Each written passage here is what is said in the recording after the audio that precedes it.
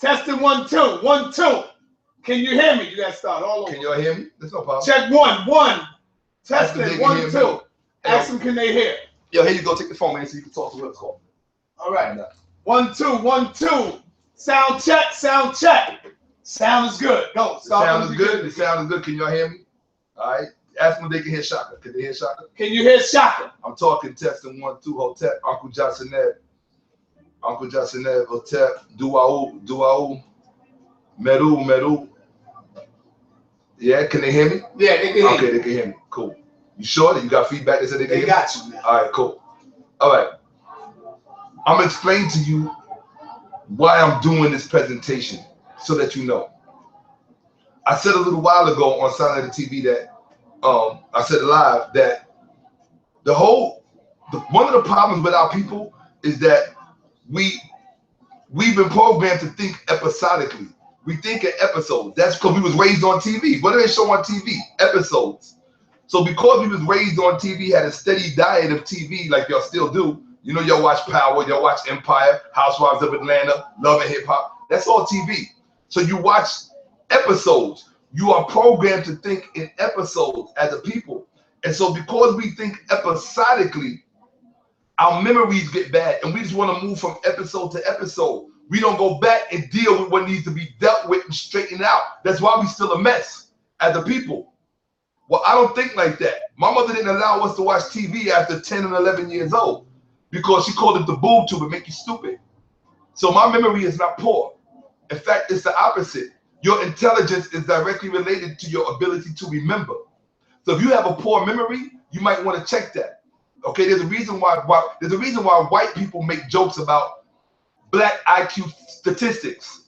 Not that I subscribe to them, but they do. And a lot of it has to do with stereotypes that unfortunately is true. And one of those truths is that we think episodically. We move past stuff and don't go back, revisit it, and fix it.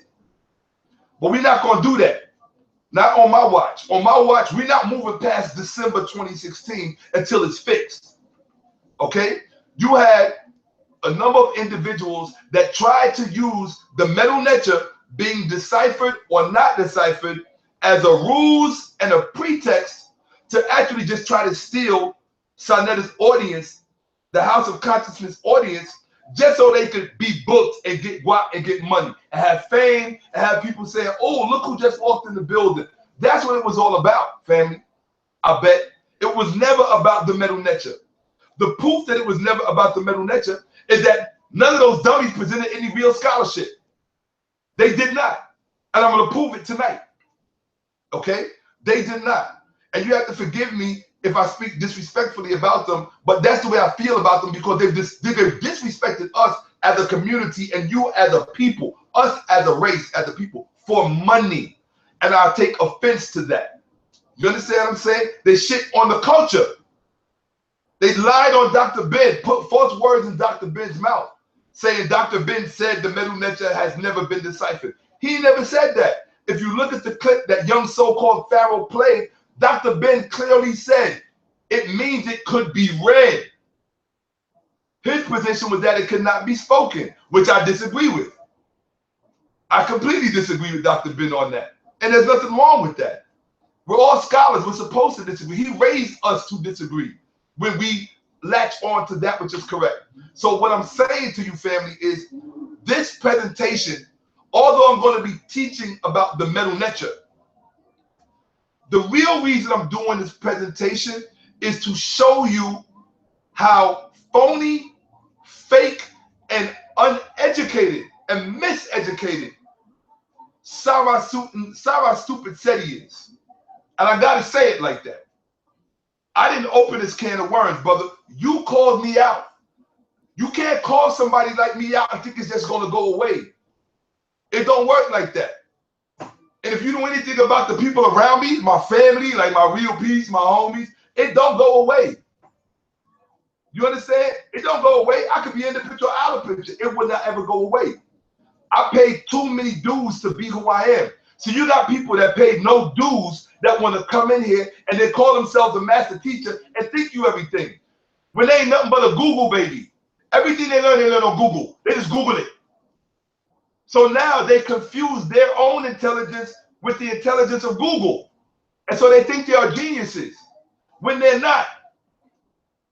And I'm doing this strictly to show you the next time you think about inviting Sara Seti, or Sara Stupid Seti, as I call him, because he earned that. He earned that name. Right? You're going to say the Metal Necha has not been deciphered, but you're using Metal Necha as your name. Yo, bro, explain that one to me. I can't, I mean, that's you gotta be. Look, dude, I ain't never seen you sniff or smoke nothing. So I hear all the rumors, but from the way you the way you miseducating people, I would think you gotta be on something. To say the Metal Necha has not been deciphered, but then your name, Sara Seti, is Metal Necha. So which one is it? And one of it is incorrect, Metal Necha. Sutan is not correct. It's Nisut. You got it backwards. So your name ain't even right. Okay? It's Nisut. You're using an old, outdated translation from Budge. Your problem with you, Seti, is that you don't update your scholarship. And I'm going to prove that tonight. You do not update your scholarship. And then you got little young so-called Pharaoh. Well, I would say running behind you, but he's not. You're running behind him. Whoa. Damn. You're running behind him. And we all know why. You understand what I'm saying? But that's not the here and there. The point I'm making, bro, is this presentation is about you misleading African people. Sara Stupid Seti miseducating African people. That's what this presentation is about. So because I have to use the Metal Necha as an example to show you what I'm talking about, you're going to learn tonight things about the Metal Necha you did not know, never heard before, and I'm going to show you. So when he said, so that when Seti makes statements from now on, from this day forward, until he apologizes for miseducating the black community, until Sara Stupid Seti apologizes, even to his own family, for miseducating our people and being wrong, 100% wrong. Not 99 or 45 or 20, 100% wrong. And then did it disrespectfully. You called me all kind of faggot, all kind of whatever, because I got you disrespected my horse, my Horus lot, my lot of inheritance, my Heru lot. And you think, I'm going to consider my voice for the lecture. And you think that I'm going to let that ride? It's not just about me. And it certainly is not about money. I'm not getting any money to do this. I ain't getting no money to do this. I got no GoFundMe page to ask y'all to contribute to. No crowdfunding thing, at least not yet. But y'all better believe that when I do, it's going to be for something that's so from the heart, it's going to speak for itself. And you're going to recognize its value and pay for it. I'm not going to have to ask you for nothing. But you got these fools want y'all pay me to come and speak, pay for my hotel, pay for my plane ticket, like they want to be stars. You treat them like the stars they always wanted to be, and they're not stars. They're just miseducating you. And I don't understand how y'all could subsidize that. I want to respect my people. I want to think that my people have come along a little bit. But you're going to let phonies, fakers, and fools come from out the woodwork and no, we're not having that. So that's what this presentation is about tonight. And if you want to call me a hater, that's fine. I will be a hater. But let me tell you what I'm hating on. I'm hating on falsehood. I'm hating on miseducation. I'm hating on thievery. You feel me? That's what I'm hating. I'm hating on betrayal. You understand what I'm saying? I'm hating on isfet. That which is not truthful. That which is not my eye. I'm hating on all of that. And I will always hate on that. So if I got to be a hater, call me a hater for those reasons. I will be a hater. No problem. No problem. But my eye is going to hate right along with me. You always hear a little young so-called Pharaoh always saying, the ancestors this, the ancestors. Boy, you don't even know how to say ancestors in another African language. And now you probably going to go learn one to get on camera and say it. The Genchu, or what you call the ancestors, they're not just your ancestors, my young brother. They are our ancestors. And they are blessing me as I speak. They're blessing Sanetta by virtue of my presence here. Because we are blessing the community. That's what this is about. Nothing else. But you paying my cat fee that I paid to come over here. Okay? He don't let me be like, yo, Shaka, you need cat fee? No, nothing. Okay, anyway. So you ready? Yeah, we ready. But anyway, folks, family, I bet. That's the middle letter word for family. I bet. A-B-E-T. Oh, yeah, teach him. Teach him. Yeah, A-B-E-T. I want y'all to understand. That's what this presentation is about. It's just about me showing you. I'm going to show you with Seti's help. And Sara Seti. Don't flag the video because your image is in it. The way y'all are disrespecting my image, the way y'all are disrespecting Sanetta's image, y'all should just take it like a man. Take it on the chin.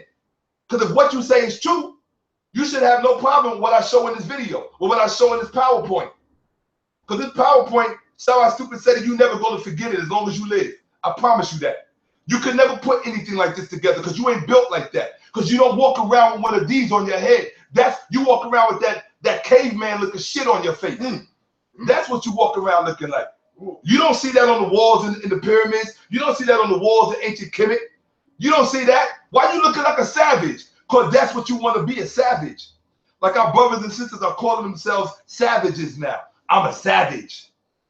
We bang on the cracker for being a savage. And now y'all want to be proud of that, call yourself that, and look like that.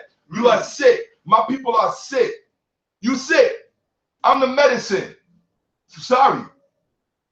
I take this burden. I welcome it. I embrace it. I was built for it. I was hardwired for it. Most importantly, I was initiated into it. Seti, you was initiated into some Masonic bullshit. That's what you was initiated into, Sara Seti. Some Masonic bullshit.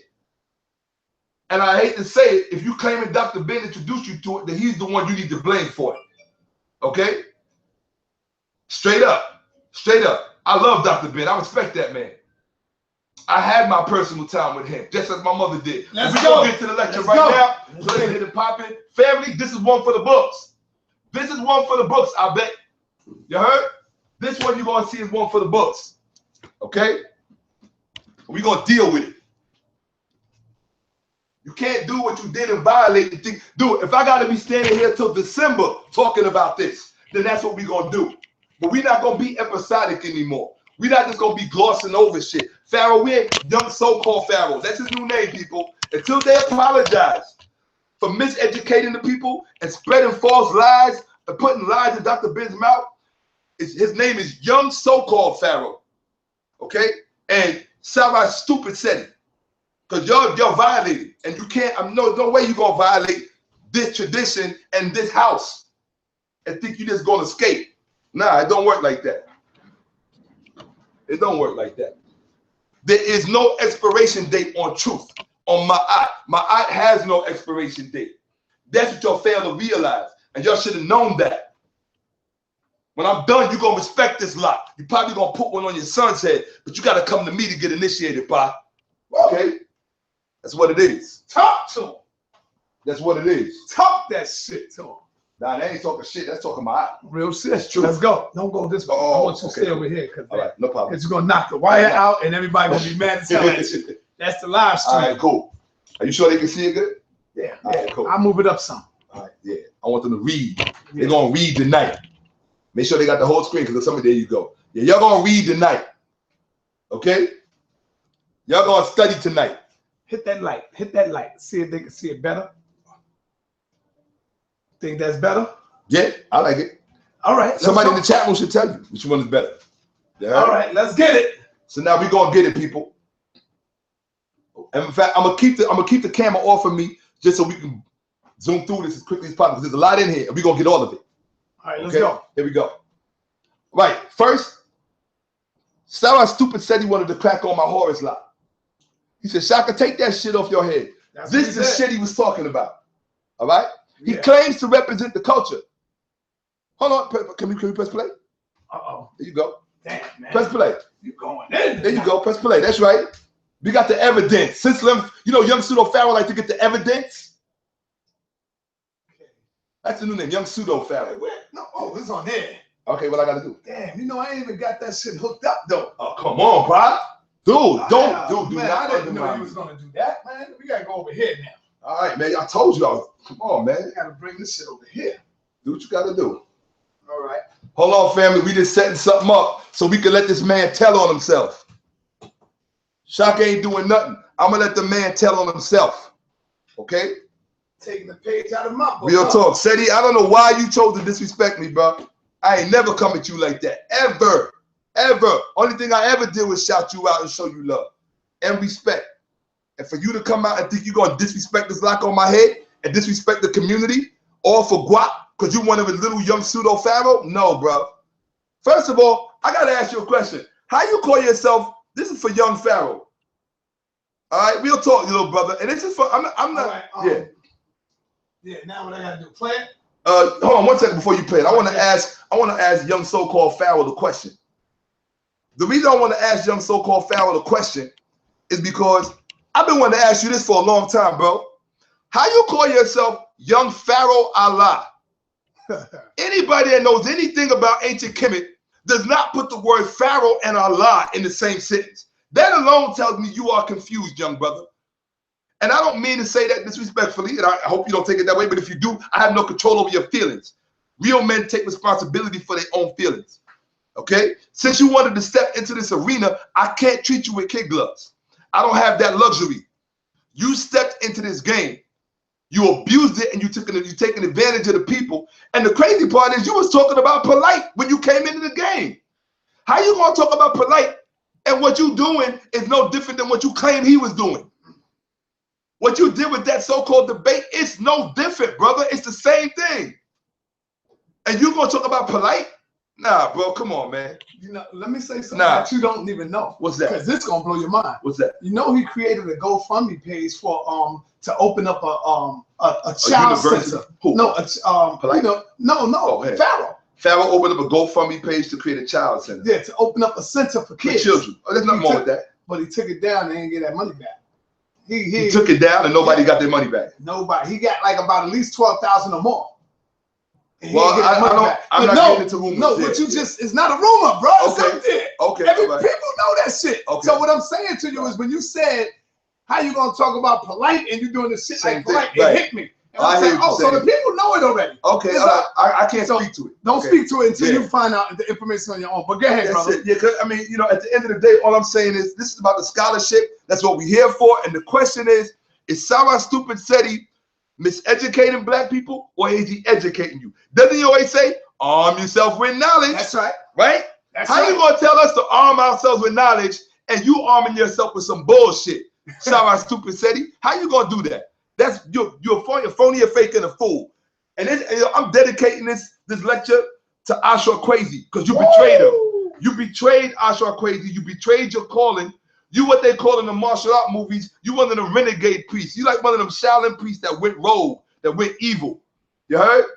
And they sent me after you to check your ass. So that's what we're doing right now. Okay? It's like Bruce Lee said, you have offended my family and you have offended the Shaolin Temple. But now you have offended my family and you have offended the Kemetic community. I'm coming to get you. You ready? Let me know when you're ready. I'm ready. Press plug it on. Hold on. Now, Sara Seti told me to take that piece of shit out of my head. Listen to it. Press play. Get it. It is. Doctor, I got to cut into you, dog. I do. All right. Because you should have been took that motherfucking extension off of your head. You heard that? You didn't do it. You didn't do it. You got niggas asking me, well, you know, we talking about G niggas. You hear that? G. I can't. Yeah, he laughing at me. Yeah. You hear that? Called me a bitch. Kemet was a black land. All this Kemet was a black land. Talking about my song. All this Yeah. Some niggas, you know, you try to encourage a nigga to be culturally inclined. Oh, well, thank you, Seti. You do. Thank you, stupid. But now I got to step to you, nigga. You ain't stepped to me yet. Nigga, if you don't take that piece of shit off the side of your head. Okay, you hear that? You hear that? Nigga.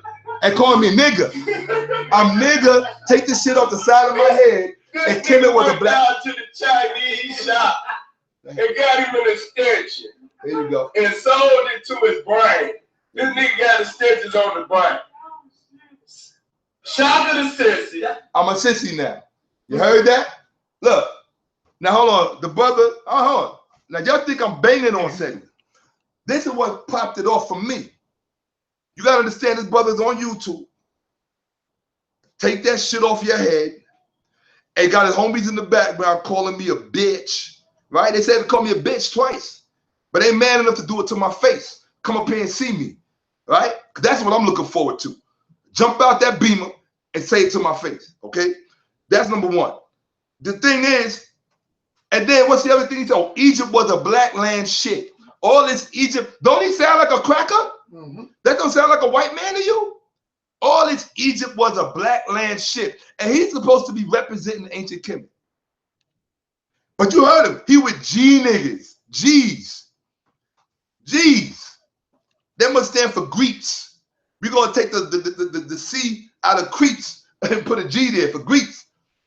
Brother, how could you call yourself a representative of this culture? I see you wearing Ankhs and Kemetic shirts on your little show, on your little live stream, but then you're going to disrespect somebody representing the same culture that you claim to stand for?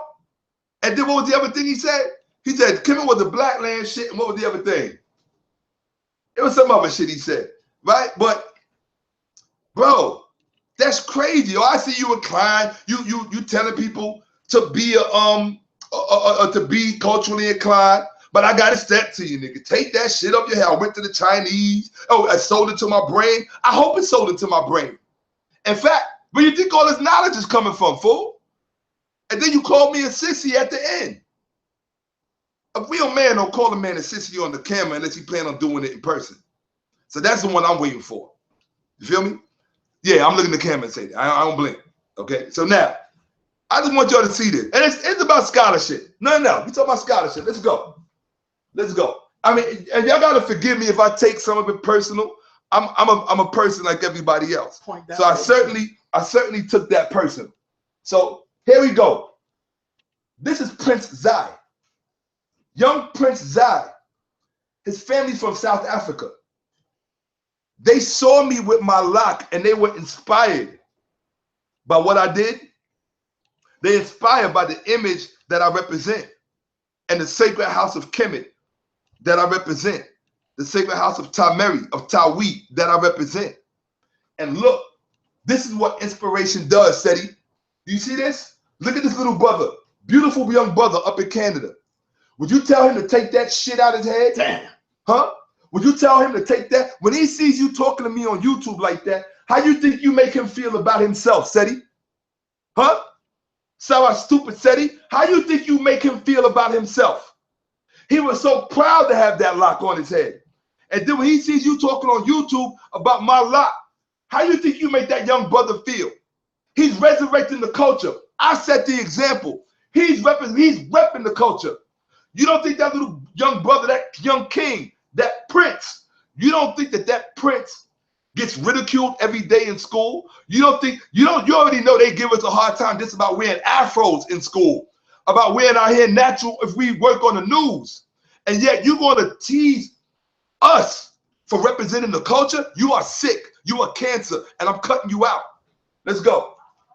You are cancer, Sara stupid Seti. This brother right here. Sekem Neteru. Sekem Neteru. You can't stop this, brother. You think I'm the only one? No, brother. I popped it off. And it's worldwide. Brothers is rocking locks all over the world now because I put it out there like that. You done, fam. You trying to be like Rick Ross with your little dirty, nasty beard because you want to be a rapper. You a clown. You a clown. Real talk. My only regret is that I did not take young so-called Pharaoh under my wing when he asked me to. That's my only regret. Because you corrupted that young brother. And that young brother had a beautiful spirit until he got with you. That young brother had a shining, beautiful spirit until he got with you. And I will never forgive you for that, Seti. Because you should know better than that. All them young kids who graduated, you were supposed to know how to deal with this young brother to set him straight. All right, let me get to the next one. Look at these children. Should they cut that shit off their head, Pseudo Seti? They still rocking the culture. back in the motherland that you claim to represent. We still rocking the culture. Should they cut that shit off their head, Pseudo Seti? You say you represent Africa, but you don't. Seti, Sara Stupid Seti, you say you represent Africa, but you don't. How you represent Africa and you trying to cast this? Did they get that from the Chinese, man? Because you got Chinese people all over Africa now. They got Chinese shops from one end of Africa to the next now. Is that where they got that? Should they cut that shit off their head, Seti? He got his side lock, right? He got his side lock. He got his side lock. So we should all cut that shit off our head because you hang out with G's? You disgust me. You disgust me. You literally make my skin crawl. Let me see how you pressing it. Pressing it right there. There you Here go. we go. All right. Boom. I don't know why it won't change for me, bro. What I got to point at? Let me see, man. Just point the thing. I am. It just don't change. Push Boom. it down, like. Now, Seti, I got a question for you. Would a secular Jew, see him with his yarmulke on? Go ahead. Would a secular Jew tell a Hasidic Jew to cut that shit off his head? No. Only a sick Negro would tell an African would try to shame an African for representing African culture. You are a sick Negro, and I'm telling you in front of the world, Sara Stupid Seti, with your caveman beard, okay? You are a sick Negro to tell an African, to try to make an African feel ashamed for representing the best and the highest of their African culture. You are sick. You worse than Donald Trump. You worse than Rudolph Giuliani. You worse than all them crackers put together, because they don't claim to represent Kemet. They don't claim to represent Africa. You claim to represent that. And yet you try to shame us. You try to shame us, brother. Yes, you did. Oh my God. Let me see. I'm gonna let you do it, man. Go back. Go back. Maybe it loves you or don't love me. Maybe it's a battery. All right. Yeah. Keep going. All right, we try it. Here we go. Right, Prince Zai. Right here. You try to shame us, Seti. I'm not ever gonna forget that, nor will I forgive it. Okay? You're not gonna shame that young, beautiful brother. I want all of y'all to see him. Prince Zai. I want all of y'all to see him. And Prince Zai, if you're watching this, I owe you a copy of my book. I haven't forgotten. Okay? That's right. Sister Kimitaka did send it. I have it at my home. I got it for you, young brother. And I'm so very proud of you, Prince Zai. I want you to know that. Shakka Amos is very proud of you. You rock that lock with pride. And you explain to them crackers when they look at you who you are, where you come from, and what your ancestors did. And you don't let no twisted, mutated, gangster wannabe fool like Sara Stupid Seti make you feel ashamed of representing the nobility and your ancestral inheritance. Don't you ever let nobody make you feel ashamed for that. Least of all, a buster like Sara Stupid Seti. That's right. Sek M'Ak Neteru, my brother, on Facebook, representing the culture. Yes. Yes. Seti, all you can do is teach black people how to hate themselves. Let me move it. That's it. Right now. This thing will not go. There you go. Go forward. Thank you. All right.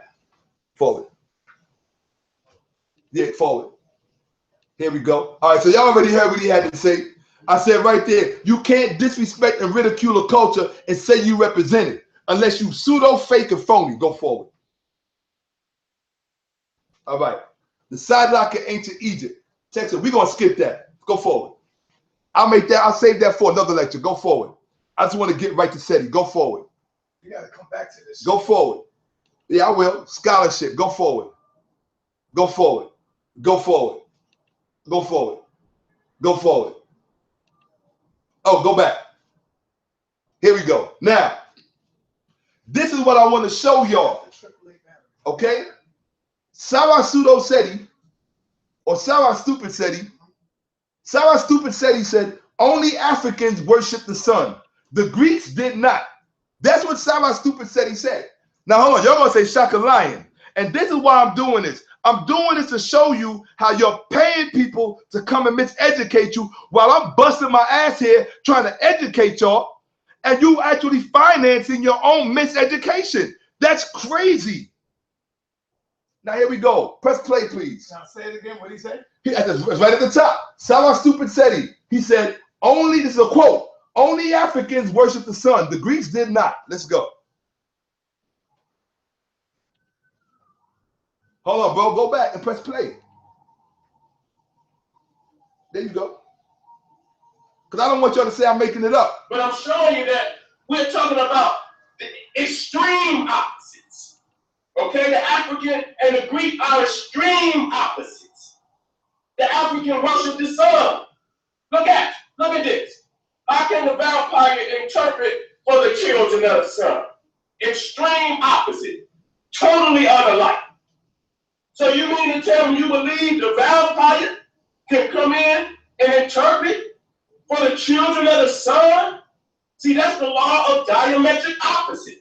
We have two opposing spirits. Okay? Two opposing spirits. And just like they cannot interpret for us, most African people cannot understand European culture. Don't want to. Stop. Now, y'all can't say Shakka said it. Sara Seti said, only Africans worship the sun. The Greeks did not. He called them vampires. We all know vampires cannot stand in the sun. Right? Now, I'm not saying that the cracker ain't the cracker. I'm not saying that the Greeks was not homos. I'm not saying none of that. What I'm talking about is scholarship. And if you can't respect that, then why are you going to even listen to me or him? What are you watching for? For drama? Is that what you're watching for? Hopefully you're watching for scholarship so y'all can learn. Could you take it forward, please? Right? So here we go. He said, the African and Greeks are extreme opposites. The Africans worship the sun. How can the vampire interpret? Well, he actually wrote interrupt because he's not scholarly.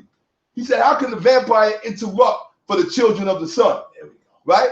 Extreme opposites, totally unlike. Sara Seti. Now, if what Sara Seti said is true, then that means the Africans should worship the sun, right? And the Greeks should worship the ice, right? Right? Okay, but then Sara Seti got to explain this. He got to explain this. Look, Helios, the sun god of the Greeks. They worship the sun, you stupid ass. Why are you miseducated? See, Sara Seti is the kind of person that will have your child going into a classroom and make himself look stupid. See, my child will never, ever, under any circumstances, listen to anything Sara Seti has to say. I didn't start this, Seti. You did. I'm finishing it. You better believe that. You finished yourself, partner. How you going to tell people the Africans worship the sun? That makes us opposite from the Greeks because the Greeks did not worship the sun. Then you got to explain this, brother. Helios, the sun god of the Greeks. Helios, Greek sun. In Greek religion, the sun god. What is that? What did that say? The sun god. You moron. Don't you do any research? You teaching. That's why you didn't show up to the debate. The reason they canceled the debate, number one, they never intended to debate. They knew the Amon Ra squad would have ate their asses up, and they knew it. Yeah. Yeah, look, there's a sun. There's a halo around his head. Helios. He drove a chariot daily from east to west across the sky and sailed around a northerly stream of ocean each night in a huge cup. In classical Greece, Helios was especially worshipped in Rhodes, where from at least the early 5th century BC, he was regarded as the chief god. The chief god! Do you hear that? Hold on, wait a minute. Wait, hold. So wait a minute. The Greek sun god was regarded as their chief god. That means bigger than Zeus. You dummy. But you want to claim you're teaching black people. The only thing you could do is set us up to lose because you worship money. As long as you worship money, you will always be a dummy. Remember that. Remember that. Remember that. Okay? Here you go. Remember, see, I'm from the old school. We say the man make the money don't make the man. I'm old school, bro. You feel me? I'm old school, bro. Straight up and down. Here we go. He was in the early 5th century BC. This is BC, bro. This ain't even AD. It's BC. They was worshiping the sun god, had a sun god that was their chief god, Helios. to whom the island belonged. His worship spread as he became increasingly identified with other deities, often under Eastern influence. From the 5th century BC, Apollo, originally a deity of radiant purity, was more and more interpreted as a what? A sun god. So now there's 2 sun gods they got. Helios and Apollo. Oh my God. Oh my God. And didn't Dr. Ben say Apollo and Zeus was Greeks' first 2 gods? Dr. Ben said that. Which means one of their first 2 gods was a sun god. Well, not at the time he became their first god. He became a sun god later. But why are you lying? No, I can't even call you lying because you're too stupid. You just don't have the knowledge, Seti, to be teaching. I don't want to say you lying. You just don't have the knowledge. Why are you trying to teach something you can't teach? You know what you're good for, Seti? You're good for motivating. Like, real talk, getting people excited. But our people need more than excitement. They need accurate knowledge. You understand? Accurate, correct, accurate, 100% bullseye knowledge. Let's go. Helios and his chariot, relief sculptor excavated at Troy, 1872, in the State Museums of Berlin. This is in the museum, Seti. Why don't you take your ass to the museum instead of going to Las Vegas? Take your yellow ass to the museum and stop going to Las Vegas and hanging out with the honeys and bragging about how you don't have to pay for pussy and all this other stuff. You disgust me. You need to pay for some coochie because the stuff you getting making you stupid. Here you go. Aten equals sun worship. Helios, the Greek god, equals what? Sun worship. In math, we say what you do to one side of the equation, you do to the other side of the equation. Don't miseducate black people. I take that personally, especially if you claim you represent Kemet. I can take it from a Muslim or a Hebrew Israelite or a Christian, but don't think you're going to come up in this house, in the house of Kem, and think that you're going to misrepresent after everything that was done for you, Seti, everything your uncle did for you, Pianki, everything you claim Dr. Ben did for you, everything Asha Crazy did for you. And then you're going to turn around and try to be the Tupac you could never be. You want to be the Rick Ross you could never be because you're running around like you a wannabe rapper with your gold chains and your big fat bed, looking like a savage. Oh, cracker savage. We know that ain't never been our thing. Fuck, what's wrong with you? Ain't you? Oh, well, hold on. Now, wait a minute. Uh-oh. Uh-oh. Uh-oh. Uh-oh. Uh-oh. Yeah. Uh-oh.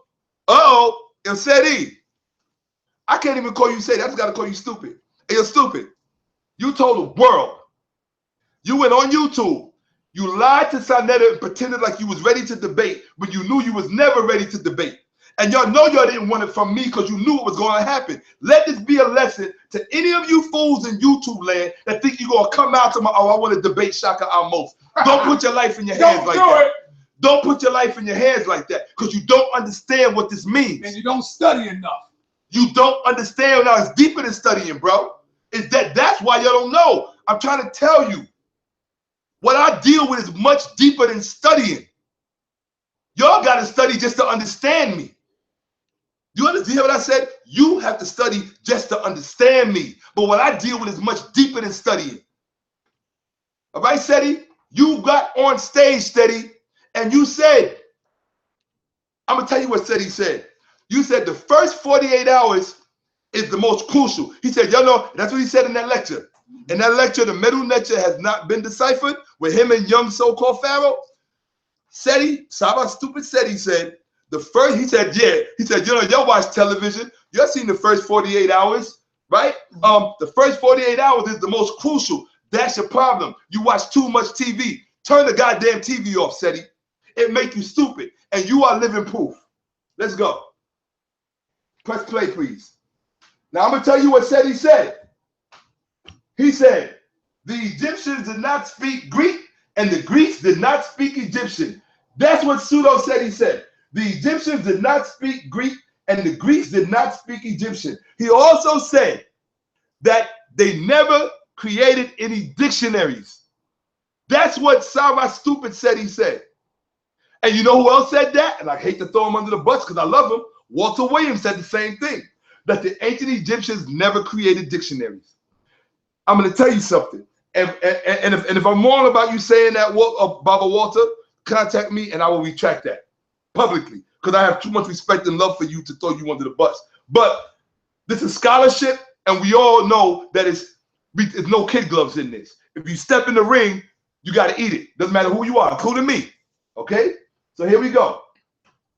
Please press play, because I want y'all to hear Seti himself, so y'all can't say Shakka's making this up. I want y'all to let the man speak for himself. Go ahead.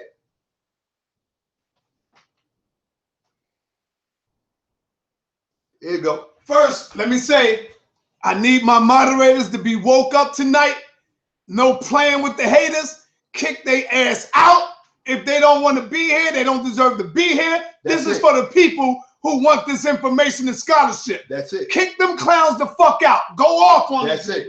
I don't even understand how, you know what, me personally, I could never understand how a black person could hate me. Me of all people. Right. I could never understand that shit. The only way you can hate me is you got to be riding somebody else's dick so hard. Right. So hard. You just so in love with young so-called Pharaoh that anybody that says something against him or Seti that's 100% correct, it don't matter. You still gonna hate us. You are sick. You are part of the problem. And you know what? When I think about bad things happen to black people, I be wishing it's you the kind that it happened to. For real. For real.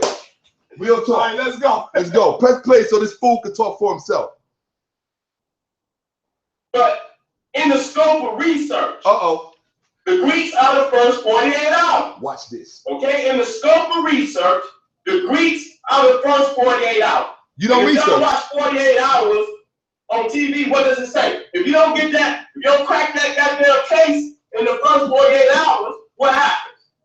Your chances of cracking the case is cut in half.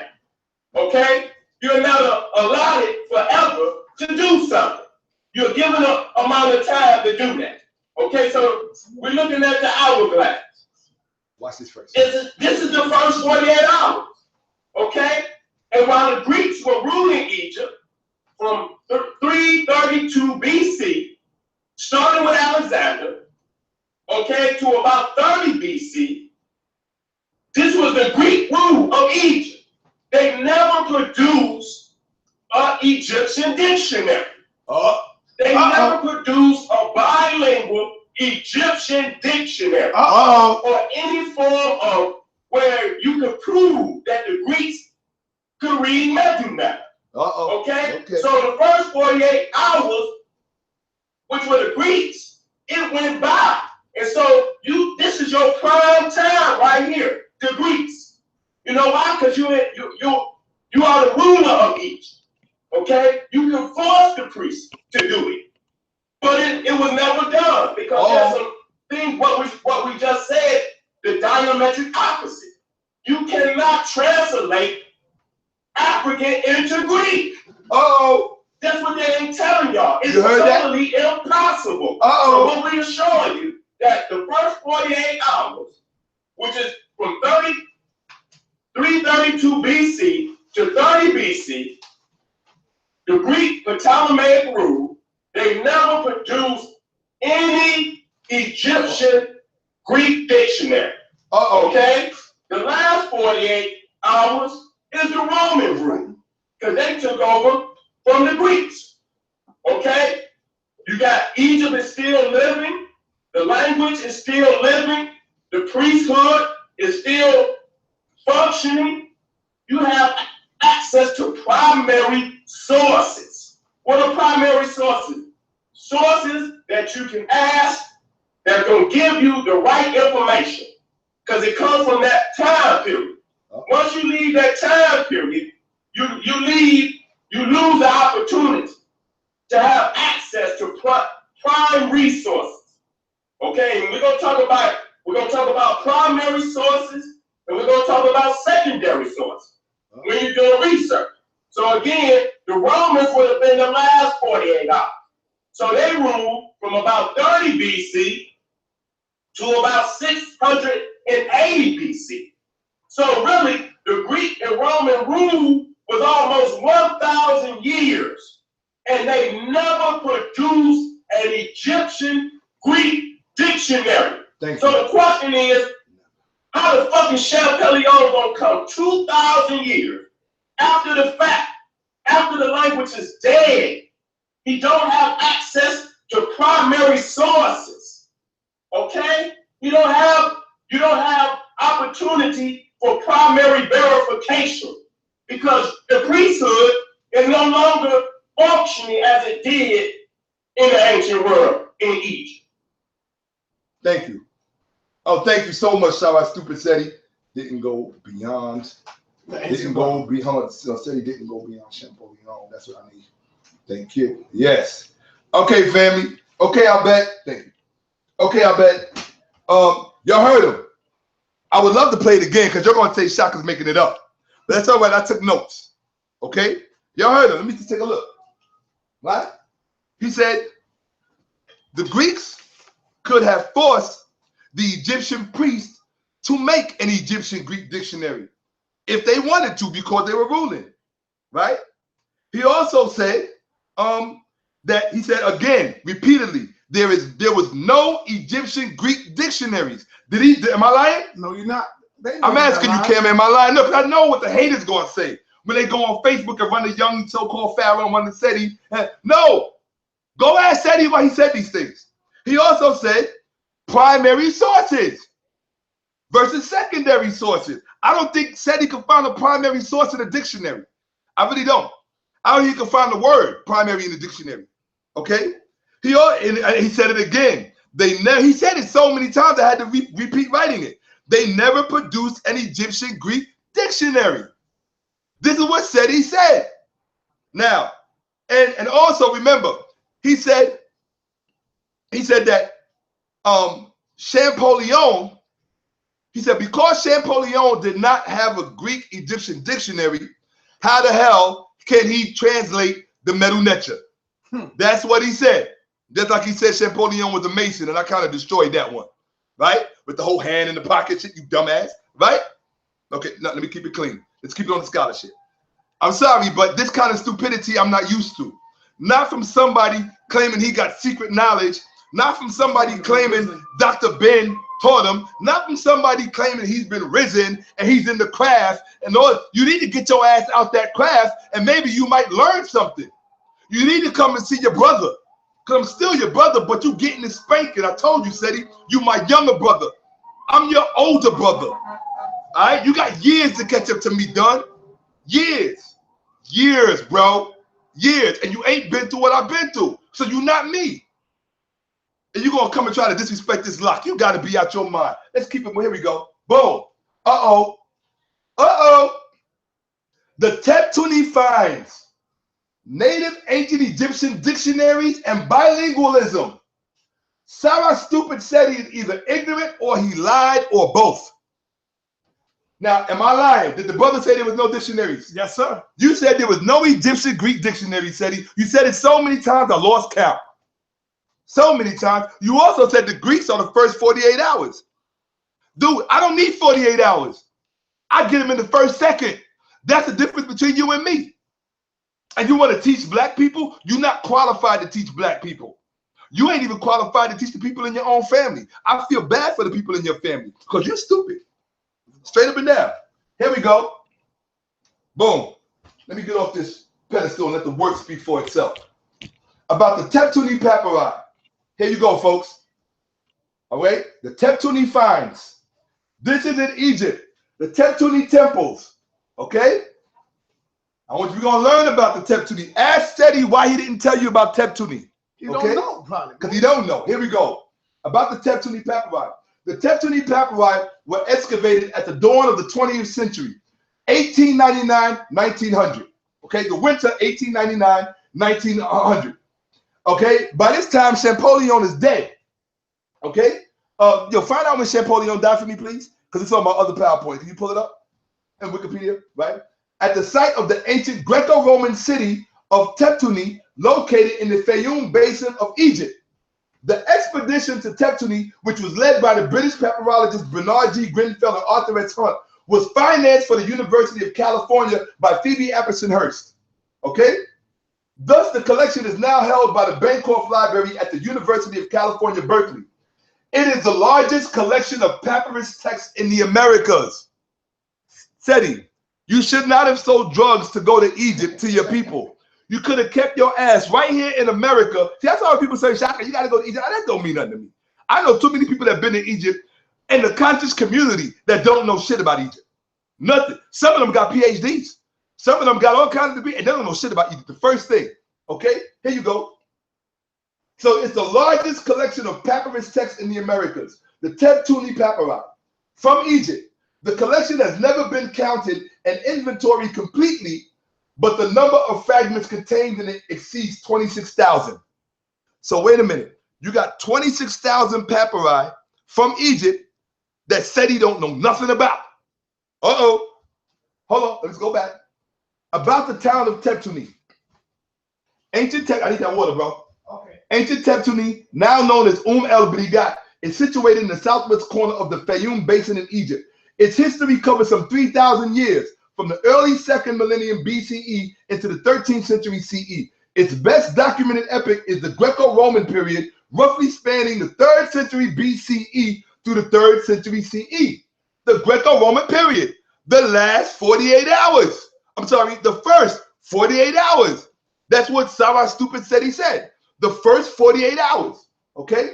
Sobek, an ancient Egyptian crocodile with complex and fluid characteristics, was important throughout the Fayum. Tebtuni had an important temple to Sobek, marking the center of the town.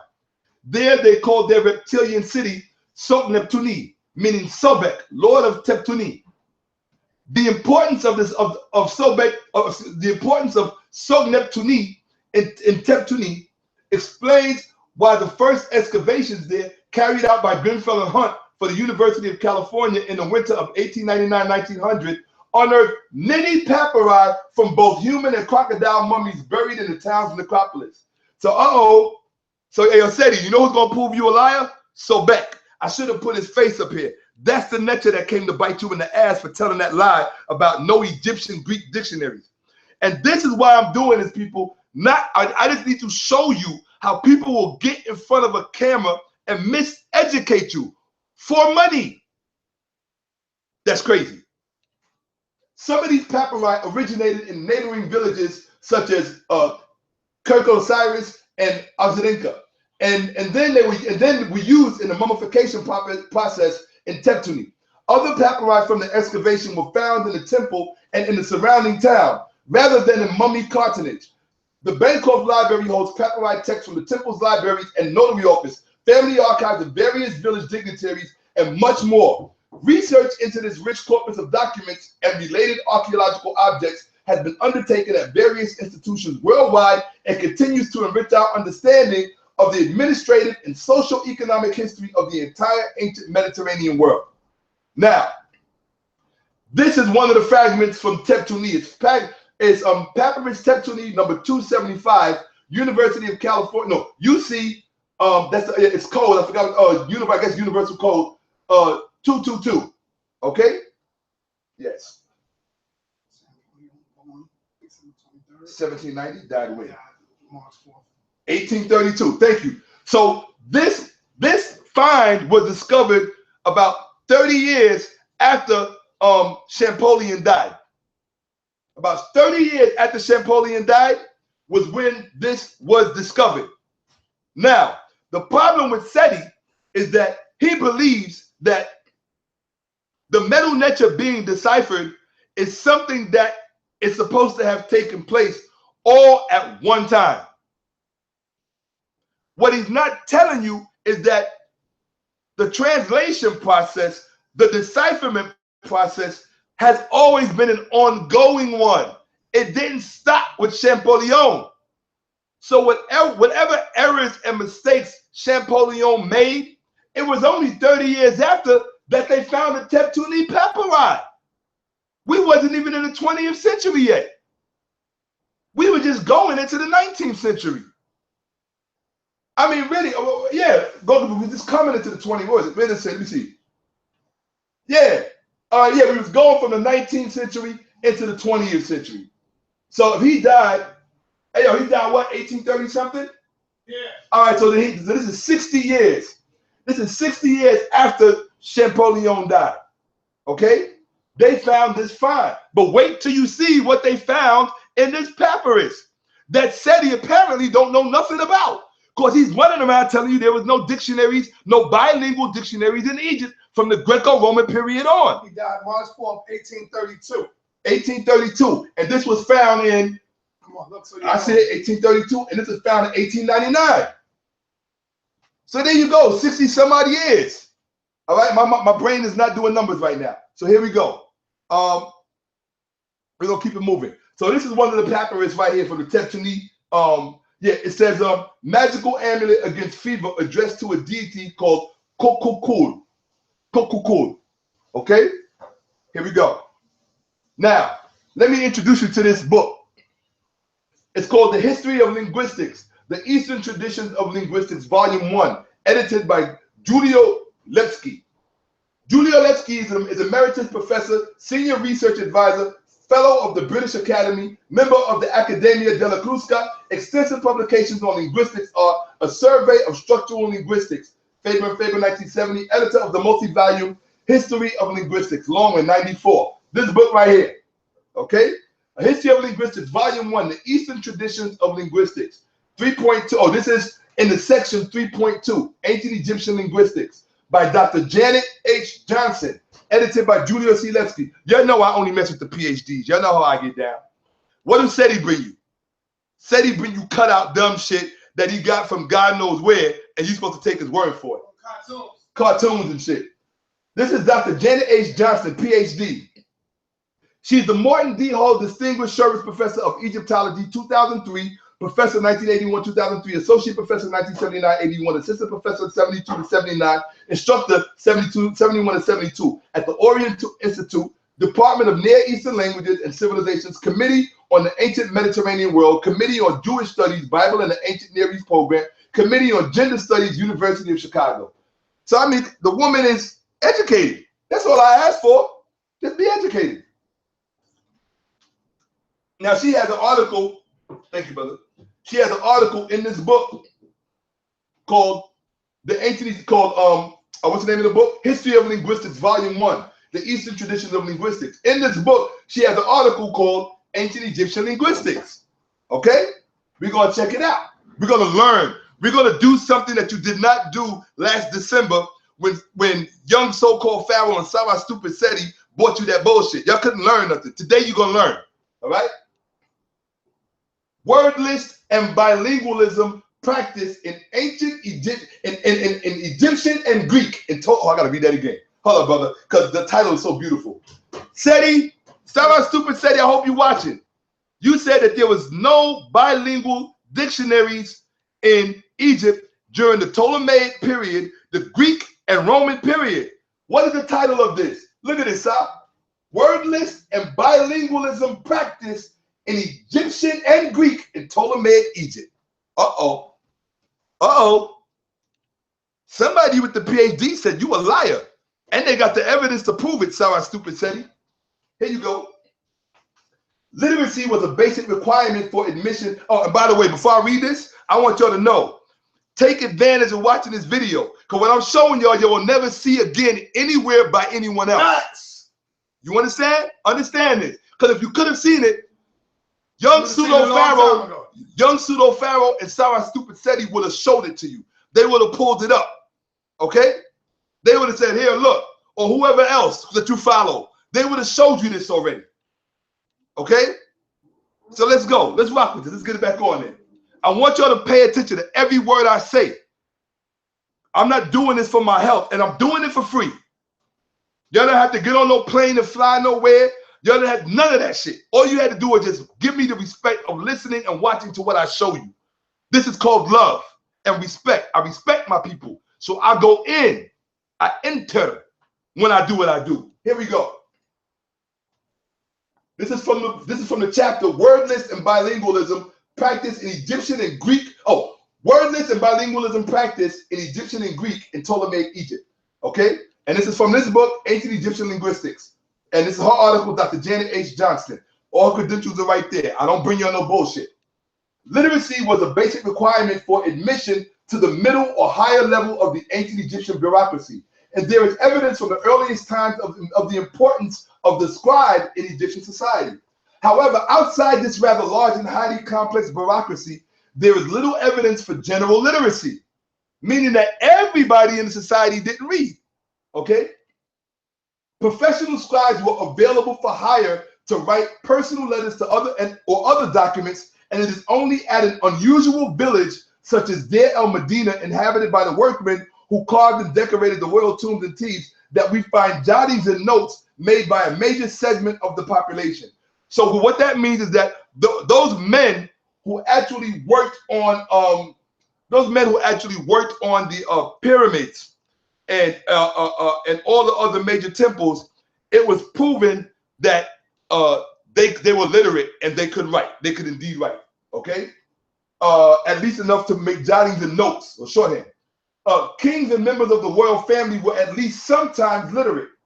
References to women who could read and write are rare, not extinct. So that means that there were women that could read and write in ancient Kemet.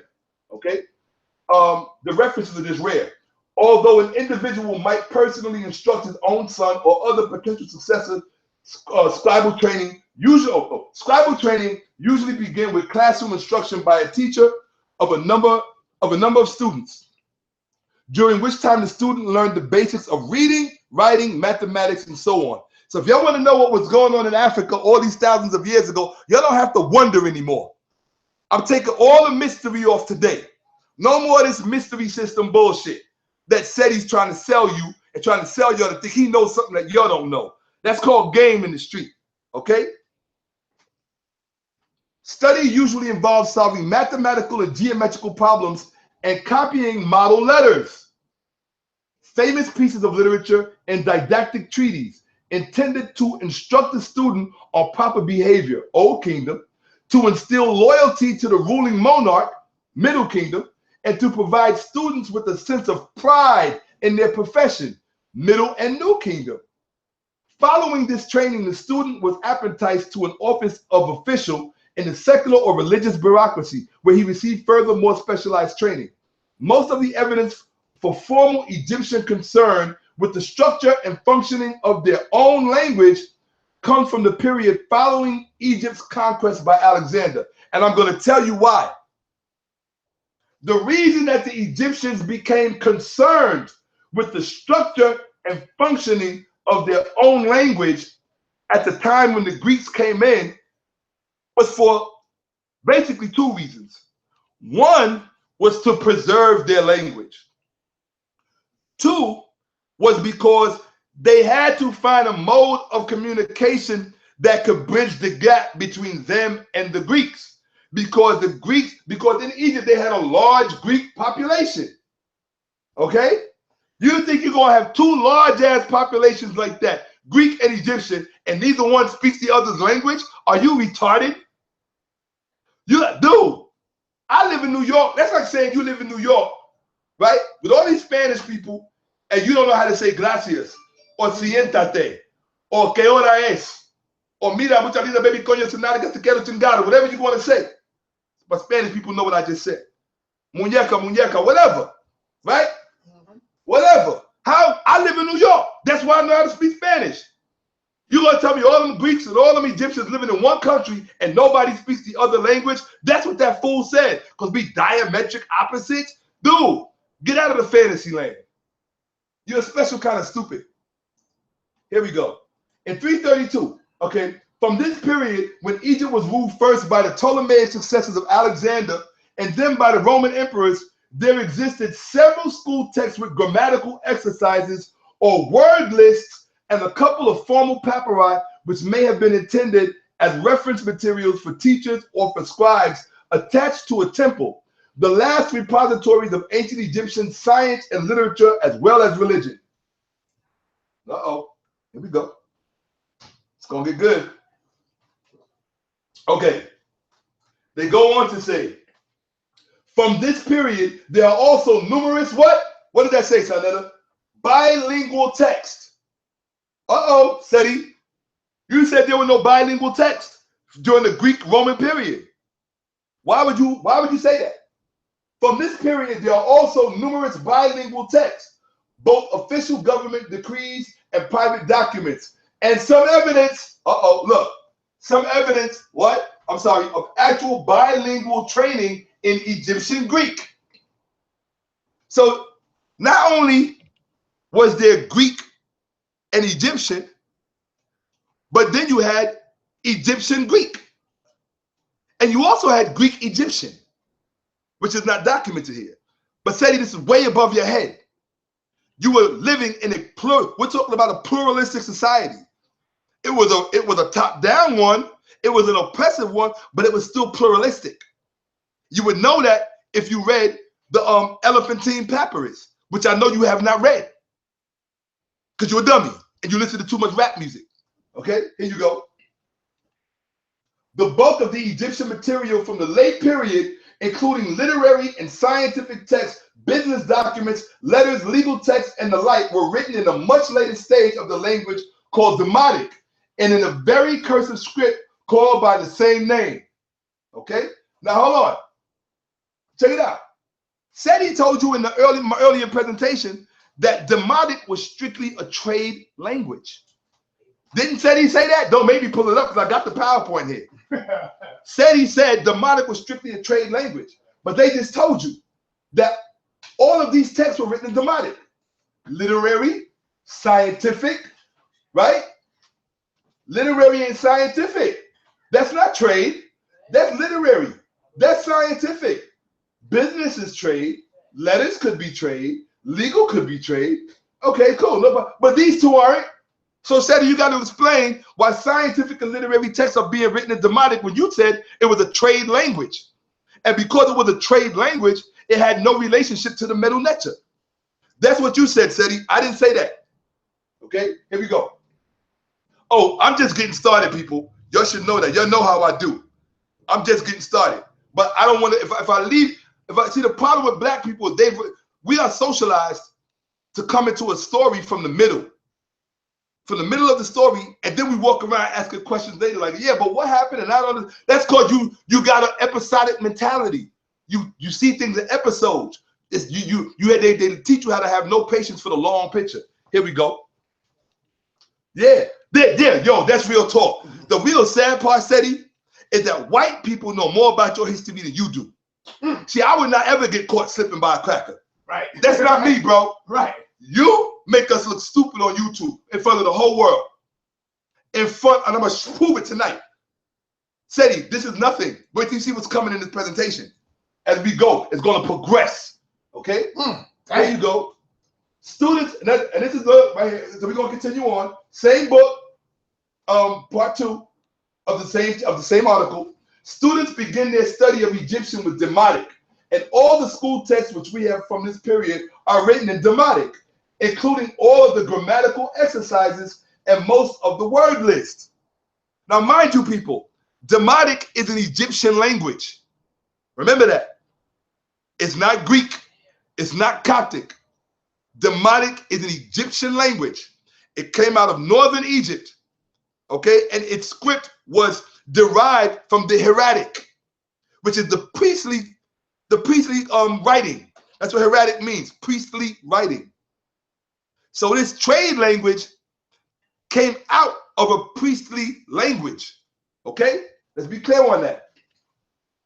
History of Linguistics, Volume 1. So yeah, I always put the source no matter what part I write. Right. But it's all the same source. Here we go. Seti, Sara, look what it says. Alphabetical word list, etymological what? Dictionaries and phonetics in ancient Egypt. Seti, learn. You need to learn, bro. Because I don't know what, you know what? I figured out why Seti's stupid. It's the water in Michigan. No, it's the water. It's contaminated in Michigan. That's why he's stupid. That's not to make light of my people out there who are suffering for that. But this brother just really got me feeling the type of way, and I just got to be honest about it. I'm telling you, I don't think it's the water. I think it's more the smoking, bro. Okay, well, stop doing drugs, bro. Seti, you see this? Alphabetical word lists, etymological dictionaries, and phonetics in ancient Egypt. These texts which include practice. Now, we're talking about the Teptuni text. Okay? Let's show him because he's going to forget it. Then from Teptuni, these texts I don't want you to forget what we're talking about because I know your attention span is short as hell. These texts, which include practice on a wide range of grammatical constructions, also include reference word lists, of which there are two kinds: those arranged by subject matter and those arranged by assonance, that is, alphabetically. Demotic word lists arranged by subject matter occur in both ostraka and papyri and include lists of such things as parts of the human body, metal vases, and tools and occupations. Long geographical lists and lists of gods and their epithets are also examples of such word lists. There are also late period hieratic papyri, which are word lists. The long papyri, and especially the hieratic ones, probably were written not by students but by professional scribes, many of whom were attached to the Egyptian temples. What is assonance? Because he said some of these texts, he says those arranged by subject matter and those arranged by assonance. So some of the papyri, the work and material on it is arranged by assonance. What is assonance? It has nothing to do with your ass. It means in poetry, the repetition of the sound of a vowel or diphthong in non-rhyming stressed syllables, near enough to each other for the echo to be discernible. They give an example. A word like penitence, reticence. Penitence, reticence. That is a form of assonance. This is the way the Egyptians put their words. This is the way our ancestors, the Kemites, put their words on their papyri. They put them in, well, this one section was put in assonance. Okay? Now, we're not going to go into the opposite. Here we go. Alphabetical word list. Etymological dictionaries and phonetics in ancient Egypt continued. More interesting as indicators of Egyptian concepts of language are the alphabetical lists, which group together words which begin with the same letter. In one list of personal names found in Annihilates Papyrus, Beskiani, 1963, 15 and 16. See, I got sources in mind, Seti. The names all begin with the letter H. Since all the names are written using the uniliteral sign H, it is possible that the names were grouped together because of the way they were written. However, the verso... one at a time. Okay. However, the verso of PCCG, well, they're talking about a particular papyrus here. Papyrus CCG 31169, Spielberg 1908, pages 270 to 80, contains a list of personal names beginning with the letter I, where the written form of the names include the I in several different ligatures, as well as being written occasionally with the uniliteral sign. For this reason, the organizing principle must be phonetic, speech. See, that's what you don't understand. Seti said, you're going to hear him say later, Seti said that the Medu Neter had nothing to do with speech. He said it's not a phonetic alphabet. Here they're telling you, for this reason, the organizing principle must be phonetic. That is assonance, not graphic, not pictorial. Do you understand this, Seti? You dummy. That means the script that you're looking at when you're looking at Medu Neter is related to speech. Medu. Medu. Okay? Here we go. So here we go. Okay, so not graphic. So I'm gonna read that again. For this reason, the organizing principle used on these papyruses, they give you the numbers. I read the numbers out for you. Right? You can go, I'm gonna show them to you. Don't worry about it. For this, you know how I get down, right? For this reason, the organizing principle must be phonetic. That is assonance, not graphic. And one may conclude that Egyptians somehow or other must have considered an initial I in a way which seems to correspond to our conception of what? An ordinary letter. Okay? Other alphabetical word lists contain not personal names, but ordinary nouns. And they're going to send you to the papyrus Karlberg. That's the papyrus you guys got to learn about, because Seti don't know nothing about that. See, Seti don't know nothing about papyrus. Anything that got to do with real literature, Seti don't know nothing about. I'm about real literature. Whether it's ancient Egyptian or modern, Seti don't know nothing about real literature. You need to run back to Pianki or somebody. Find somebody. Okay? With all due respect to your uncle, because I will never disrespect your uncle. Well, his Pharaoh is, his teacher is Pharaoh now. Pharaoh is his teacher. Facts. That's fact. No, I'm telling you, that's his teacher now. Pharaoh is his teacher. Yeah, Pharaoh is his teacher. Okay. All right. I'll take your word for it. I'll take your word for it. Here we go. It's looking like it. Here we go. In text 27 from Shakka are 2 lists of birds. Now I want you to see how the Egyptians got down. This will give you a little bit of insight. In the first, each bird, check it out. In text 27 from Shakka, that's where the step pyramid is, are 2 lists of birds. In the first, each bird is said to be on a specific tree or bush, where at least the initial sounds of the name of the bird and the name of the tree are identical. Example, 1.2, Papyrus 3, Heb, Her, Pa, Hebin. The ibis, that means the ibis is upon the ebony tree. In the second list, each bird is said to have gone away to a place, and again, at least the initial sounds of the name of the bird and the geographical location are identical. See discussion of this text and related alphabetical text by Smith and Tate, 1983, 210 to 212, where they conclude that the lists are plainly evidence of an interest in the individual sounds of language beyond the mere use of assonance as a literary device. So what they're saying is that these lists in text 27 is a papyrus, and on that papyrus, text 27 from the Carlsberg volume 12, in text 27 from Shakka, so we're talking about the Carlsberg papyrus now, right? They're saying that these lists show that the ancient Egyptians were not just writing, they were not just rhyming words like reticence and what was the other word they used? Reticence and penitence. Right, they weren't writing words just like reticence and penitence just to make them rhyme, right? They were doing it because they were concerned with the individual sounds of language. You see, what y'all don't understand, y'all think, see, y'all been sold the bill of goods because you still thinking like slaves, and I'm going to say it whether you like it or not, okay? Because you got slaves trying to teach you.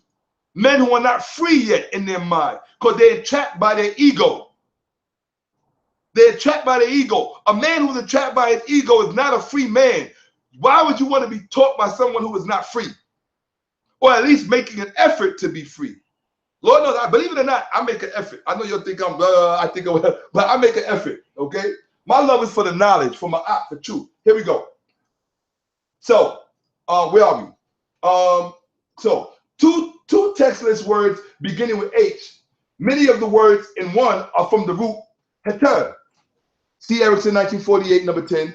Leading Kaploni and Heckel, 1974, 234, to suggest that if the scribe realized that all of these words were related, this might even be what? An etymological dictionary. So not even, fix the thing for me. I think I hit it a little bit. No, it's good. You're good. Okay, cool. All right. Get it right in the middle. There you go. Good. Right. So the presumption is that not even was it just a dictionary, but they even had etymological dictionaries. You know what the etymology is? The basic building blocks of a word. They had etymological dictionaries. At least that's the presumption at that point. Okay? But then they go on to say a more likely candidate for an etymological dictionary is Papyrus Carlsberg's number 7. So far we've mentioned 2 papyruses, Carlsberg number 12 and Carlsberg number 7, that most likely from the evidence were etymological dictionaries, because he says a more likely candidate for an etymological dictionary is Papyrus Carlsberg's number 7, of which only the first 2 pages are preserved. In the first right-hand column of each is a written series of signs in, I'm not sure what I'm going to say. Here you go. For those of you who want to see it, go to the collection online, BritishMuseum.org, research collection_online, collection_object detailed ASPN, whatever. Get the link and go to it. Copy it, okay? Object, papyrus, museum number. Seti, why didn't you go look for the museum number? EA10856,000, 2, Papyrus, demotic, 8 fragments, 2 of which join the rectos are all in the same hand. The versos are probably also in one hand, but very different to that on the recto. Fragment A, 2 joining pieces, recto 7 damaged lines, and school exercise and 2. Okay, so it says 7 damaged lines of a school exercise in 2 columns. So there's a papyrus that has a school exercise on it. Beginning of 5 lines of text, possibly named. Fragment B, recto, grammatical exercise on the use of the qualitative 9 lines, verso 8 partial lines of what is probably an account papyrus. So you have grammatical exercises, you have a name list, and you have an accounting list, right? Fragments, but it's all related to speech, okay? Fragment C, D, and E rectos traces of ink of 3 and 2 and 2 lines respectively. Fragment C and D are mounted upside down versus fragment C in 4 lines. The beginning and end. Oh, here we go. Okay. Part of a demonic name book. End of 11 lines, 1 column. Fragment B, Carlsberg below. Fragment D recto remains of 5 lines of a fragment of a school exercise. Verso traces lines. Etc. All right, bottom line is this. What this is telling you is that in these finds in Teptunis, or I forget where the Carlsberg was. The Carlsberg papyrus is either from Teptunis or from Shakka. I don't know which, but we will before this is over. But the bottom line is that they had papyrus that have school exercises on them. How are we going to claim we created education, but then expect to find no school exercises? We expect to find no evidence of the education that's Seti's thinking. Check it out. Check it out, Sadetta. Seti expects us to find no evidence of education, but we claim we created education. Right. That's his logic. Okay? The evidence. But, you said the killer shit the other day in the house. What's that? Who told you that you can't read? Who the first one? Yeah, the first people to ever tell you couldn't read something was crackers. And that's what Seti and young so-called Pharaoh telling you, that you can't read something. Damn, that's some deep shit. Here you go. Right? Hold on. Oh, I'm getting on. Here we go. Yeah, the Carlsberg papyrus is one of the Teptunis papyri. Thank you very much. It says it right here. The Provenance, Egypt, Teptunis. Okay. What I like about your presentation, Shakka, is that you're not speaking from your own. My opinion? No, never shit. No. You doing shit that are like the Army Rock Squad does the same thing. Yeah, you show. They show you where you can go and get the information. Absolutely, you show. These they don't do that. Absolutely, you show. Here we go. So these are the different various papyruses. Okay, all you gotta do is go online, go to Trismegistos text, right? Go to the Archive Oriental, whatever it is. You can see it up there on the screen. Go there. That's where you go. So you can see the papyrus for yourself, okay? It's the Copenhagen Carlsberg Papyrus Collection, okay? Here we go. Boom, boom, boom, boom, boom. Inventory, boom, boom, boom, boom, boom, boom, boom, boom, boom. Blank side. These are descriptions of the papyruses, okay? Put the agent to the test the authors for part of okay. All right. So here it is. Inventory Copenhagen Carlsberg Papyrus Collection Papyrus 12. Volume 12, and blah, blah, blah. Here we go. Carlsberg Papyrus 12. This is a description of the papyrus. You can see the actual papyrus. I'll probably show it to you. But this is a description of what's on the papyrus. It's a demonic school text. Remember when they were describing it before over here? Here, right here.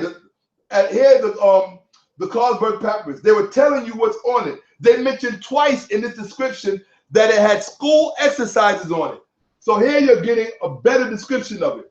On the verso, you have opposite sides of the papyrus. One is called the verso, the other one is called the recto. Okay?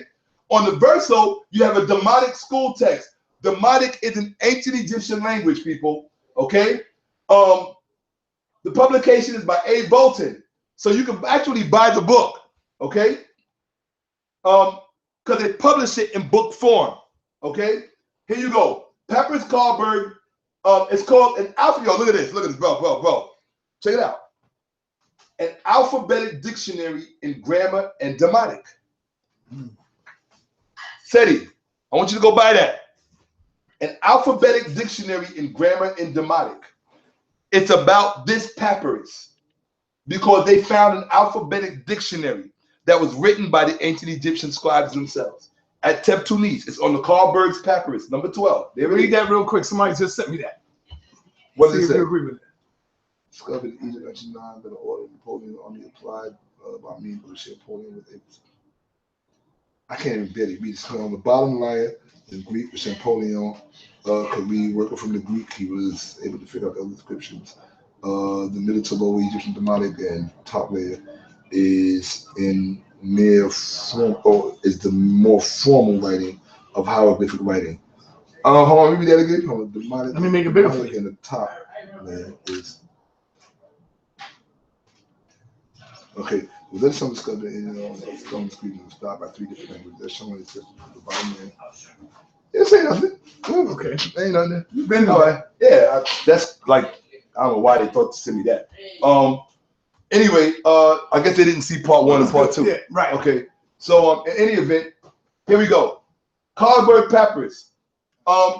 Here we are. An alphabetic dictionary of grammar and demotic. Carlsberg, that's number 12. Carlsberg, number 7. Now look what happens when you go. I want you to pay attention because you're never going to see this again. Carlsberg Papyrus, number 7. Recto. Hieratic with hieroglyphic lemata. Hieroglyphic dictionary. Publication by E. Iverson. What is that? Hieroglyphic dictionary. Not written. This is a hieroglyphic dictionary written by the ancient Egyptians. Not by Alan Gardner. Not by Champollion. Not by whoever else you're talking about. By the Egyptians themselves. See, y'all got to stop making the ancient Egyptians or the ancient Kemites seem like they wasn't human beings. They had the same needs we had. Just like we have needs for dictionaries, they had needs for dictionaries. Just like we have need for encyclopedias. Where do you think encyclopedias come from, stupid? It came from the ancient Egyptians, from the Africans in ancient Egypt, and I'm going to prove it to you. I'm going to show you. Okay? Here we go. Lima. So right here, why did I get to the look at this right here. It says Carlsberg's Papyrus number 7. Papyrus Carlsberg 7, recto. Hieratic with hieroglyphic lemata. What is a lemata? It comes from the word lima. Lemma or lemma. A subsidiary or intermediate theorem in an argument or proof. Number 2, which is the definition we want. It's a heading indicating the subject or argument of a literary composition, an annotation, or a what? A dictionary entry. That's why they called it hieratic with hieroglyphic lemata. So you're talking about a bridging dictionary between hieroglyphic and hieratic. We're not done yet, folks. I'm going to bring you with me to show you just how uneducated Sara Seti is. Okay? All y'all got to do is stay with me. If you want to prove to yourself that you're smart and you're intelligent, just show that you got enough focus to stay with me throughout this presentation.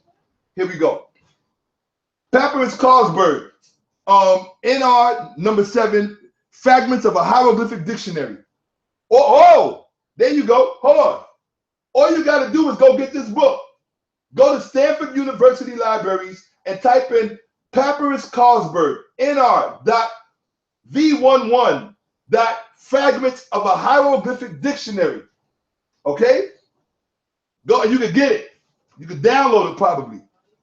Eric Iverson, author and creator. You see, they got all this stuff up. They got all our knowledge. Hold on. Y'all wonder why white people kick our ass every day? Y'all wonder why we work for them and they don't work for us? You wonder why?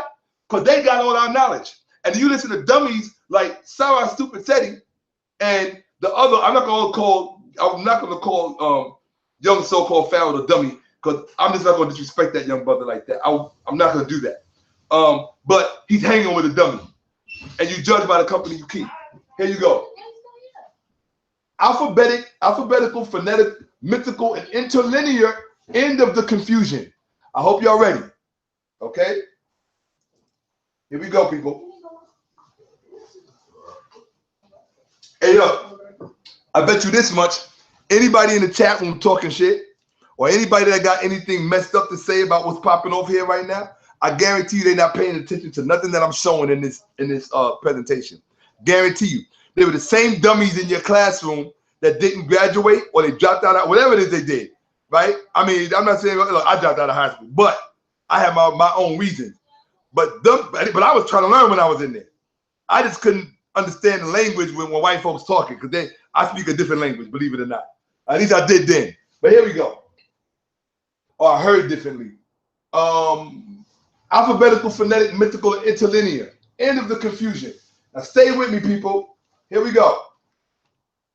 A more likely candidate for an etymological dictionary is the Papyrus Carlsberg 7 by Iverson in 1958, of which only the first 2 pages are preserved. In the first right-hand column of each is written a series of signs in cursive hieroglyphs or very clear hieratic. For each of these signs, the left-hand column gives the phonetic rendering of the word.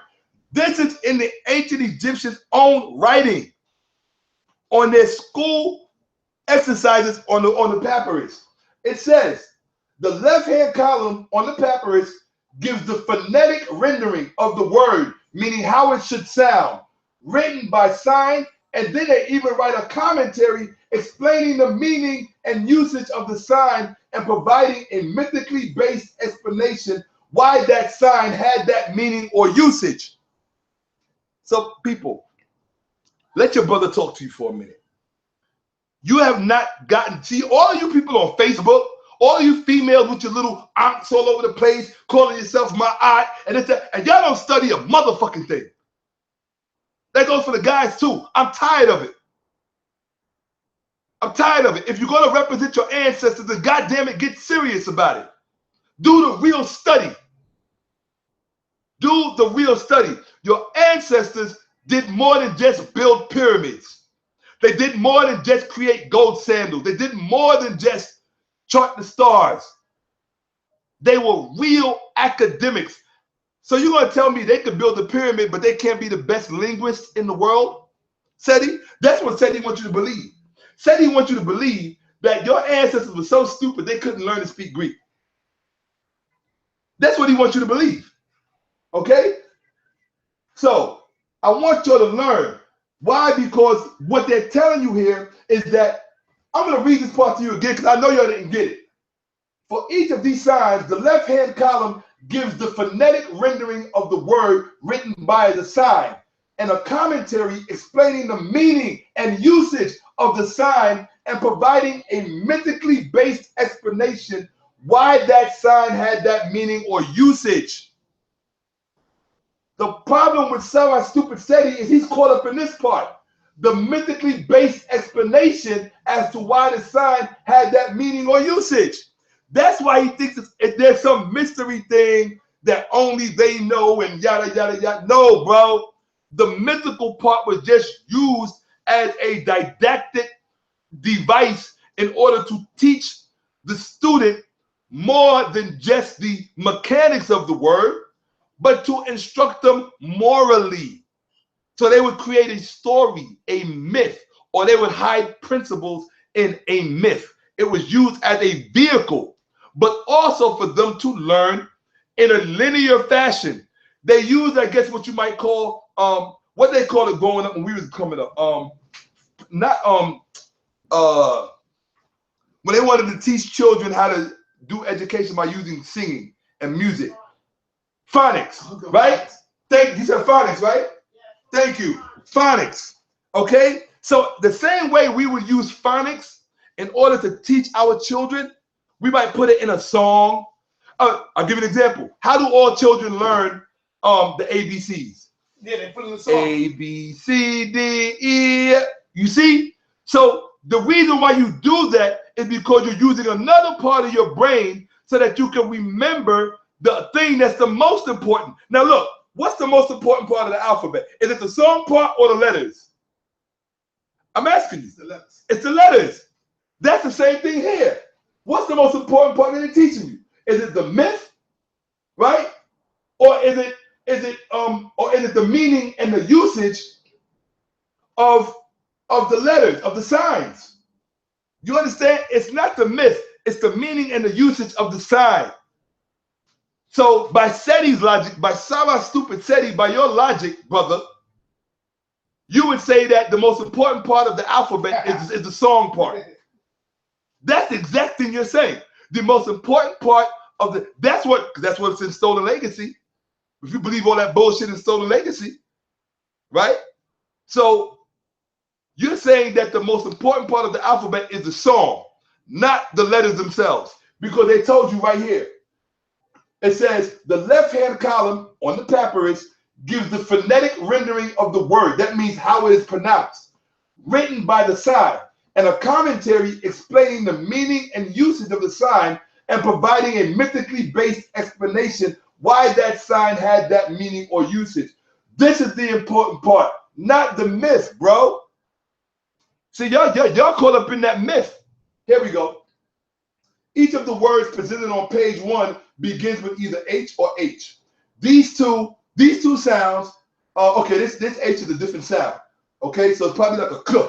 Okay, these two sounds originally distinct had by this period coalesced, and it does seem likely that this text was, like some of the word lists, organized alphabetically.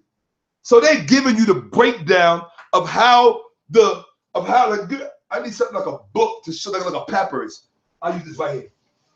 Okay, so we're gonna pretend right here. We're gonna pretend that this is a papyrus. Okay, and what they're telling you is that on the Carlsberg papyrus, the things are not just put up there, but they're put up there alphabetically. So it's in order. You can't make this kind of shit up. It's in order. So all you got to do is look at the glyphs yourself and just see where the changes are and where they're not. And you know whether they're lying or not. It's not that hard. Here we go. Look. So, well, it's hard if your name is Sara Seti. Put it back on. Here we go. So, given this observation, it becomes significant that the first word on the first page is H or Ibis. The guy that Tahuti, Thoth, with the Greeks call him Thoth, with the big long beak, right? It says the sacred animal of the god Thoth, the Egyptian patron deity of writing. Classical authors record the tradition that Tahuti was the inventor of writing and that the Ibis was the first letter of the Egyptian alphabet. Despite the not very clear but nevertheless irrefutable evidence that the Egyptians did develop certain alphabetic conceptions, Iverson 58, Carlsberg Papyrus, the main purpose of the Carlsberg Papyrus number 7 was to establish mythical etymologies for the words. So therefore, what that means is that our ancestors in ancient Egypt, when they were putting the words together, right, just so that you can remember why this word was why this part of the word sounded the way it did, and why the other part of the word sounded the way it did, they created a story. They created a myth for each part of the word. That is what, and it's these myths that all these so-called Masons and people like Seti, they're caught up in the myths. They're missing the important function of the myth. The function of the myth was so that you would remember why this word is built this way. This is education. These are people educating their children. They're educating their people. These are black people educating themselves. It is a tradition that is thousands of years old. Seti does not understand it. All they're telling you is it ain't been deciphered because they don't even know what the argument is. That includes young so-called Pharaoh, who told you that Medu Neter ain't been deciphered. Come on in, family. You family, but you family that's getting spanked right now, and I'm going light. You better know that. I'm going real light. Okay? Here we go. So here we go. It says, I'm gonna read that part again. Despite the not, you should read this part. You should take advantage of this, bro. Despite the not very clear but nevertheless irrefutable evidence that the Egyptians did develop certain alphabetical conceptions, the main purpose of the Carlsberg Papyrus was to establish mythical etymologies for the words by means of alliterations. Okay? It is, I'm gonna tell you what alliterations is. Let me remember this. This so I remember where I'm at. I'm gonna go back and get alliterations for you because I don't like to use a word and leave you ignorant of what the word means. Okay? Alliteration, the occurrence of the same letter or sound at the beginning of adjacent or closely connected words. Okay? So they use both of these to teach. They used assonance, and the Africans in Egypt used alliteration to teach. Okay? And I know that Seti don't know neither one of them words. Because he is special kind of stupid.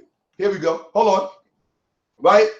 It is presumably from texts such as this, but deprived of their phonetic underpinnings, that Horapollo and other classical authors derived their ideas of the nature of Egyptian hieroglyphs.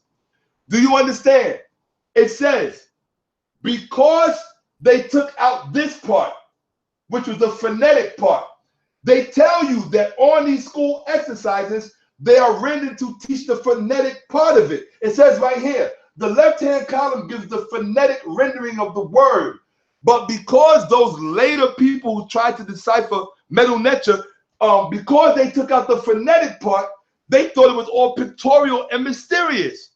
But if they would have listened to Clement of Alexandria, who most of these people are relying on, if they would have listened to Clement of Alexandria, they would have known he said it was phonetic. He said it was phonetic. Okay? And if you read the sources inside of Georgian James' Stolen Legacy, it will take you to one of the books that go deep. As a matter of fact, I got it in number 2, but what y'all don't know is I gave other presentations on this subject, but it got stuck inside of this hard drive. But that's all right, because we're going to do it again.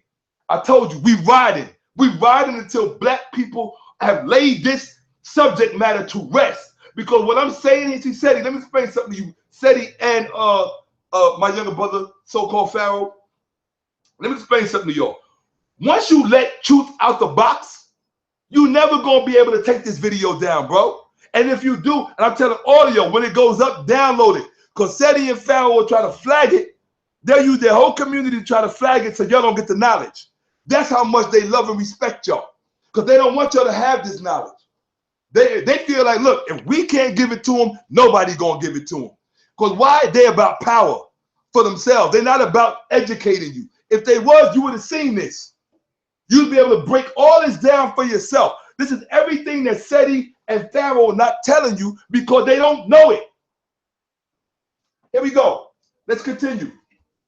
It says, it is presumably from texts such as this, but deprived of their phonetic underpinnings, that Horapollo and other classical authors derived their ideas of the nature of Egyptian hieroglyphs.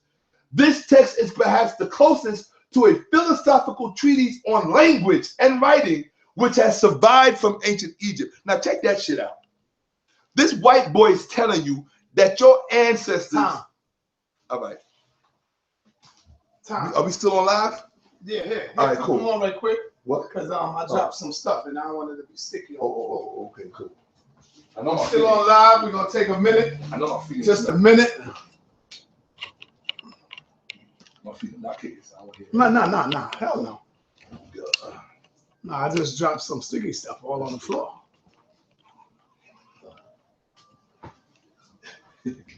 Sure. Damn, you going the fuck in right now, man. Huh?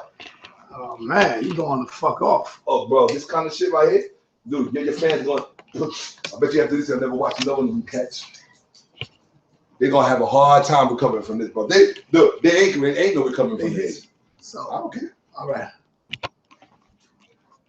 Oh, man, what the fuck? Ain't no recovering from this. Real talk.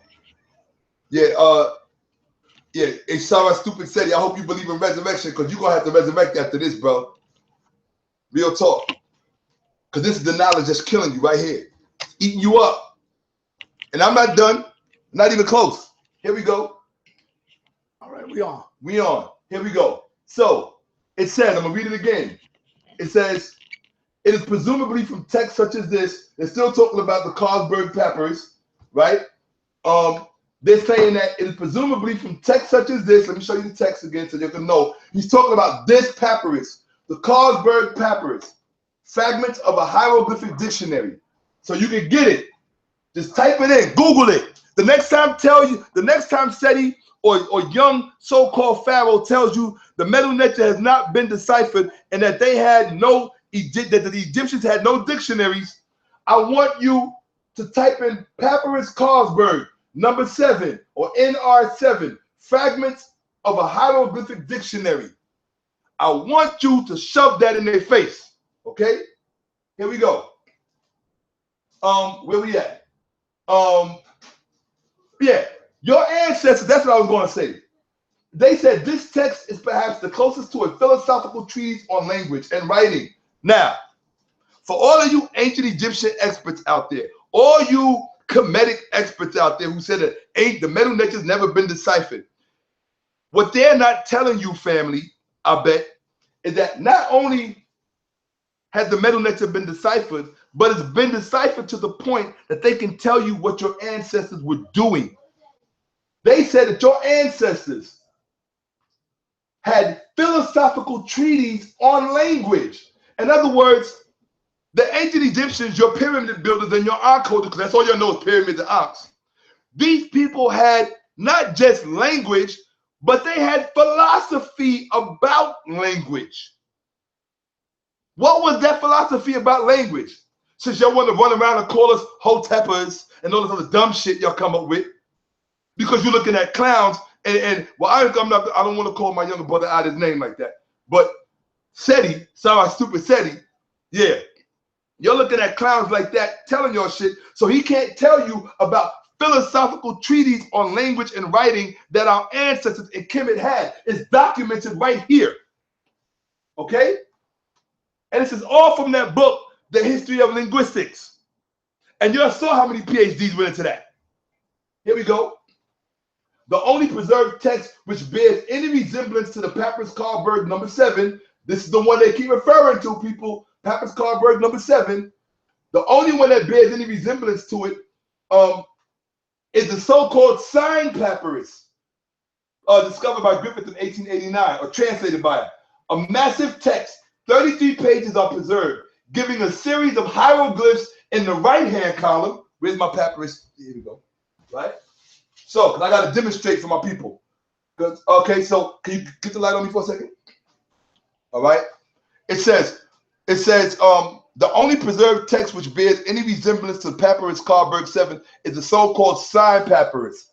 A massive text, 33 pages are preserved, giving a series of hieroglyphs in the right-hand column. Right over here, will be right here. Yeah, over here. With the right-hand column and their hieratic equivalent, plus the name of the sign or a short comment, also written in hieratic in the left-hand column. Okay, over here in the left-hand column. For the first several pages, the hieroglyphic signs are arranged by the subject matter: men, women, animals, parts of the body, astronomical. No, bro, look at all this stuff they were talking about. Men, women, animals, parts of the body, astronomical bodies, etc. But for the last several pages, no organizing principle, a type of object, shape of sign, phonetic value, etc., has been identified. Unlike the Papyrus Carlsberg 7, this sign list was not intended to provide mythical etymologies by which to explain the usages of the signs, but simply to provide a list of current hieroglyphs and hieratic equivalents. So what that means, people, is that so basically what we're talking about is this. We're talking about this word, a word that you've never heard young Pharaoh, young so-called Pharaoh, or Sara Seti. You've never heard them use this word, but this is what your ancestors were about. Elocution. You see this word? Sa. How many people have you heard use that word, elocution? Any of these people talking about the Medu Neter, talking about ancient Egyptian language, talking about how Africans spoke in Egypt. Have you ever heard them use this word, elocution? No. How can you discuss language and what somebody did or somebody did not do and not use that word, elocution? It means the skill. What's the word? Skill, right? What did it take to build the pyramids? Skill. What did it take to build the tombs? Skill. You see, the problem with dummies like Sara Seti is that he thinks the skill stopped with the pyramids and all that other stuff, and that you got to have secret stories about the language. No, skill was applied to language itself in ancient Kemet, in ancient Egypt. Skill, elocution, the skill of clear and expressive speech, especially of distinct pronunciation and articulation. In other words, in ancient Egypt, language was an art, especially if you were a part of the bureaucracy. If you were a priest, a king, an official, any of the above, you or a scribe, language was a skill, something that had to be practiced. Okay? That's what we're talking about. Elocution. That's where you get the word eloquence from. or they called it Medu Nefer, good speech, as Baba Jacob Carruthers taught us. Good speech, Medu Nefer. Or let me say it correctly, Imdu Nfer. Imdu Nfer. Okay? The correct way of saying it, Imdu Nfer. So here we go. Elocution. Okay? From eloquy, to speak out. Elocution. Okay? This is what the ancient Egyptians are dealing with. That's what all of this is about. It's about perfect speech about every subject matter under the sun. Okay? Here we go. So it says, unlike Papyrus Carberg number 7, this sign list was not intended to provide mythical etymologies by which to explain the usages of the sign, but simply to provide a list of current hieroglyphs and hieratic equivalents, and would equally well have served a scribe attached to a temple and responsible for writing inscriptions in hieratic and hieroglyphs, or a teacher called upon to teach those relatively rare scripts. Okay? Now, History of Linguistics, same book, History of Linguistics, Volume 1, the Eastern Tradition of Linguistics. 3.2. Here we go. Glosses, interlinear Greek and Egyptian text. Hold on, wait a minute. Bro, what did Sara Seti say about the first 48 hours? Pay attention. What did Sara Seti say about the first 48 hours? It's important. Okay. I'm doing this. What he said, Sara's on the phone, so he can help me out right now. But y'all heard Sara ain't gotta help me. I played the film for y'all. Y'all heard Seti say there was no Greek Egyptian dictionaries. And now check it out. That's what he said, but hold on. Look at the title of the next chapter. Glosses, interlinear Greek and Egyptian text. How many of y'all know what interlinear means? Interlinear, written or printed between the lines of a text.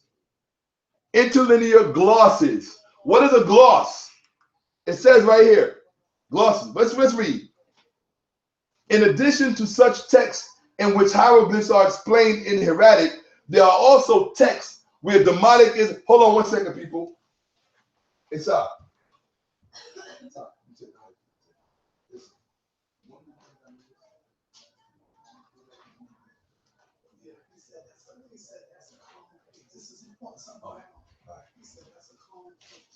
All right, people, I'm back. So here we go. Glosses, interlinear Greek and Egyptian text. I'm just going to read on out. In addition to such texts in which hieroglyphs are explained in hieratic, there are also texts where demotic is combined with one of the earlier forms. Wait a minute. Seti, yes, the guy with the savage beard on his face, who hangs out with G's. You need to stop hanging out with G's and start hanging out with these. Okay? Seti said that demotic was strictly a trade language. He also said there was no Greek Egyptian dictionaries. But here's the thing. Here we got, he said, it says, in addition to such texts with hieroglyphs in which hieroglyphs are explained in hieratic. So now you got papyruses where the hieroglyphs are being explained in hieratic. The priestly script, the priestly script. But Seti's not telling you this. He's telling you nobody knew shit, that the Greeks did not worship the sun, and I need to take this stupid shit off my head. That's what Seti said, and I'm a sissy. All right, no problem. I'd rather be a sissy than a dummy, and y'all can edit that out and play that 1,000 times. I don't care. Just do what I know y'all gonna do. I'd rather be a sissy.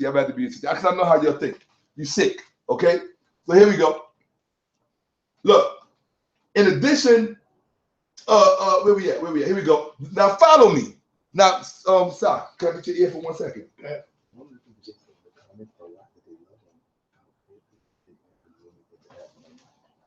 Okay. And you're like, oh, that's why I want you to pay attention. I got you. In other words, give your audience what they like. All right, I'm with you. So here we go. glosses, interlinear Greek and Egyptian texts. In addition to such texts in which hieroglyphs are explained in hieratic. You heard that? The hieroglyphs are explained in hieratic. There are also texts where Demotic, which Seti said was a completely trade language, is combined with one of the earlier forms. So you got Demotic, which is supposed to be only a trade language, combined with the hieroglyphs and the hieratic. Seti, why are you so stupid that you don't know this? Why are you so ignorant, my brother, that you don't know this? Huh? They got the text, Seti. They got the papyrus. They're just making this up.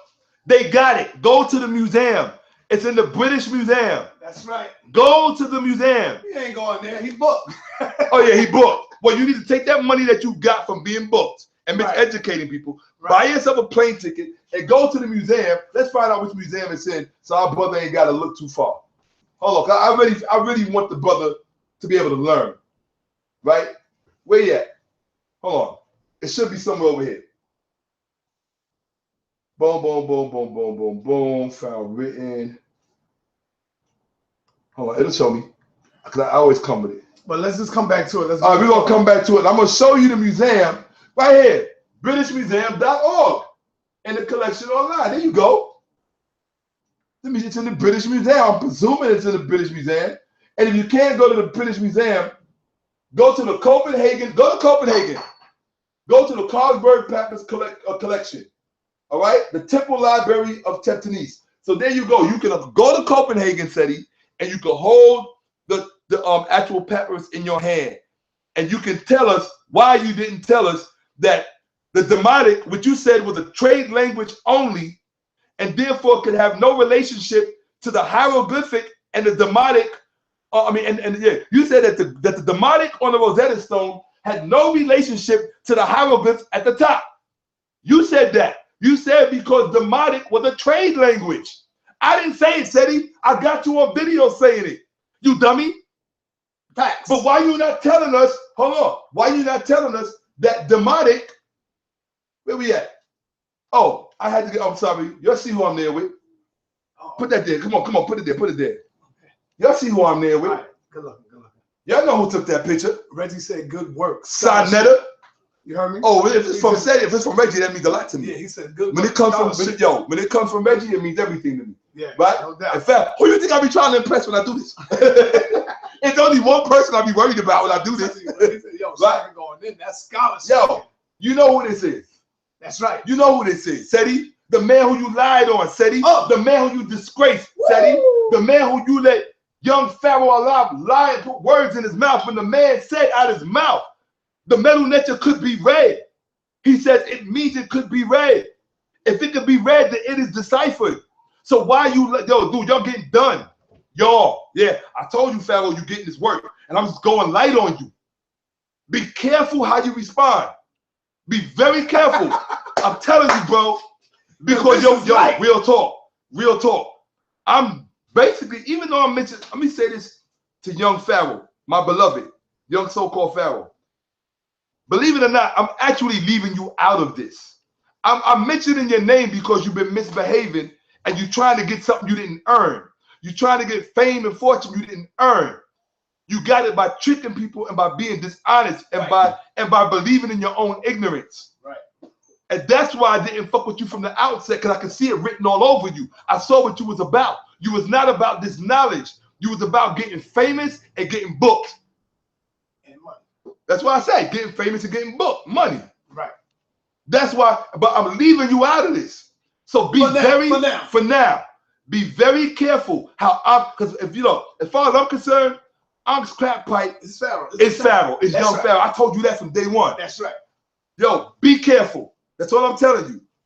Be careful, because once I include you in this, young Pharaoh, I'm going back. I'm getting all of your videos, every last one, and I'm gonna show people just how much you are not what you think you are. You can be. You have potential, but your ego got you fucked. You know how they say you got me fucked up? Yeah, you fucked up, bro. Your ego.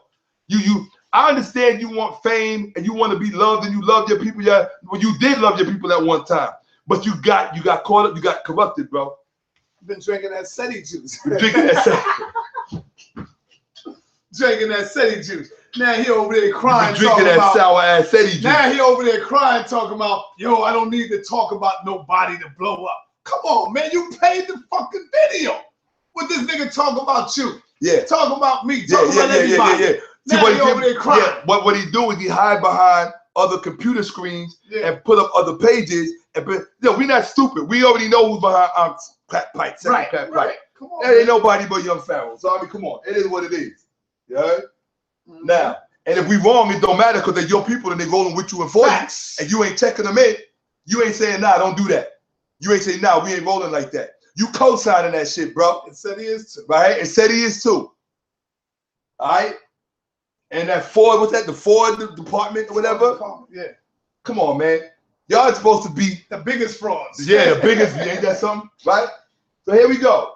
We're going to get back to the scholarship. Where was we at? Where we at? Right? Interlinear glosses. Here we go. Erratic manuscript. Interlinear. Other cases to complete text given demonic words earlier. So yeah, here we go. So I got to read this part again. In addition to such texts in which hieroglyphs are explained in hieratic, there are also texts where demotic is combined with one of the earlier forms.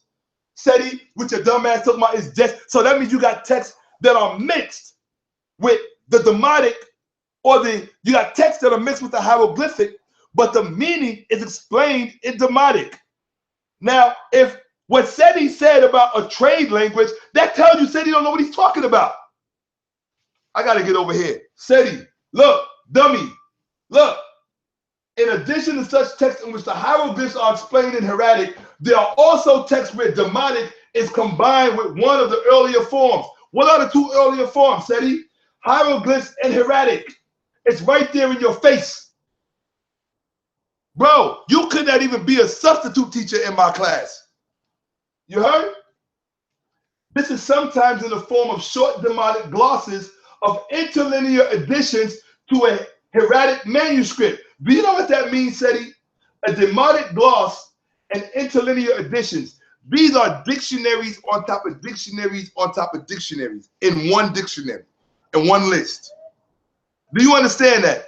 The ancient Egyptians were so fly linguistically that their word list, they would have multiple dictionaries on, they would allow different types of dictionaries, linguistic dictionaries, to interact with one another as tools. Because the same way they got the most out of shapes with numbers, the same way they got the most out of form with numbers, is the same way they got the most out of meaning with words. That's why it's called Medu Nefer, good speech. You will never be worthy of this lot, Seti. You have disgraced yourself. You have disgraced young Pharaoh. I'm going to return that title to young Pharaoh because I know the brother got some love and true love in his heart for it. No, don't but give now, it to him. not yet. He going to earn it. But Seti, I would not ever give it to. You are completely corrupted. Completely. Pharaoh, I will still get with Pharaoh. He want to really learn and really study and become a great teacher. I will get him. But he's going to have some humility. Bro, you ain't never known anything like me. Dudes was paid, brother. The sacred womb that I came out of, are you crazy? Are you on drugs? You got to be on every drug they ever accused you of being of. If you would have known who my moot was, you would have backed up off me a long time ago, bro. You would disrespecting me would have never came into your mind. Well, yeah, dudes going around New York and ask brothers about me what kind of brother I am. Yeah, bro, they seen me do things. I ain't talking about this scholarship. They seen things. You understand? Somebody came up to me last night and said, Shakka, you still wilding? I said, nah, bro, that's over. You heard? That's over. Yeah, dudes, a lot of dudes in New York, they learned hard. They learned real hard, bro. You heard? You would have never thought about disrespecting me, Seti, because I'm not, Seti, I'm a good dude, and I'm proud of it. I just don't take shit from nobody. That's all. Why should I? I'm an African. That's right. Why should I? I'm an African. I'm a humble person. I believe in humility, but y'all make it difficult for us to be humble. Real talk. So here we go. And anybody that don't like me because you in love with young Pharaoh or because you in love with Seti or whatever, that's fine. Get the knowledge anyway. I still want you to learn, dumbass. Okay? You can go back to worship them later. So here we go. In a demo, we go one more time because you don't understand in one sentence what this means. In addition to such texts in which hieroglyphs are explained in hieratic, there are also texts where demotic is combined with one of the earlier forms.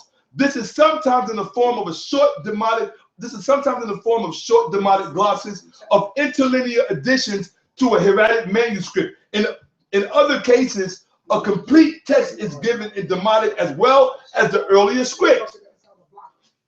Now, do you know what that means, family? That means in the text, they had right here, complete whole text given in both demotic and hieroglyphic and hieratic. So there was no question about the relationship between the demotic and the earlier language and script. Mr. Demotic is only a trade language. You don't understand this subject matter, Seti. You don't understand this. Woo! You don't understand this. This is way beyond your head, brother. Go back to watching Rick Ross music videos. Go to hang out in Vegas. Go be the dummy that you've been hell-bent on becoming. Because only thing you care about is getting that guap and miseducating black people talking about they ain't had no dictionaries during the Greco-Roman period in Egypt. What period do you think this is? Huh? Like you like to say in your videos. Huh? I know how to you. Huh? You stupid motherfucker. Right? Bro, take that shit off your head. Bro, you need to put something in your head. You dumbass. Come on, man. Look. Yeah, I'm laughing. Yeah. All right, hold on. Yo. Examples of the latter include both the numerous private funerary stela, which have the dedicatory text and name of the owner carved in both hieroglyphs or hieratic and demotic, and official royal decrees such as what? What was Seti trying to shit on? The Rosetta Stone. Okay? In the latter case, the Rosetta Stone. Now, what did I say in part one? What did Seti say? Seti said, I wish I had it. I should have put that shit here. Right? Seti said, just telling people go back to part one, too. Right. Yo, go back to part one where I eat Seti up. Right. Okay? Go back to part one where Seti says, matter of fact, don't even go to part one. Go watch Seti's original video. I want y'all to give him more views so he can get more guap. Okay? Go back and watch the original video. Okay? I can send you back to mine, but I don't worship money. Okay? Now check it out. Go back to Seti's video and see where he says that at the top of the Rosetta Stone, you got the hieroglyphic, the metal nature. In the middle, you got the demotic, and in the bottom, you got the Greek. What Seti said was that you can't translate the hieroglyphic into the demotic, right? Because the demotic is a trade language. He had it twisted. He had it twisted. What? You know why he had it twisted? Yeah. Because he thought that the hieroglyph was the original, right? And that and he thought that the dumbass was thinking that people were claiming the demotic came from the hieroglyphic. Exactly. And then at the Greek, because he's so dumb, like he's a dumb. I know white folks always call us monkey, but this time you acted like a monkey. You believed what you saw instead of doing your research, Seti. You looked at the Rosetta Stone and you said, well, duh, if the hieroglyphs are on the top and the demotic is in the middle and the Greek is on the bottom, then that means somebody's trying to say that the demotic came from the hieroglyph and the Greek came from the demotic. When in fact, what does it say? Hey, look, when in fact, what does it say? It says, in the latter, the Rosetta Stone, in the latter case, it was clear that the hieroglyphic text is a translation of the demotic, just like I said in part one. You got all these books, these real texts, real academic texts floating around telling you that the hieroglyphic on the Rosetta Stone was not the original. It was translated from the demotic, you monkey. They should call you Sara Seti Monkey. Because you the man, and you could think you could educate black people.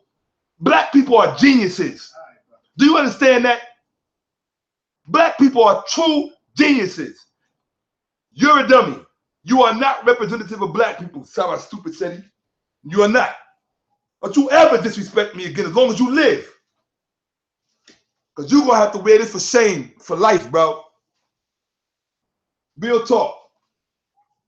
You heard? I could get sick, fall down, and be going tomorrow, Seti. You're going to have to live with this for the rest of your life. Okay? Don't matter. Here you go. Do I owe? Where we at? So, hey, yo, do you remember this part? Right here. Remember this? It says, examples of the latter include both the numerous private funerary sales, pay attention, don't be a Seti, right, which have the dedicatory text and name of the owner carved in both hieroglyphical, hieratic, and demotic. An official royal decree such as the Rosetta Stone, in the latter case, the Rosetta Stone, it was clear that the hieroglyphic text is a translation of the demotic. Mr. We can't get demotic from hieroglyphics because it's a trade language. The reverse is true. Now they're showing you. The priests were so good that they could do it frontwards and backwards. It didn't matter what direction it was. Just like the hieroglyphs, the middle lecture, the MDU, just like the start, look, pronounce it right. MDU, okay? Not middle lecture. MDU. Just like the MDU could be written frontwards and backwards, upwards and down. Our ancestors were so linguistically adept that they could put their languages side by side and go frontwards or backwards. It didn't matter which, whether it was Demotic to Greek or Greek to Demotic, or whether it was, that too, or whether it was Egyptian to hieroglyphic to hieratic, or hieratic to hieroglyphic, or Demotic to hieroglyphic. It didn't matter. It was their language. Seti does not understand this. Here we go. Yeah, we still live? Mm-hmm. All right, make sure we stay live. Here we go. It's getting better, right? And then translate the quote middle key. Okay, so here we go. So the reverse is true in astronomy. So the reverse is true. Over here, the demotic is not the original. On this one, they're talking about the reverse is true. And it's true, the demotic is going to be a copy. Because they're going to say the reverse is true in an astronomical treatise which quotes in hieratic from text found in the Ramesses tombs. They're written in hieroglyphs. And then translates the quote into demotic and adds a demotic commentary. So not only were they were translating, check this out. He said, look how dumb Seti is. He said demotic is just a trade language. You cannot get anything from the hieroglyphic into the demotic. But look what they just said here. If this don't prove them wrong, nothing will. They said the reverse is true in an astronomical treatise which quotes in hieratic. It quotes in hieratic from texts found in the Ramesses tombs. They're written in hieroglyphs, and then translates the quote into demotic and adds a demotic commentary, which means it was translated from the hieratic, which was translated from the hieroglyphic, and they translated it into the demotic. Seti, the priests were going frontwards and backwards with their language. And you think the white boy is making this up, you retard? No, you just don't understand it. You're not willing to do the research and put in that Shakka almost type of work so that black people can rise to levels they never dreamed they could. No, you can't do that, Seti. You're not qualified. You are a product of Hollywood. You fake and you fugazi. All right? Yeah, bro, I know you see, Seti. Here's the thing. The reason why you always saw me so humble when you was around was, number one, I genuinely have respect for you. And number two, I'm genuinely a humble person. But Samunye's son, Ajua's son, don't take shit from people. You understand? I paid all kind of dues you don't know nothing about, bro. So y'all get up online with your little AK-47 and all that dumb shit. All right, here we go. Right? This is the real weapon. This is the real weapon. Like Ice Cube said, Ice-T said, my lethal weapon is my mind. My mind. Well, it's my most lethal weapon. Here we go. The astronomical texts themselves, here we go. The astronomical texts themselves were written in Middle Egyptian and can be shown by their contents to have originated in the Middle Kingdom. Such texts indicate the mastery by at least, here we go. Remember what I told you a moment ago? Bro, not that much longer, but we're gonna keep going. Okay. Matter of fact, we're gonna need to take a quick look. Yeah, we got some ways to go. So you know, we want to do a part 2. Nah, bro, let's get this over with. You don't let somebody come at you and try to destroy your shit like that, and then no, you get it. You heard? Get your priorities right, bro. Here we go. Remember I said a moment ago, the priest. Check it out. Could you put this on? Because I can't see from the other side. Remember I told y'all a moment ago. I know I'm going in fair, but y'all don't understand. I've been holding this in since. I had this done back when? February? Mm-hmm. Yeah, I had this done in February. This has been done since February. People, just to let y'all know. But remember I just said a moment ago, our ancestors, the ancient Kemet, were so good linguistically that they could translate frontwards or backwards. It didn't matter. Now I want you to read the next part with me. Stop. Put this over here, please.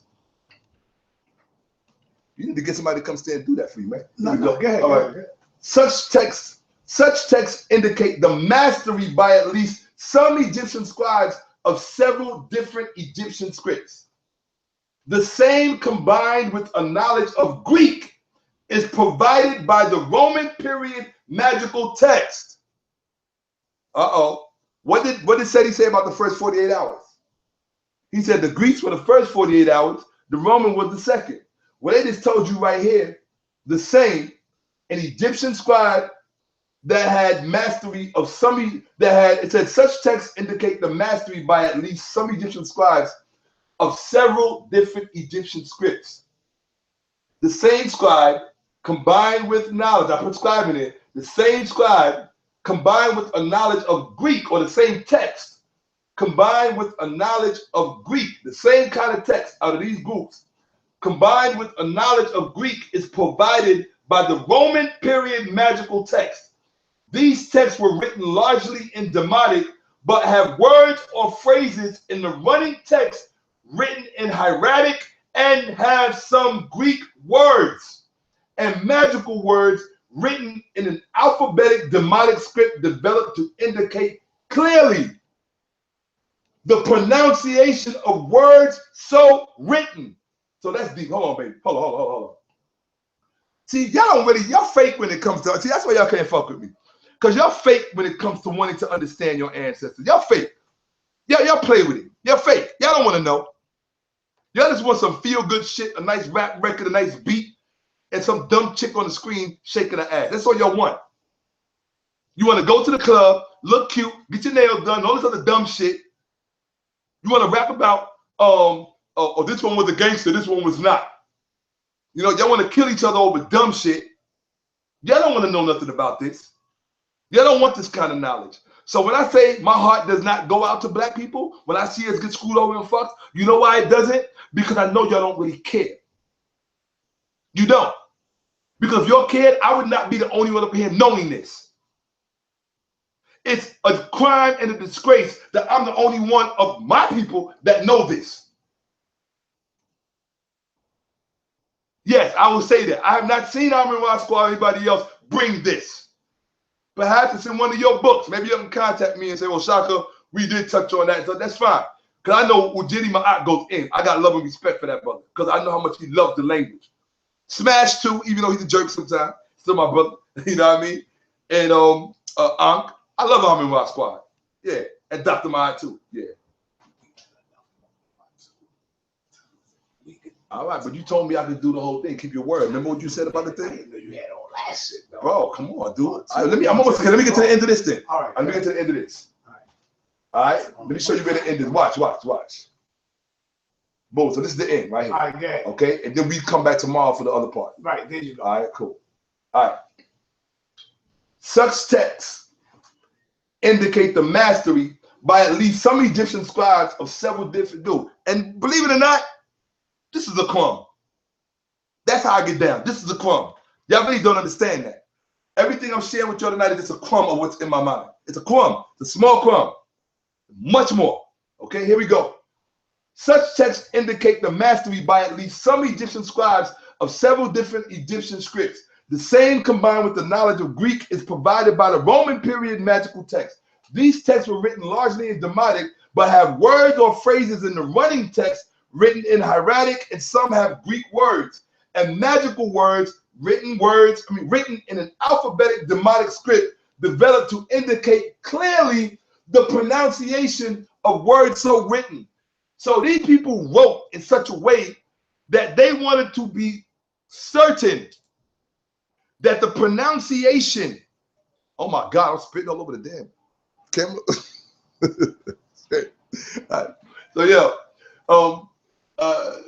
so they wanted to be certain that the pronunciation, dude, we off a script. Get the thing straight, man. No, I got it like that to see you too. Okay, but I want to be able to see the words. There you go. There you go. All right, now you're seeing the words. I don't ever hide knowledge from my people. Okay, I might make y'all wait for it, but I ain't gonna hide it from you. So they wanted to be able to make sure that not only were we able to go back and forth between the languages, these texts were written largely in Demotic, but have words or phrases in the running text written in hieratic and some Greek words and magical words written in alphabetic Demotic script. So they had these multilinguistic words. I mean, they had these multilinguistic papyruses like this, right? Right? They had these multilinguistic papyruses like this, but they also, the most important part of it was they wanted you to know how it was pronounced. Do you understand what I'm telling you? Yes, sir. They didn't want to take any chances that you would be ignorant about something. And I'm gonna show you why later in part 2. Y'all don't understand the ancient Egyptians like you think you do, or the people of ancient Kemet like you think you do, or the people of the Iteru Hapi, the Nile Valley, the Nile River Valley. Y'all don't, you know, that Happy Valley. Y'all don't understand these people. You understand what I'm saying? Real talk. Real talk. Where we at? Shout out to Tasa Kurt. Egyptian Greek bilingualism. Many of the words written in the Demotic alphabetic script, and some others as well, are glossed interlinearly in what has been termed Old Coptic, an alphabetic script composed of Greek capital letters plus additions from Demotic for sounds not present in Greek. Now, what is the word gloss? It means a translation or explanation of a word or phrase. That's all we've been talking about. All of the papyruses we've been talking about tonight, the Carlsberg papyrus, the papyrus from Tetralese, they all are glosses. They have glosses on them, which means translations or explanations of a word or phrase. We call that in modern times a dictionary. Okay? It says an explanation, interpretation, or paraphrase. The chapter acts as a helpful gloss on Pincher's general method. They give you an example. All right? Provide an explanation, interpretation, or paraphrase for a text, a word, etc. Okay? Gloss upon, archaic write or make comments, especially unfavorable ones about something. The way a teacher would correct a student's paper. That's why it says this. Archaic write or make comments, especially unfavorable ones about something. That's why they had glosses. They were school exercises upon which a teacher would write in red ink. You know how when you go to school and your teacher write where you got something wrong, it was in red ink? That came from this. Wait till I show you where that practice came from. It came from our ancestors. Y'all listening to all of this bullshit and y'all don't want to learn nothing. I'm sorry. You better take advantage of it, because the shit I'm showing you, the truth, the ma'at that I'm showing you, y'all won't ever see again from anybody else. Okay? Here we go. Here we go. So it says, okay, right, we go. Those laws which they assume a liberty origin within the French gloss, suggested to be Latin gloss or explanation. Here we go, right here. So when you look at the word gloss, because you got to remember, you got to see, you got to stop. I got to focus, right? So y'all got to remember, we talking about glosses. All right, this is very important. Where are we? The word gloss. It's very important that we get back to that word gloss. Bilingual aids have the list of demonic words. Yeah, above the line. Hold on. Such text indicated mastery. Oh, here we go. All right. This is oh, here we go, right here. This is sometimes in the form of short demonic glosses of interlinear additions. So interlinear, we already saw words that are stuck between lines above or below, whatever, so that you can see what the meaning is as it's running together. And then also, and those things are set up in such a way that they act as a gloss. And what is a gloss? And remember, the word gloss comes from this. It comes from Old French, glosse, to see, glasses, right? You know glasses? Glosse, okay? Suggested by medieval Latin glossa, explanation of a difficult word, from Greek glossa, word needing explanation, language, tongue. Okay, language, tongue. The ancient Egyptians were all about language, and it's all in the papyruses. But Seti, and because Seti can't teach this, he needs you to believe that none of this stuff can be known. Same thing with young Pharaoh, young so-called Pharaoh. He needs you to believe that none of this can be known. They need you to be ignorant so they can get money. I'm not telling you don't get money, Seti, or young so-called Pharaoh, but don't use our sacred stuff to do it. And disrespecting it at the same time. Not happening, bro. Not happening. Not happening. Not happening. Not happening. No.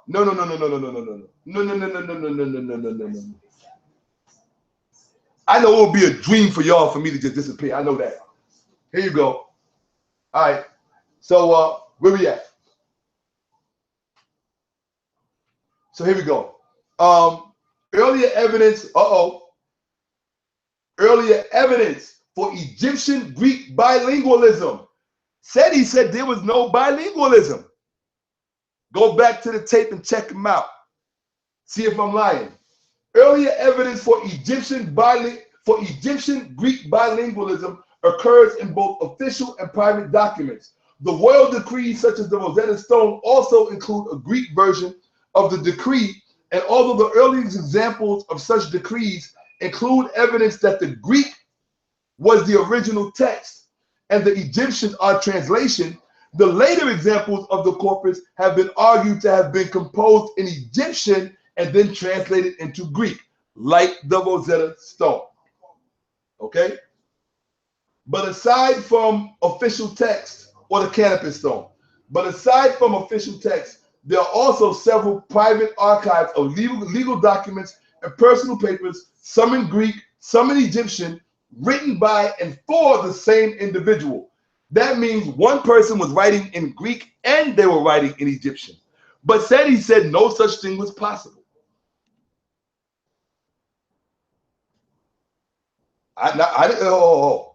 Wait a minute.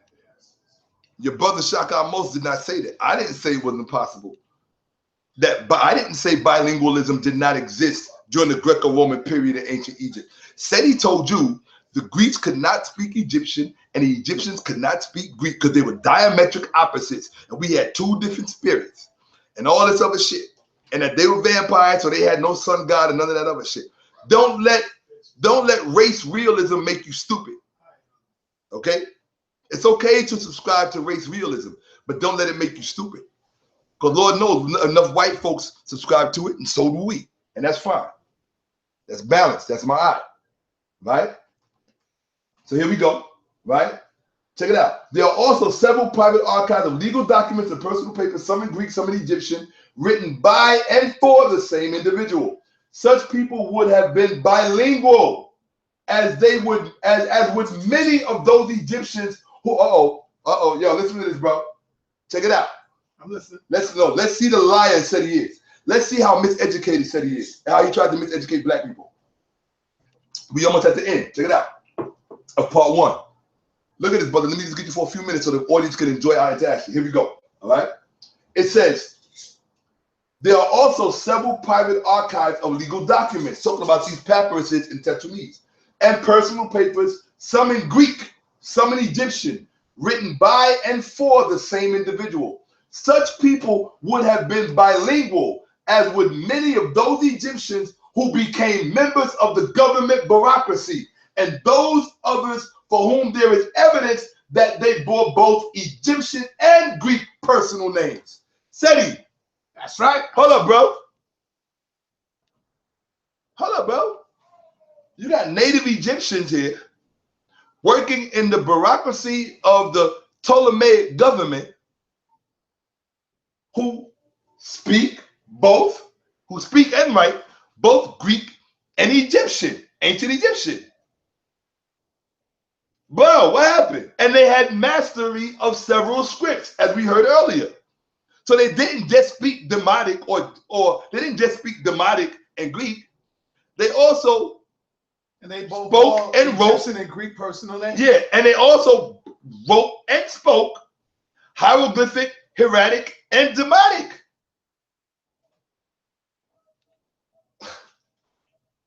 Bro, you committed scholarly suicide. You just showed the whole world that you knew nothing about ancient Egypt, particularly about the Greco-Roman period. Stop watching 48 Hours and do some research. Bro, you need to go see your Uncle Pianki and say, why didn't you teach me this? Because you were stuck at Champollion. Because he don't know it either, man. You were stuck at Champollion. You should have came up about 60-something years to the Teptunis fine. In 1899 and 1900. At the beginning of the 20th century when they found this. Why do you think all the translations have been updated? Bro, you think they still relying on, that's the problem. He thinks they're still relying on Champollion. That's like trying to understand basketball today by looking at one of them old white basketball teams from the 40s when black people couldn't play basketball. That's how he understands this subject matter. Bro, here we go. Yeah, and they bore both Egyptian and Greek personal names. Although there is evidence, what does it say? Although there is evidence for a fair amount of Egyptian Greek bilingualism in post-Alexander Egypt, the nature and extent of the bilingualism is still in need of careful study. A fair amount of Egyptian Greek bilingualism in post-Alexander Egypt, Seti. That's Ptolemaic, that's the Greco-Roman period, Seti. A fair amount of Egyptian Greek bilingualism. By the book, History of Linguistics, Volume 1, The Eastern Tradition of Linguistics. Right? Yo, these dudes ain't ready for this fucking scholarship. Nah, dude, they not. I know they wasn't, but I gotta give it to them anyway. Right. A few bilingual aids, because that way I did my job. Nobody can ever say I didn't do my job. A few bilingual aids have been preserved. A papyrus in Munich, the Spiegelberg 1928, has a list of demotic words, most of all of which may be personal names, where a Greek transcription has been written above the line. Okay? P. Heidelberg 414, Belabo 1938, 7980, contained what? A Greek Egyptian glossary written in Greek letters. You killing this nigga. Seti, come on, man. Come out to play. Seti, come out to play. Young so-called Pharaoh, come out to play. For those of y'all who ain't seen the movie The Warriors, go check it out. You feel me? I'm quite sure everybody saw it. All right. Now these young fools, they stuck on Housewives of Atlanta and Empire and Power, all this dumb shit, right? So check it out. Here you go. Seti, look. Go check out the Papyrus Heidelberg 414. Bilabel 1938, 7980. Contained a Greek Egyptian glossary. Do you know what a glossary is, Seti? Hold on one second. I gotta see if this dude know what a glossary is. Hold on. Nah. He don't know what that is. He don't know what a glossary. I don't think he do. Oh, here you go. Glossary.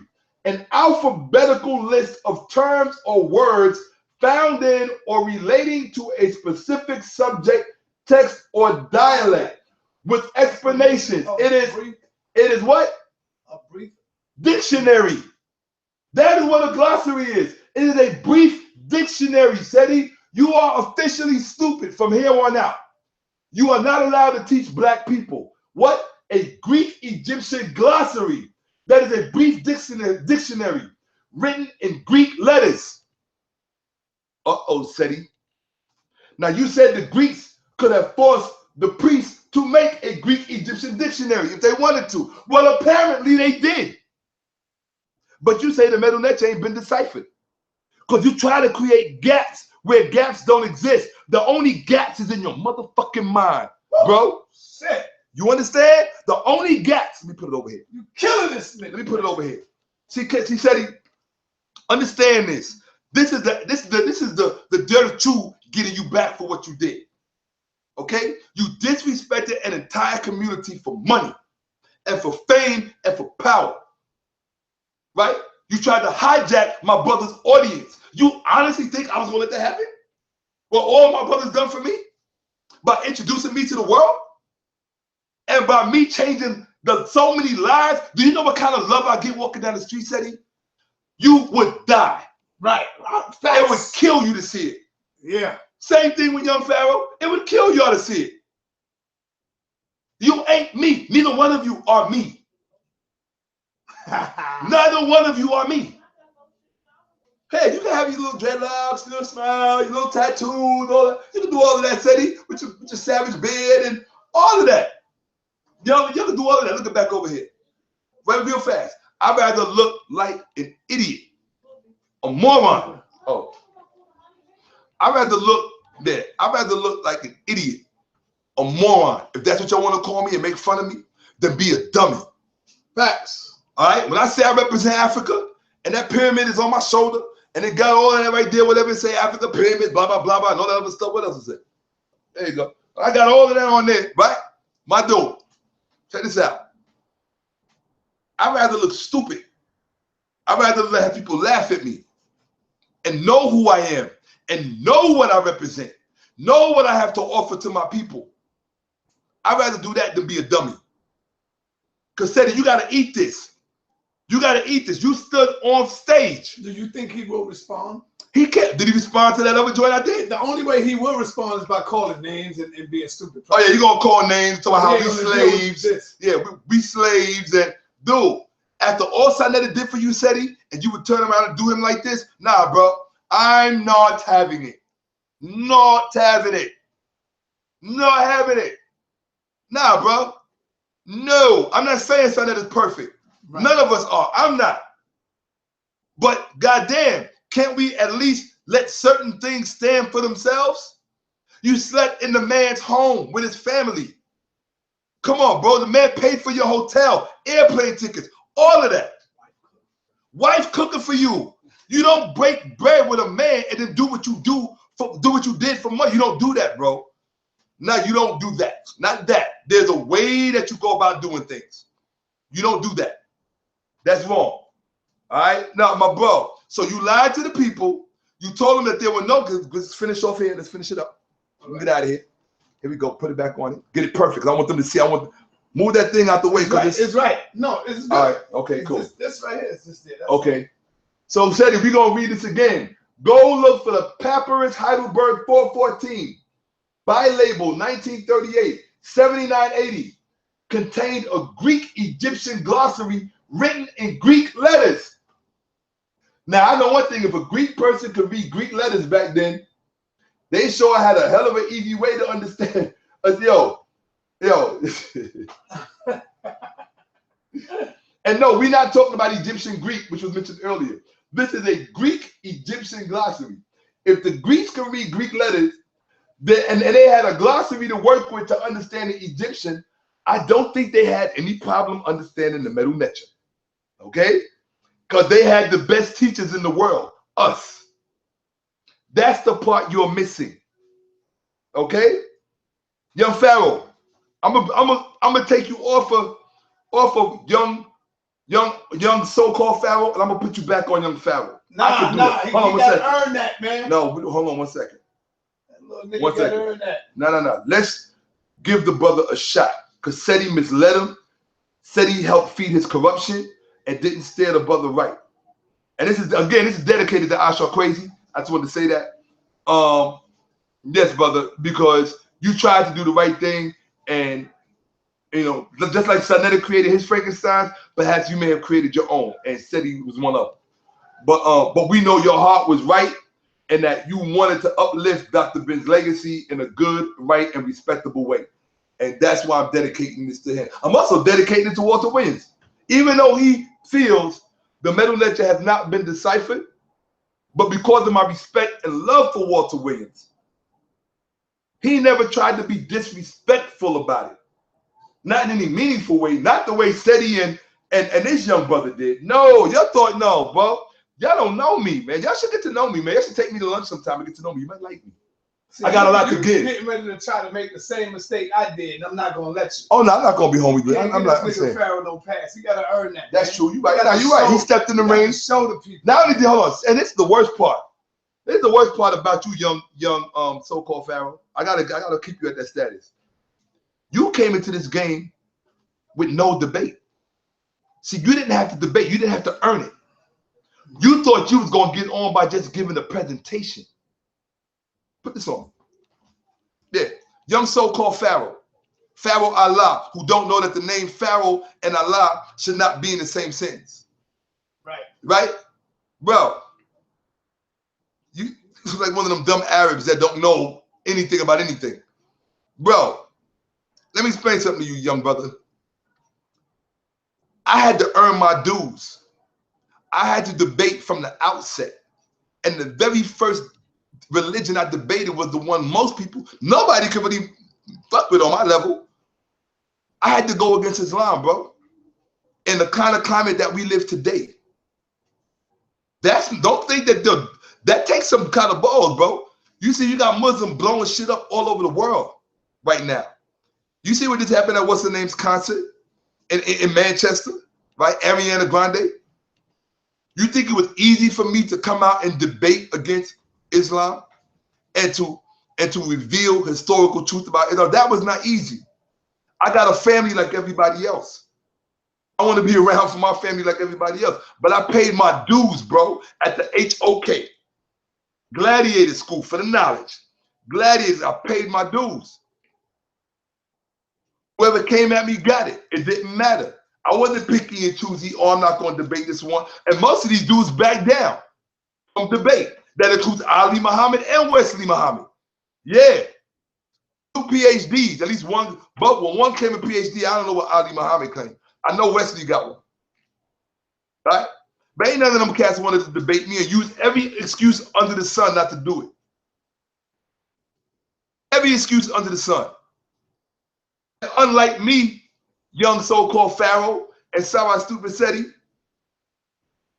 Wesley Muhammad, doctor, I got to give that brother his respect. Dr. Wesley Muhammad mentioned me in the footnotes of one of his scholarly publications. A real academic got my name in one of his scholarly publications. He probably wasn't saying anything nice about me, but God damn it, I was important enough to be mentioned, and I thank the brother for the mention. Somebody sent it to me. And I felt like, wow, what an honor to be mentioned by a PhD in his book or in his publication. Thank you so much, Dr. Wesley Muhammad. I'm honored. And for the record to all of y'all out there, I consider Dr. Wesley Muhammad a friend, a dear friend, whether you like it or not. Okay? So I'm just letting you know, we almost done. We just take it out. Here we go. We just go into that book and we done. Here we go. All right, there go the book. Let's go. Okay, here we go. Through. It has often been suggested that the consciousness of their own language, which is evidenced by some Ptolemaic and later scribes, is due to contact with the Greeks, okay, and with Greek methods of education. So in other words, it's presumed that the Greeks were imposing educational policies on the Egyptians. Well, you know, that's the first thing that invaders are going to hijack, right? And with Greek methods, okay, right. Indeed, such contacts may well have spurred the Egyptians to greater awareness. However, there are examples of each of the kinds of texts which have been discussed for the post-Alexandrian period already in the New Kingdom, which means that all of these dictionaries that the Egyptians were making, it didn't start in the Greek period. It goes back to the New Kingdom. Tut, Amos the First, Hatshepsut, all them people, Amos Nefertari, right? Lady Khan Nefer, Ramesses, right? That's all the New Kingdom. That's all the New Kingdom. Okay, hold them head. All of these people, they had the dictionaries floating around back then. Wait till you see how far back those dictionaries actually go. Seti, you dummy. Is that my brother Solar in the chat room? If so, Solar, you see what it is. You want to get your Muslim brother. Hold up. Where we at? Oh, so, man. Here we go. However, there are examples of each of the kinds of texts which have been discussed for the post-Alexandrian period already in the New Kingdom, right? 1600, 1100 BCE, right? Two Ramesses Asarika have practiced writing of verbal auxiliaries with such pronouns. All other examples of the word list known from before the time of Alexander, both school texts and several long formal hieratic papyri, are also organized by subject matter. The formal texts, which are attested as early as the Middle Kingdom, are said to be for learning all things that exist. That includes speech. Meduna first, Seti. Okay? Moving Where right we along. at? Almost here. And although lexicography, now Seti, I know you don't know what lexicography is. Hell no. Young pseudo Pharaoh, I know you don't know what lexicography is. Because y'all ain't mentioned. They don't go deep enough. And although lexicography was not the major aim of such texts, philological considerations played an important. But let the family know what is lexicography. All right, they're about. You want to know what lexicography is? Hold on. Oh, they might have to wait. I know I got it in here. I know for a fact I have it in here. Oh, you know why? Because the next part two, I continue on the same subject matter. So I'm going to introduce those terms later on. Okay? So later on, you're going to find out what lexicography means. What lexicography really means. In fact, I'm going to find it real fast.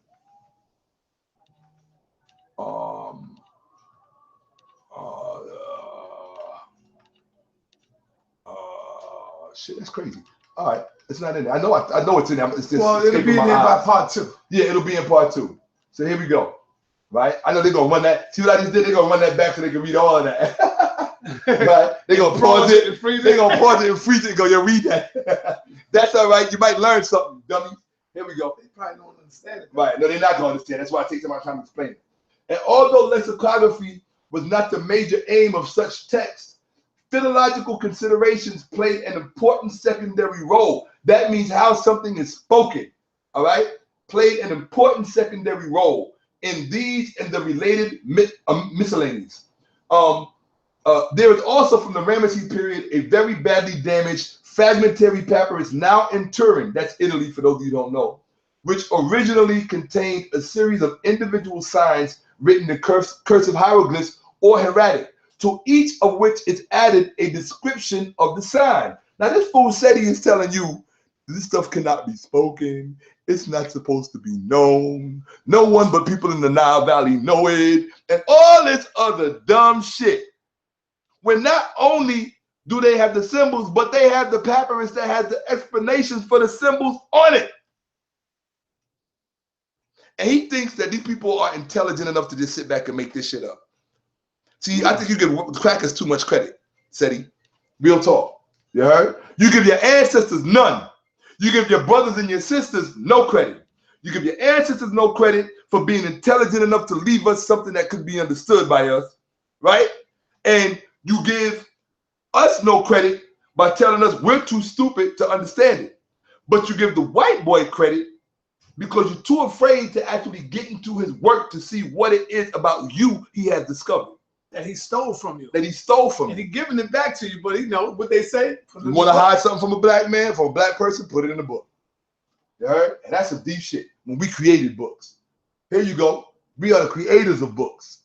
So where we at? All right. This text, and it says, this text, the one that has the description of the sign next to the sign, may be seen as ancestral in kind, if not directly to the late sign papyrus, and reflects some Egyptian concern for their writing systems.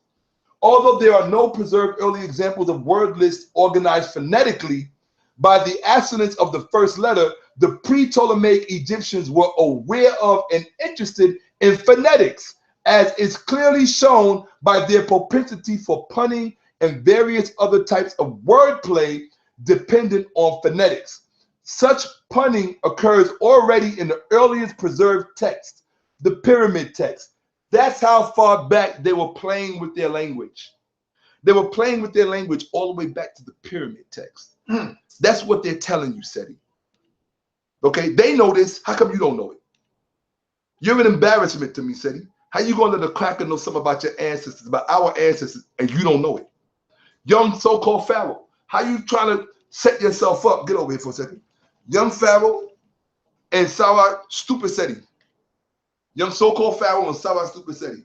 How are you going to stand in front of a camera and claim to teach black people about metal nature, whether it's been deciphered or not? Tell them that no dictionaries existed. You got to remember, young so-called Pharaoh, that image of Seti telling people that the Egyptians had no Greek Egyptian dictionaries and they couldn't read or speak Greek because we were different spirits, and the Greeks couldn't read Egyptian and they could have forced them to make dictionaries, but they didn't. They got all these dictionaries. I got a whole volume. I got 2 volumes of books about ancient Egyptian dictionaries that are bilingual with Greek. But you let that man come up in your lecture, Pharaoh, so-called Pharaoh, you let that man come up in your lecture and tell that lie about no Egyptian Greek dictionaries and that the first 48 hours don't exist. I brought you more than 48 hours. I brought you a few thousand years. 48 hours. What if Seti call you out to a debate? Oh, dude, tomorrow I'll do him and Pharaoh for free. Nobody got to pay me. I'll debate Seti and Pharaoh for free. Ain't nobody got to pay me. Since that Pharaoh want to get famous, come get it. Tell him he can have all the money. He get all the money. You just want to destroy. I don't want nothing. Everybody. I want nothing. Nothing. You said the metal nature has not been deciphered? Oh, and you know I'm going to get your video. Actually, let me rephrase that. I already got your video, so you can take it down, keep it up, doesn't matter. I got all your videos. Got them all. Each one downloaded. All right? I'm giving you a shot, young so-called Pharaoh. I'm giving you a shot because I think somewhere in your heart, the old actual young Pharaoh might still be there. That brother that I spoke to on the phone in the car when I was on the highway with Sanetta, I think that brother might still exist. That brother that really wanted to learn and get put on, I think that brother might still exist. Right. I'm giving you a shot. You young. Seti done. Go back to the sniffing or whatever it is they say you do. I don't know. I don't want to put that out there because I believe it's wrong. That's immoral to spread rumors. So I can't do that. I got to be true to this. That's a fact, though. It's a fact. Though. Okay, but I can't speak on what I have not seen. Right. Okay. Right. So, but go back to whatever you do. I know you dance or smoke your weed. You never seen them smoke? Yeah, but I mean, who doesn't smoke? Right, I mean, I don't smoke, but I did. But I'm just saying, you know. All right, but let's end this right quick because we gotta. Yo, you know we got this. We got something powerful coming up this weekend. Here we go. What you mean? We got something powerful coming up this weekend. Next weekend. Look there, but this is. Go ahead. Let's go. That's what I'm trying to tell you. Translation. Here we go. Oh, here we go right here. So we see how far back this playing with their language goes because they were concerned and conscious of the nature of their language, how it could be spoken. That goes far back to the pyramid text. That's Old Kingdom. Translation, now check this out, Sara Seti. Translation from one stage of Egyptian to another are also found in the New Kingdom. So the ancient Egyptians had to translate their own languages for themselves. They had to go back into the old archaic period, translate that language so they could bring it up into the Old Kingdom, translate that language so they could bring it up into the Middle Kingdom. They were constantly translating. They're constantly getting the meanings. All of this stuff here is on the papyrus, bro. And you saying it don't exist when it's in the museums. It's there. I'll give you the websites. Go. I mean, goddamn. But you gonna sit there and go, I can't read that. Now, Seti gonna say, I can't read that. And if I can't read that, then nobody can read that. And plus, Dr. Ben said it was a secret. So therefore, nobody can read metal nature. Now, I'm gonna tell you something that's really gonna make you want to call him a dumbass. What's that? He went to the museum and he accused all this shit being fake. Oh, wow. Yo, I kid you not. If you type it up, you can see it for yourself. Not the museum over here. I think he went to where the fuck he go? We'll find it. Let's finish up. We'll find it. Yeah. Translation from one stage of Egyptian to another are also found in the New Kingdom. For example, one copy of the ritual of repelling the aggressor contains not only the Middle Egyptian original, but London. They put it in there. See, they know. All right, cool. He went to London. The British and he Museum. said that shit was fake. All the So, shit man, you telling me? Well, he had to say it was all fake because right. he's stupid. So it could give him more power for his exactly, shit. Yeah. Exactly. All that shit has been organized. It's a takeover. He really want to take the shit over. You see, when you invest your purpose in your life in something, but you feel other people may be in front of you, you feel like, oh, I gotta go get it. I gotta destroy him so I can be. You got glory in your mind. You motherfuckers are all about glory. Do you know what they would do to a museum for plagiarizing and saying shit is fake in there? Do you know what happened? You know how many scholars, scientists? But hold on, let's be clear. Okay. Went through there? Yes. Doctors went through there? Yes. Fact searching, researching. But I never leave my ass open when somebody makes a comment like that because that's my ass on the line. Right. My ass on the line is simply this. Museums have forgeries all the time. That ain't no secret. But hold on. The thing is, the problem with Seti is that dude is not qualified to say what's fake or not because he's not well researched enough. You understand what I'm saying? Mm-hmm. If you was well researched enough, I could respect your opinion. I could be, oh, for real? Like Manu Ampin, Professor Manu Ampin, who I love, he got a book showing you what some of the fakes and forgeries are in the museum. He got them. And I love it because I always knew the one with Rahotep and his wife, it's a fake and a forgery because the ancient Egyptians used canons in their art. Everything had to be done by a certain rule. And some of those things that they're trying to pass off as real are fake. But Seti or young so-called Pharaoh, they are not qualified to say what is fake and what is not. You ain't that good. You ain't that good. You ain't this good. You heard? Translation from one stage of Egyptian to another are also found in the New Kingdom. For example, one copy of the ritual of repelling the aggressor contains not only the Middle Egyptian original, but a late Egyptian translation of the text. Okay, maxims of Ani, first the Middle Egyptian and late Egyptian variations on the theme. If a teacher has said a language exercise similar to the Kriya of Latin. Oh, here we go. Similarly, a school tablet dated to Dynasty 22, that's the New Kingdom, right? 945 to 730 BC, has the title to the wisdom text known as the Maxim of Ani, first in Middle Egyptian and late Egyptian variations on the theme, as if a teacher had set a language exercise similar to the Kriya of Latin rhetoricians. Where do you think the Greeks and all these other people learned rhetoric from? They learned it from our African ancestors.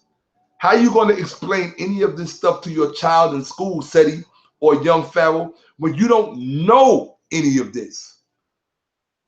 Here we go. We're on the last page. One aspect of Egyptian consciousness about their own language, which was not explicitly mentioned in the late text, let me get out of the way, but to which reference is made in a New Kingdom text, is the existence of different, here we go. The existence, I'm going to read it again. One aspect of ancient Egyptian, that was you had the red pointer.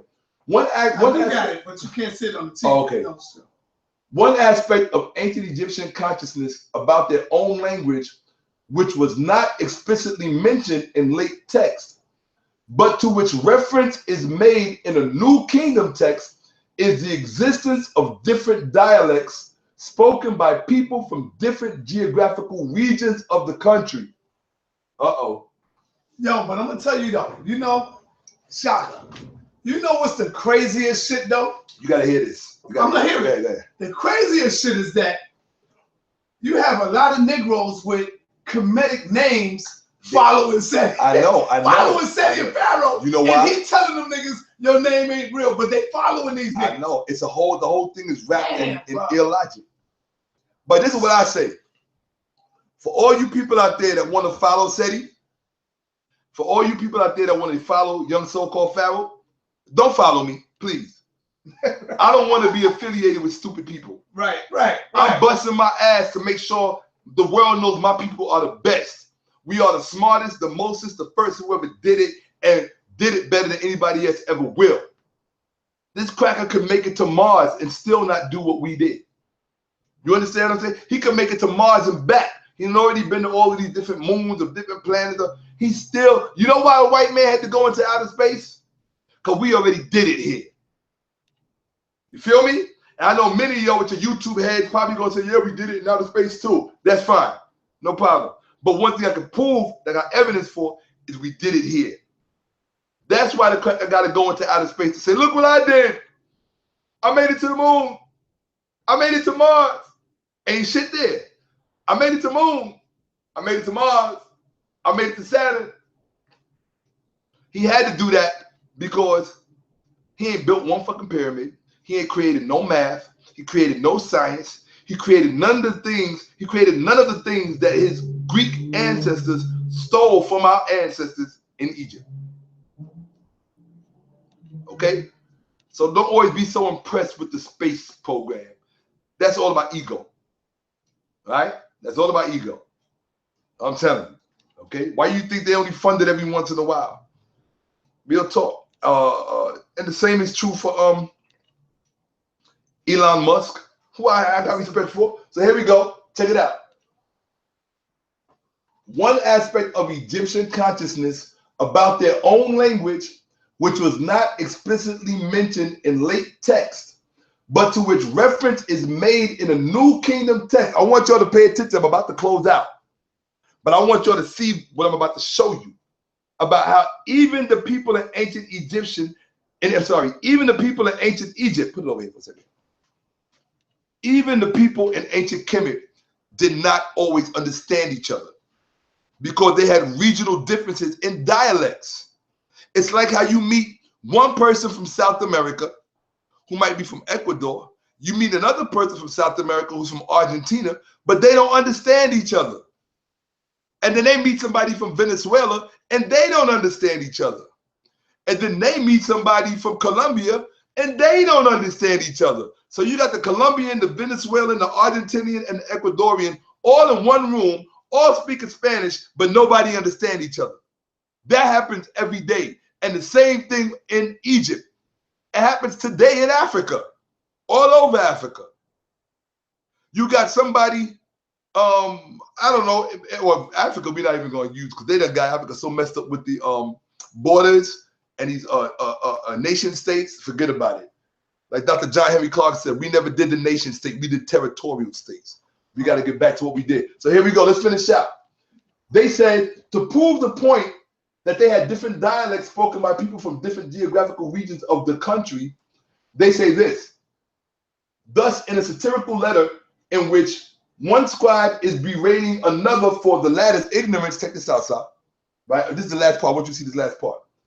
Thus, in a satirical letter in which one scribe is berating another for the latter's ignorance, in other words, one scribe is trying to tell the other one, you're stupid, or you're ignorant. And the writer says, what do you mean I'm ignorant? And then the other scribe, the other Egyptian scribe says,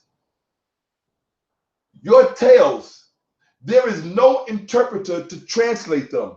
They are like the words of a man of the Delta marshes with a man of Elephantine. In other words, a man from Lower Egypt, it's a talking to you is like they're trying to talk to you is like a man from Lower Egypt trying to talk to a man from Upper Egypt. They didn't speak the same language. Or they spoke the same language, but they spoke different dialects. You understand? Mm-hmm. So they would not have been able to understand each other the way you and I understand each other right now. Okay?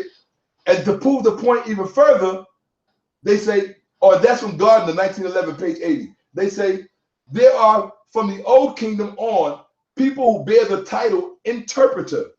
At least some of these interpreters were Egyptians, since in a 5th dynasty scene, a group of Asiatics is shown in the company of Egyptian interpreters. That's from the History of Linguistics, Volume 1, the Eastern Tradition. So Seti, to close off, part 1, and that's just part 1, people. Think about that. Part 2 is up here, but I never want to stop because it's late. It's like after 1 in the morning. 15 after 1. Man. It's a quarter after 1. He told me I could go all the way, but he ain't know how. Yeah, have a seat. Yeah. Yeah. So, thank you, my brother. I told you I was bodying this dude. Both of them. I told you that. Oh, shit. Did I tell you that or did I not tell you that? Hell yeah. The people see what you're doing. You ain't even done yet. And I'm not even done yet. You still got more quotes from Seti? Oh, dude, I got more everything. With him speaking, right? I'm sure. Okay. Yeah, so Okay, so let the people know what they just got.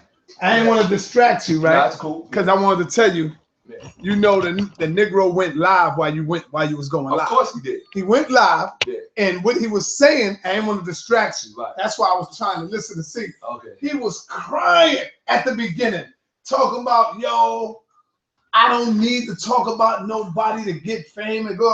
Dude, you showed when the nigga was talking about us, calling out. You hold on. Seti, how you gonna say you don't need to talk about somebody to get fame, but you brought me up in about 5 or 6 different videos when I had nothing to do with that debate? And you did that back in January. I had never mentioned your name in any way other than with respect and love. And then you gonna call me out, call me a sissy, a faggot, pull this shit off my head, disrespecting the young brother with the lap and the other brother. No, dude, you done. When I told you was done, you done. I had this ready since January to February. You a clown to me, dude. This is deep. Oh, you crying? You crying? Let me see you crying. Look. Let me see you crying. Let me see you crying. No, you don't know what you fucking with.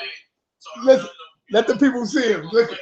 Yeah. So y'all got to quit infusing energy. Oh, quit infusing energy. Why were you talking about me then? Why did you talk about me? Yeah, listen. Just listen. Yeah. You don't care what nobody else is talking I about. know you don't. See, you busting his ass. Yeah. That's why he's doing it. I know that. I know you don't care. Hold on, Shaq. Relax, man. All right.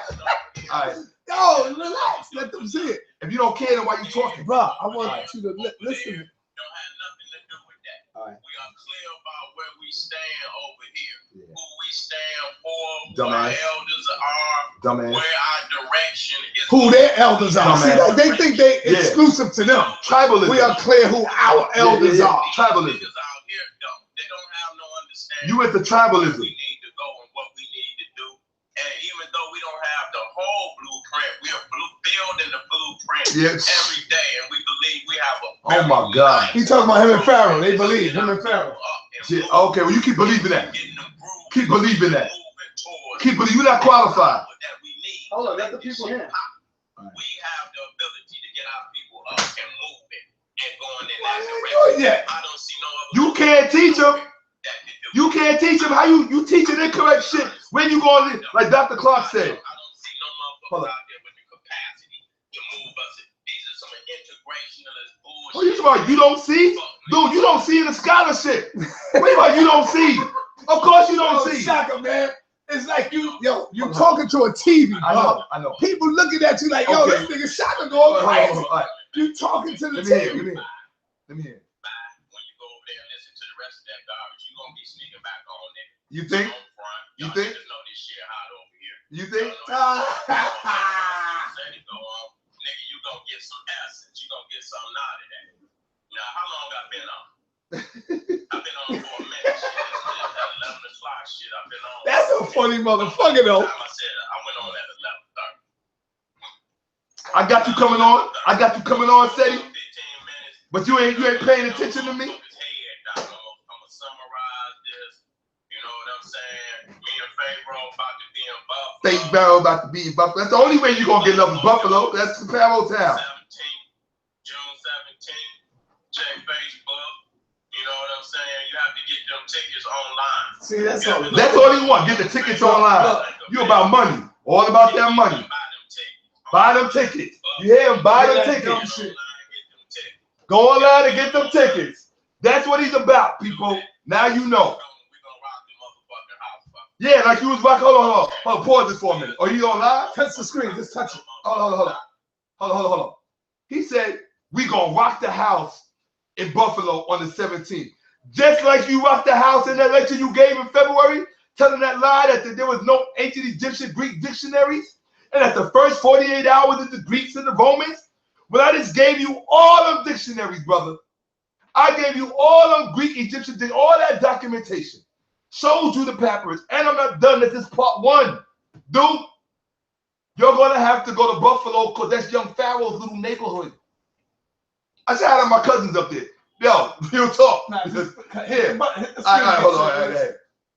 Hold on. I'm hot right now, baby. I'm on fire.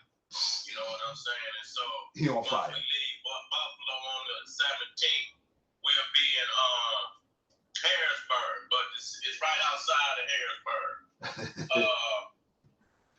They going to all these little places to mislead black people. They going to all these little places where they probably ain't got much going on, so that they can be the excitement and pretending that they coming to educate.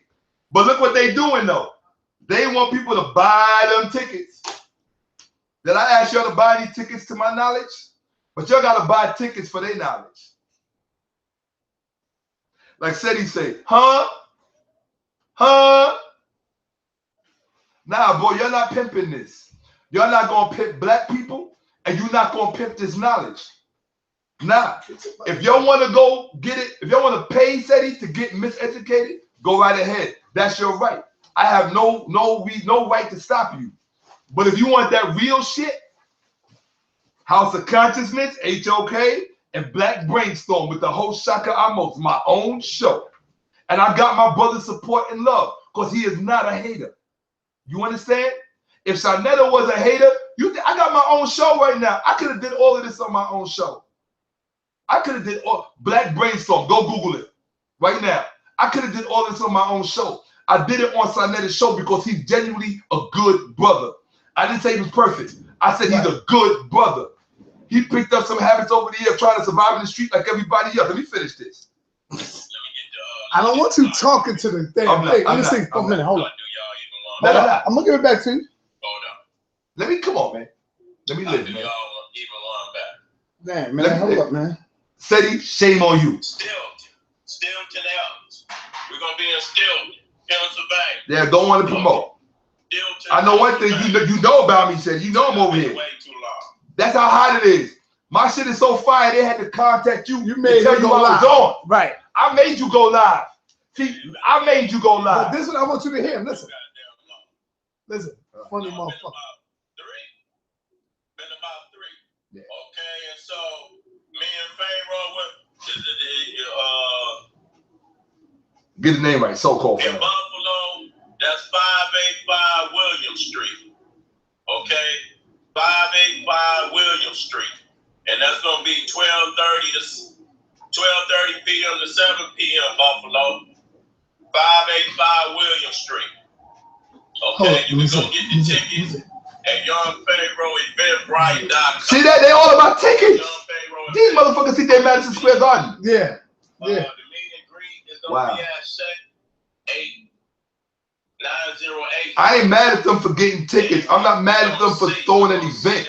What I'm mad about is you miseducating people, bro. Okay, we doing good, family. Don't let nobody talk down on the Black Power community.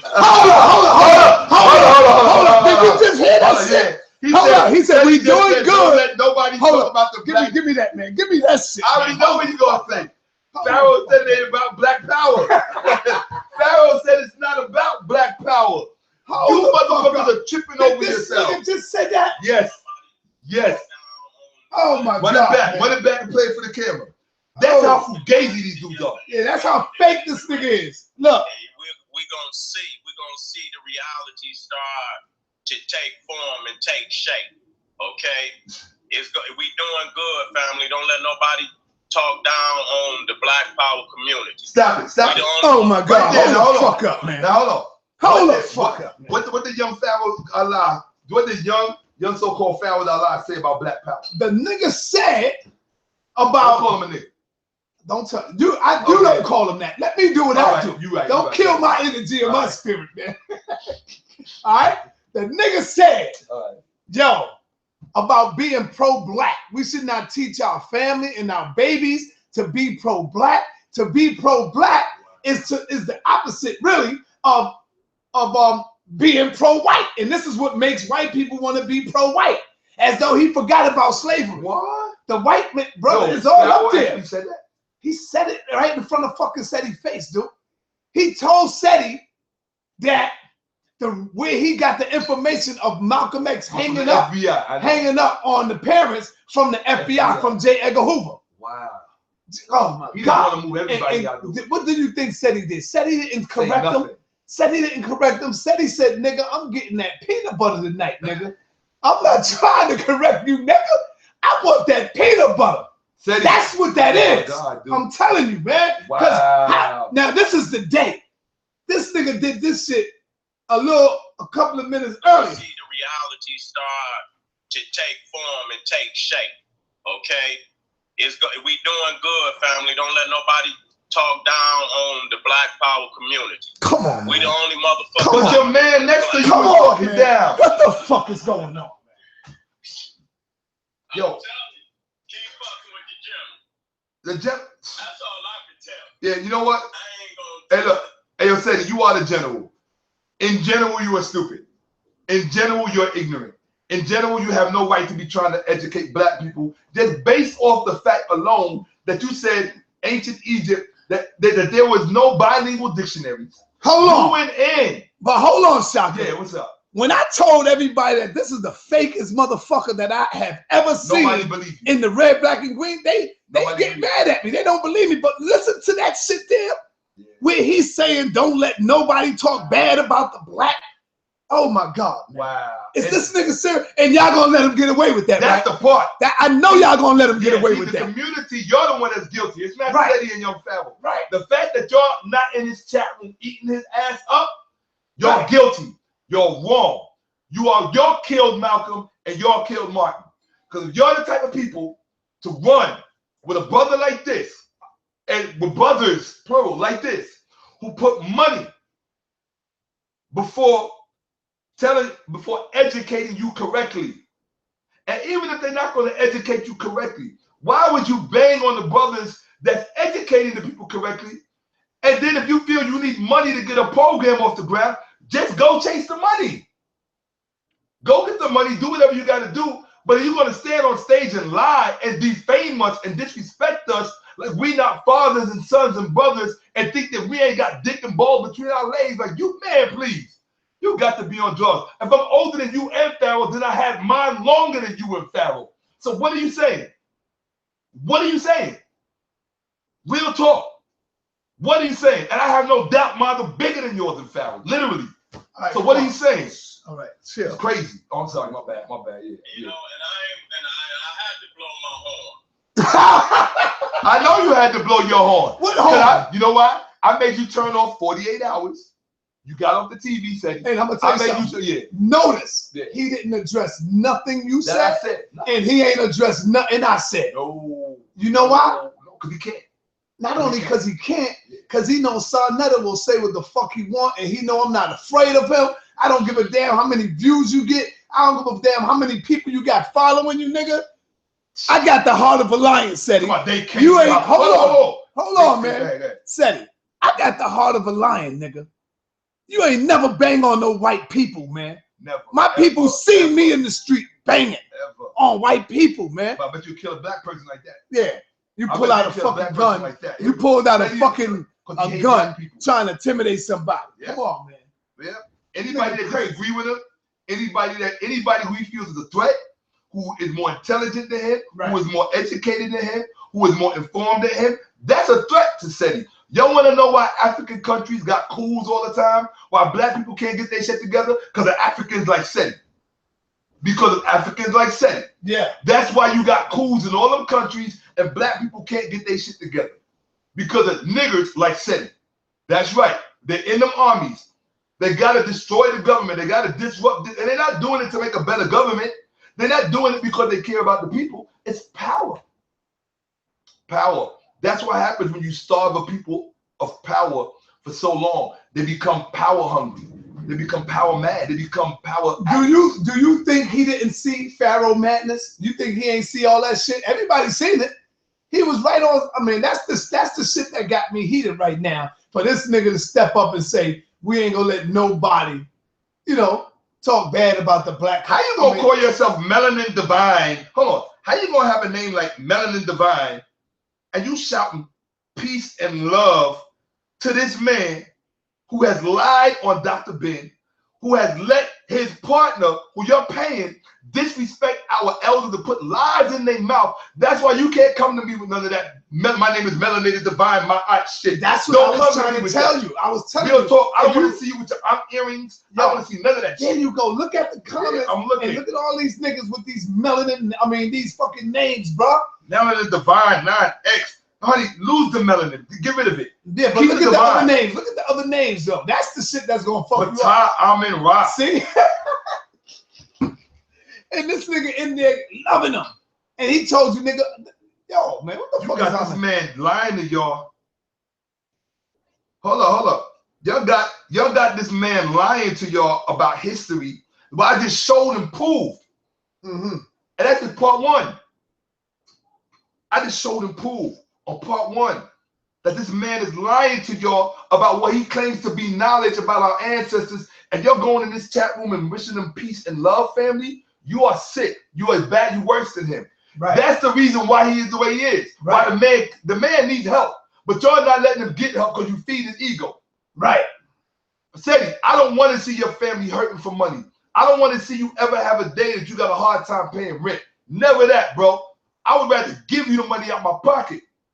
But I'm not going to stand there and let you lie to black people about this sacred thing of ours. I'm not going to let you do that, brother.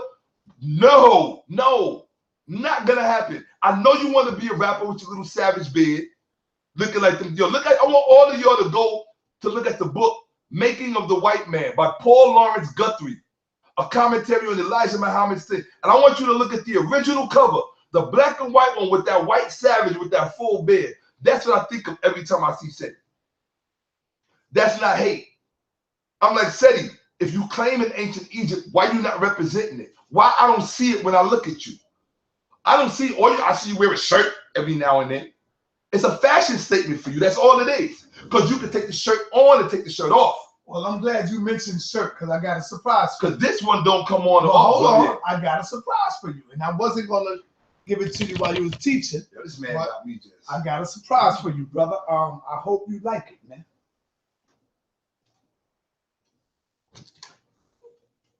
Oh, that's wow. You ready to see the back? Yeah, that's wow.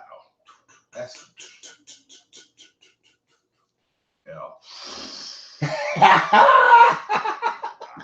Let the family see that. Stand up. Stand up. Let the family see that. Yo. Hold on. Yo. Hold on. Yo. What it say? Let them see it so they can see what it says. It says OG, Original Gods, Ancient Chemistry, and it got the chem right. Now turn it around. God. Let them see the back. Ready for the back? Something y'all don't know nothing about. See, Seti, you don't know nothing about that, Seti. Young so-called Pharaoh, you don't know nothing about that. You're not about my art. You're about Gua'ap. Hey, yo, real talk. You're not about my art. You're about Gua'ap. Yeah. You heard? Seti, I told you I was putting that crush on you, bro. I told you that, partner.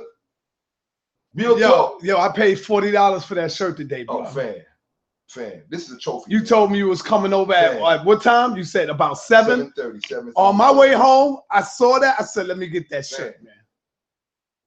Now, let me get that. Let me get that. I know. That's OG. I know. That's OG. No doubt. No doubt. All right, I want y'all to see that. See, young so-called Pharaoh, this is what you call dues and accolades. This, I don't need a Black Power Award. This is my Black Power Award. My brother thought enough of me to furnish me with something in his heart and his soul and his mind clicked and said, you know what? That brother earned something. And he gave this to me. This means more to me. I want you to look at the bottom. I don't think you really saw the bottom of it. No, not the back.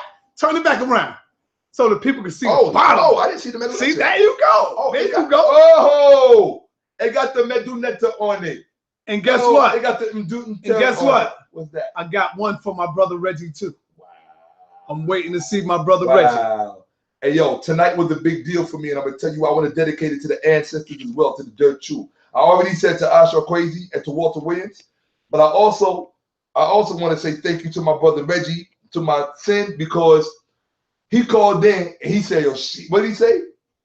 Sit down, have a seat. Yeah, he said, great scholarship, brother. Yo, you teach coming from Reggie, Reggie said that what I did tonight was great scholarship. Mm-hmm. He didn't say Shakka was doing good. He said it was great. And when it's coming from a brother like Reggie, all I could do is just be humble and say, do what I said. That's coming from one of my mentors. You understand what I'm saying? As much as we bang, because I know y'all know about me and Reggie bang, but that's just... It wasn't a whole lot of hotels. Kind of shit is that? Oh. Okay? It wasn't a whole lot of hotels. Okay? So you can't make yourself something just because you want to be. You in a dream, nigga. Like Sara Seti. Get in your motherfucking rank and file and stay the fuck in it. Because your position is just as important as any other position. You just got to play your motherfucker, because if you don't play, no matter how small it is, this shit could come crashing down. Because it only take a pebble, nigga, to bring a glass house down. So it don't take much. Yeah, it took the truth to bring your ass down tonight. We can't have no weak links in this shit. Everybody got to find their place and get the fuck in. You know what I'm saying? And I couldn't be in the position that I'm in and studying all I done been studying. The places I done been. What did you study? You ain't getting shit right. The best teachers that ever walked. If you study, hold on. Access not only to Dr. Ben and Dr. Clark, I had access to my uncle Pianki, Ashrock Quasi, and Mary Rock. And you diss all of them. And you disrespect all of them. And you disrespect all of them. Them names shouldn't even come out your mouth. Yeah, you had access to all of them. And what you do with it? Look, he said he got access to all of them. And what you do with it? You call Dr. Ben a liar? Because Dr. Ben said that the metal lecture could be read. So we not supposed to believe Dr. Ben out of his mouth? Should we play that clip again, the one I played? Or it got stuck in your hard drive? Just tell him to go. No, just tell their ass to go to the original video where young so-called Pharaoh played Dr. Ben teasing the metal lecture speakers about, oh, they speak a metal lecture. And then he said, it means it could be read. But his disagreement was that it could not be spoken because he said the European added vowels. But what he didn't tell you, what Dr. Ben didn't tell you, is that the consonants in the Egyptian alphabet, many of them were semi-vowels, which means they lent themselves to speech. Seti, nah, bro. Nah, you're not getting this, bro. Nah, dude. Nah, dude, I know how bad you want it. I know how bad you want it, but no, bro. Only because you're not real here. You have no respect for this thing of ours. When I see you respect it, I'm going to back up off you. Until that apology comes, I'm not backing up off you, bro. Real talk. My students are already, bro, you don't even understand. You really don't even understand. Real talk. My students, people who will shock you, who you would never believe are my students. Dude, man, please. Play some more. Man, please. Play some more. We still got 600. You don't even understand what you're fucking with. Touched me for years before they left here. Okay, because I studied under Dr. Clark hold on, years before he left. Liar. Liar. Yo, hold on. You never studied under Dr. Clark. Let me tell you something. Lying? Did you hear the other lie the nigga did? What you want? The Seti. Sara Seti. The nigga said he did security. Oh, for Dr. Clark. For Dr. Clark. You already know Reggie can smash that shit. Come on, bro.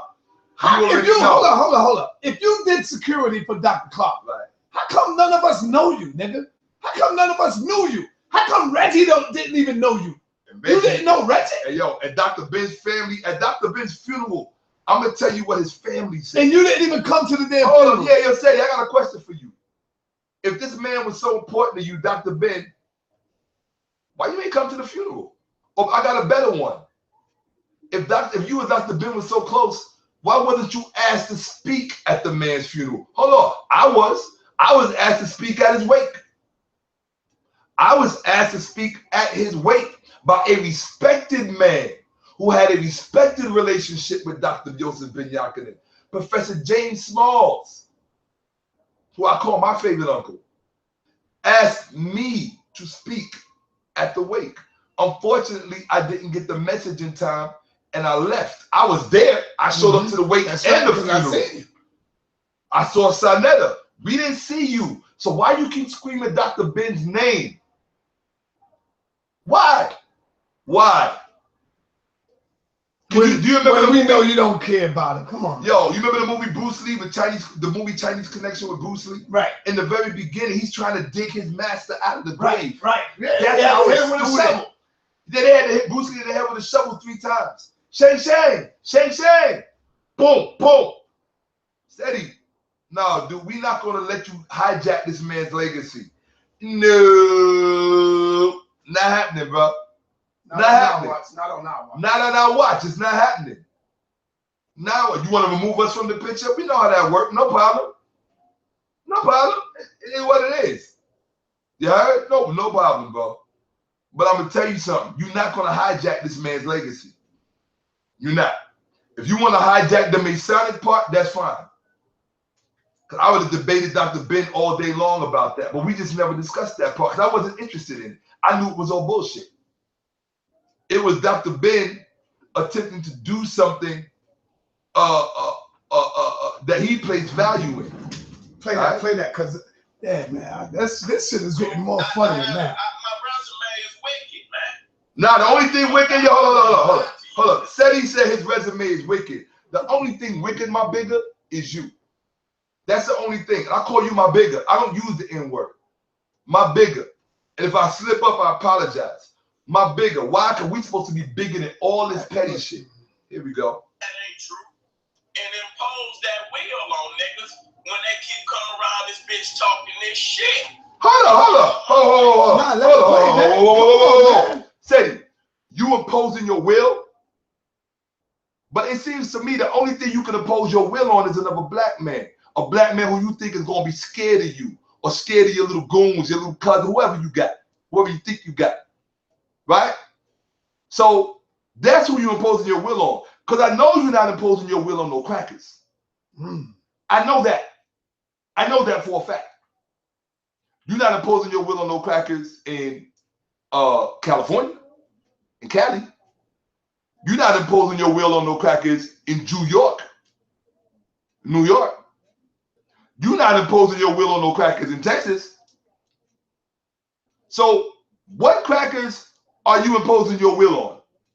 Are you imposing your will on Mexican gangs or something? Nah, he ain't fucking with the Mexicans. Don't Don't do that. He ain't fucking with the MS-13 niggas. Oh, no.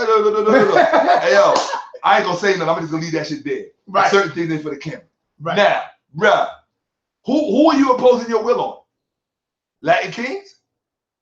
I want to know who you imposing your will on. You ain't even imposing your will on the Zulu Nation. So you imposing your will on dudes that are followers, right, that need a leader so they can feel like they're doing something. Seti, the only thing wicked about you, you ain't got no wicked knowledge, you ain't got no wicked relationship. You just wicked. You just wicked. But I'm looking in the camera and I'm telling you, I hope you see my face. You wicked. You a wicked dude, man. You're not a good man. Real talk, you're not a good man.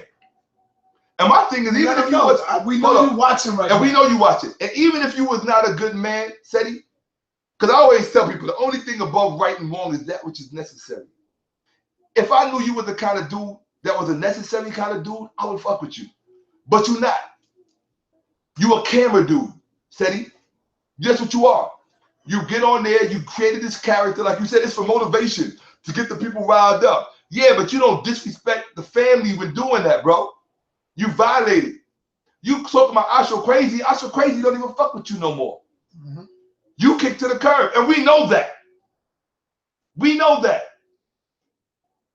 Real talk. Ausar crazy don't mess with you. So why are you screaming out his name? And I'm gonna tell you something. Dr. Ben's family, I saw what my own eye did. They said out their mouth, Dr. Ben's daughter Ruth said out of her mouth. I was getting ready to say that. She said, we acknowledge Brother Reggie.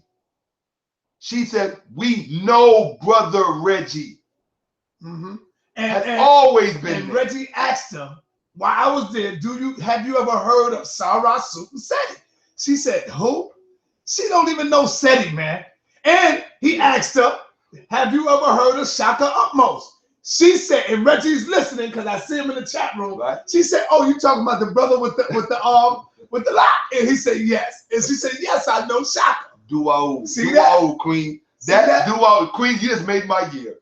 Queen Ruth, you made my year. Because go. I am not going to let, and this is a promise to Dr. Ben's family, I am not going to allow this faker and these fools and these phonies to hijack your father's legacy. That was a good man who sacrificed his relationships with his own children just so we could learn and become something more than these crackers wanted us to be. We are not going to allow that to happen. Sara Seti, it is not going to happen. All right, let me take this because I mean you ain't gonna be able to get past that. Now we go. I gotta hear the rest of this crap. This is nonsense. Now, you hear that, bro? We recognized by the family, and I know his grandchildren know me and love me because I love them too. And I owe one of them a phone, both of them a phone call, but I lost their number because I lost my phone. But I'm gonna tell you, I wish I could get it back. I'm gonna tell you something, right? Yeah. And I know niggas gonna get mad at me, but I'm not. And I'm gonna say something about the children, and it's not bad. Right. It's good. Do you know, Seti, that I see your children damn near every other day, dude? Do you know, Seti? That, hold on. Yeah. Do you know that your babies, now I ain't gonna say babies, they bigger now. They live a couple of blocks. Don't do that. Hold on, man. Let me do me. Let me do me. Cause them niggas, you get in front of the camera. Yeah, them niggas don't give a fuck. Right, let me do me. I have my own. You know, there you go. I'll do that. I'm not afraid to do this. It ain't about fear. It's about protocol. Let me do this. All right. Cause I'm not saying nothing bad. All right, cool. That's what I'm trying to tell you. I respect that. Right. See, what you don't know, brother, is that I see the babies, not the babies. I see your children every day, brother. Almost every other day. And they live a couple of blocks away from me. And we talk all the time. The mother of the children. We talk all the time. Do you really want me to go there? Because the way you put my motherfucking address. See, it's no rules to this shit, Shakka. When you put my address up on the screen, that right there showed me that all the gloves is off now. Right. You know why? Because you put my babies in danger. That's true. And you don't give a fuck about my family or my wife. Yeah, that's real. You see? That's real. So when you do that, and then you put shit up, and now you want to, oh man, that's wrong side. Don't tell Sara to fucking chill now. Cause the next time, nigga, I will interview them. And you know I will. Cause they didn't see you in so fucking long, Seti. They didn't see. Do you want me to tell you to show you, and you know the grandfather. I mean, not the grandfather. You know his father-in-law. Oh yeah, I do. Yeah. But I mean, like I said. All right. I'm not here. So that's showing you you're only a couple of blocks away. And if I'm lying, Reggie, you can put in the chat room, Reggie. Sara's telling the. I mean, no. Reggie. Oh. If I'm lying, Reggie, you can put in the chat room. Sara never ain't lying. Sara never telling the truth. No, I just want to put him on point to let him know how far this rabbit hole goes. I feel you. But hold on, man. Let me go. Because a lot of you scared niggas scared to go in deep. I'm not. All right. The minute you put my address on the screen and you put my baby's lives in jeopardy, that right there showed me you didn't give a fuck about them. That's real. That's real. So that's real. That's real. Gloves is off, nigga. You don't owe him anything. I don't owe you no respect. That's real. None of that. That's real. None of that. They playing. You can tell they still kids because they playing games. And I want to tell you, yeah. Who's to say I didn't interview them already? I'm not saying I interviewed the kids because you got twins. Yeah. I ain't gonna say I interviewed the babies, but I'm talking about the mother. Huh? Got missiles in the silo waiting on you. Then come on out. If you don't trust me, push the button. Test me. And you'll see the video come out. That's all I'm saying. Matter of fact. Stop. Man, Stop. Yeah. Sometimes when we move a certain way. Yo, where my phone at? Slower. Let me show this thing. No. Hold on, no. Hold on, man. Just to let the nigga know I got ammo and I'm not playing with him. Let me. See, I'm not playing no games. Nigga, I got phone numbers. We gotta back up. All right, you don't want me to do it? Nah, we should all back up. You don't want me to do it? We should all be all right, I'm not going to do what white people love. White folks love this. Phone number right here, Seti. The white folks love this. We gotta be. All right, my wife just came and told me no. Yeah, don't exactly. do that. Thank you, Queen. Thank you. Said no, babe? There all right. you go. See, I love you. I love you for that one, big time, Queen. Right. Yeah. Even though they put our address up there, though, right? But no, but we ain't dumb. We better than them. Okay. You understand what I'm saying? We don't do that. We got love for the black community. We not like that. People that do something like that, that's how you could tell they don't have no love for the community. If he would put your family in danger like that and open you up to that type of animosity or hostility so that your children cannot come and go safely, if he would do something like that, that tells you he is not about the black community. Right. And he doesn't care who he hurts or harms. That is not who we are. We about teaching the people. What that say? What that say? Oh shit, dude. Oh shit, come on, dude. Yo, don't go there. You don't do that, bro. I'm not. That's not cool. That's not cool. I'm not. Nah, you're not good. Move. Let me finish. Oh shit, my man calling me. What's up, man? Let me finish talking to the people. Nah, we ain't even about that. So Seti, I'll give you my personal word. You ain't never got to worry about that. Ain't nobody talking to your family, none of that shit. I'm telling you. Nah, we don't move like that. This is between men. And men who are just trying to protect a legacy. That's what it's all about. All that other stuff, I'm not into that. And as far as I'm concerned, Sonetta ain't gonna be into that. Because if he did something like that, I wouldn't fuck with him no more. Because I'm real careful about who I mess with. Real talk. Because I got a reputation and a legacy to uphold and to upkeep. If anything, we would protect your family. We would protect your children. That is the only mandate we have. We have no other mandate. Your children are under our protection just like the rest of the community. But our protection. That's it. It doesn't matter how our feelings towards each other disintegrate. Hold on. One more, real quick. All right, go ahead. Be man. No. I gotta go. Yeah. See, to show you the difference in my audience, even though they bang on you, Seti, I just took time to go look at the chat room, the comments. His chat room, my chat room. You know what they all saying? What? Nah, Sar, don't do that. Because that's not your audience. Sar, don't move like that. My man Haven Bullets. Nah, Sar, don't do that. That's right. Don't do that, Sar. That's right. Even though they did that to me, don't do it, Sar. Right. See, so I want to show you I just wanted to put you on point. That's all. Press button to activate the yeah. Oh, okay. Hold on. Yeah, because we don't do that. Right. See, what I wanted to do is so tell them what you just said. Just put you on notice. Now tell them what your chat room just said again. Yeah. My chat room said, nah, son, Netta, don't do it. And the people that's telling me don't do it are the ones that bang on you and tell you you're wrong. So that's to show you we about love. That's not what they want, bro. Even though you put my shit all out there, my business all out there, that's not what they want. And y'all know Sarnetta crazy enough to do it. Once y'all violate me, Sarnetta goes all the way the fuck in. Yeah, that's real talk, man. Yeah, but I want to hold on, but I definitely want to just send a shout out to my brother Dr. Arthur Lewis. Shout out to Dr. Arthur Lewis. We supposed to meet up soon, me and Dr. Arthur Lewis, and I'm gonna be doing something powerful with him. In the House of Consciousness. I think that's a good thing. He made a lot of contributions. Dr. Arthur Lewis is powerful. So shout out to Dr. Arthur Lewis and his wife and the family. So we're gonna go the fuck in. Yeah. So I just want you to know, brother, I can take it there the way you doing. You better thank Shakka, and you better thank my chat room. And your wife. And my wife. Your queen. Because I was on the fucking edge just now. Yeah, no. We gonna I'm telling you where I was. I know that, but we backing up. And I'm backing up. And I'm backing up. And that's I'm just saying, man. I'm backing up. Because you know, once you put it out there, you can't pull it back. Exactly. That's why we gotta learn to back up. Yeah. You better tell that nigga Pharaoh to back the fuck up. Because Shakka ain't gonna be here with me every fucking day, y'all. And when I get to that fire and that energy is in me, ain't nobody stopping me. My wife going out, she gonna go to work. And Sarnetta gonna be at that goddamn computer, and I'm gonna see all these niggas banging on me. All these niggas going in. All of your crew Seti. Yeah. And that's what's gonna take it the fuck off.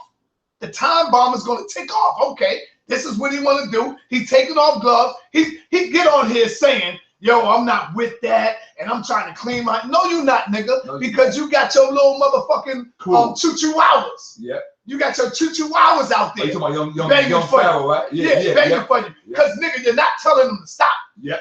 Yeah. So if you're not telling them niggas to chill, then you co-signing. Then you co-signing it and you rolling with them. Yeah. So if you're rolling with them, nigga, you got to get everything that comes with it. That's right. That's all I'm saying. So nigga, listen. Talk to him like an elder though too. All right, but no, just relax. What I'm saying. You can do all right, but just try it. No, they always say I'm not an elder, so relax. I'm not an elder right now. But you don't know their truth don't matter. Their truth. You get mad when I do this. No, that's true. All right, brother. Think about what Jabari would want from you. Right. Because he's affiliated with you. Right. That's true. So next week, it's going to be a powerful weekend, family. There you go. It's going down. There you go. Hopefully, Seti gets something out of this message.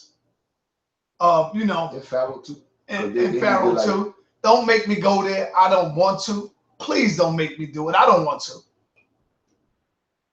Nah, we about positive. We about the truth. Positive shit. We about the truth. All we want to do is educate y'all. That's the beginning of it. That's the end of it. That's right. You know what I mean? That is literally the beginning and the end of it. Everything else we don't have time for. Real talk. But we're going to protect this legacy in the way that we should, which is what we're doing. So that ain't trying to look. So that ain't trying to like get up in nobody's personal, whatever. But the man is a man. He's a father. And like any other father, he's going to want to protect his family and bang on his enemies. Just like everybody else do. Exactly. You understand what I'm saying? Y'all got to stop testing people's manhood. That's how we end up. And you know what? That's why black people white folks used to always call us boy. They still call us boy. Because the last thing they want to do is see us be men. You understand? And we got to stop testing each other's manhood like that's a game to play with. We all pay dues to be men. Seti, as much as I don't like you, as much as I have disdain for you and distaste for you, you are still a man, and I'm gonna respect you as a man. I'm gonna in my best of moments, I'm gonna try to relate to you as a man. And when I see that you don't allow me to relate to you that way, then all I can do is take it back to the scholarship, because that's where I'm at, and that's what I'm about. I'm a businessman. Black men should be about business. That means our families. And I'm not. And see, y'all might say, "Oh, well, Shakka, you interfering with our business." Nah, pa. By y'all trying to hijack this legacy, you interfering with our business. Our people is our business. So let me ask you, our culture Shakka, is our business. So let me ask you, our history is our what business. Do you think the outcome going to be with Brothers from Behind Prospect? You think he jumping in the pot? No, Divine Prospect ain't got. Oh yeah. Can I talk? Yes, go ahead. Divine Prospect ain't got a shot. You don't think so? Nah. No, I think that what Divine Prospect is good at doing is he's good at projecting. He's good at projecting a sincere attitude, but it's just projecting. What they do? What they say? Y'all want to watch the rest of that Seti joint? Yo, bring that back up for me, man. Yo, bring that back up for me, son. This shit is just blocked them. Oh yeah. She was just inside the Seti chat. Yeah, so.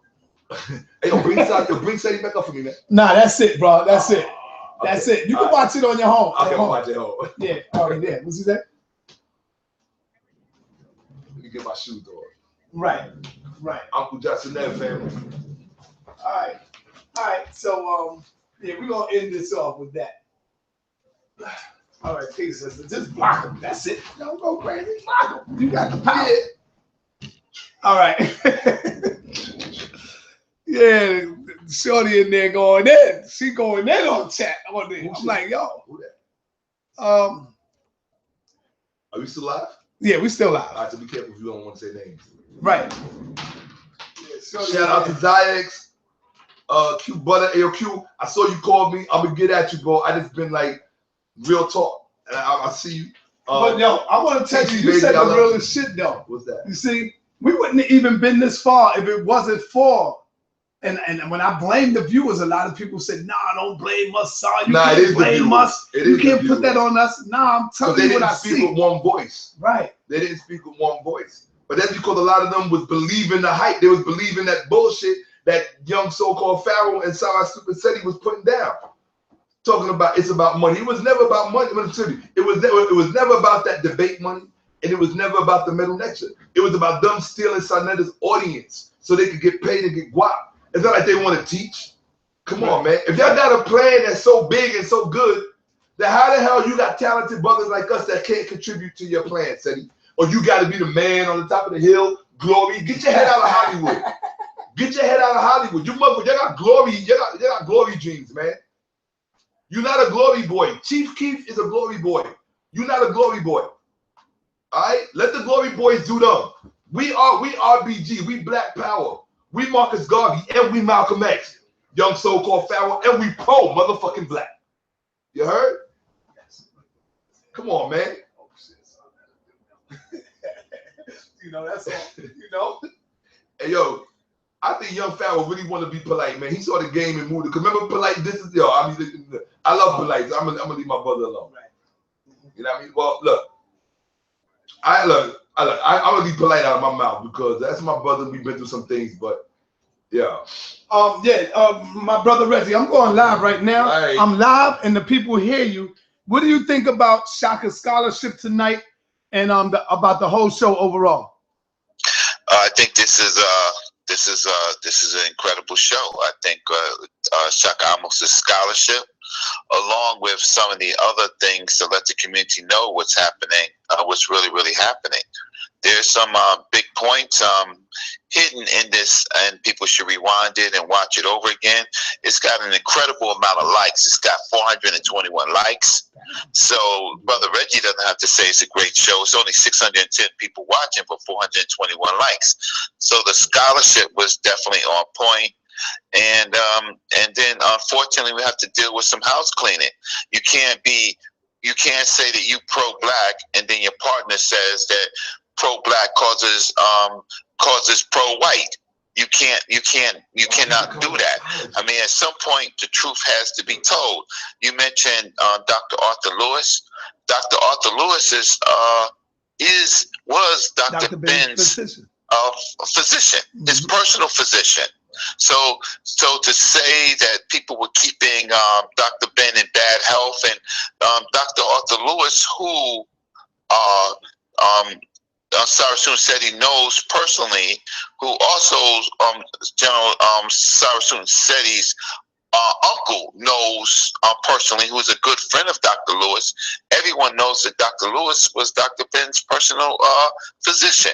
So you really can't be spreading rumors unless you're going to say something about Dr. Lewis, who is a great man in our community, a great physician, an emergency physician. He works largely in the emergency rooms, keeping lots of people alive. And he's a hardworking man with a family. So this stuff is going a little bit too far. I think the brother should just tap out. And I just think that he needs to go and tell his partner, right, to cool out. And this whole thing about Malcolm X and the things that was said about Malcolm X, this makes this dude an assassin of Malcolm X. Yeah. Right? In 2017. Yeah. Malcolm X is being shot all over again. Damn. You cannot talk about El-Hajj Malik El-Shabazz like that. Say that he was hanging up on black families, saying he was sending people on dummy missions. This is the man who gave his life for black people. And for black people to sit up there and listen to that, then the only people that can do that is an assassin of Malcolm X. And then to use the FBI report, since when is the FBI our friends? Yeah. To use that as an excuse to say, well, the FBI said, so you're going to use fake news from the FBI reporting on Malcolm X that fueled his death. They knew that Malcolm X was going to be assassinated. They was right there in the audience. If they didn't do it themselves, they knew it was going to happen. They knew who was going to do it, right? And to turn around and to say that the FBI said that Malcolm X was hanging up on black families. Who do you believe? This makes you a traitor. This shit is bigger than Trump and the Russians, right? Right here. Black News 102, this thing that's playing out here is bigger than Trump and the Russians. Who do we have amongst us that would use the FBI as a source?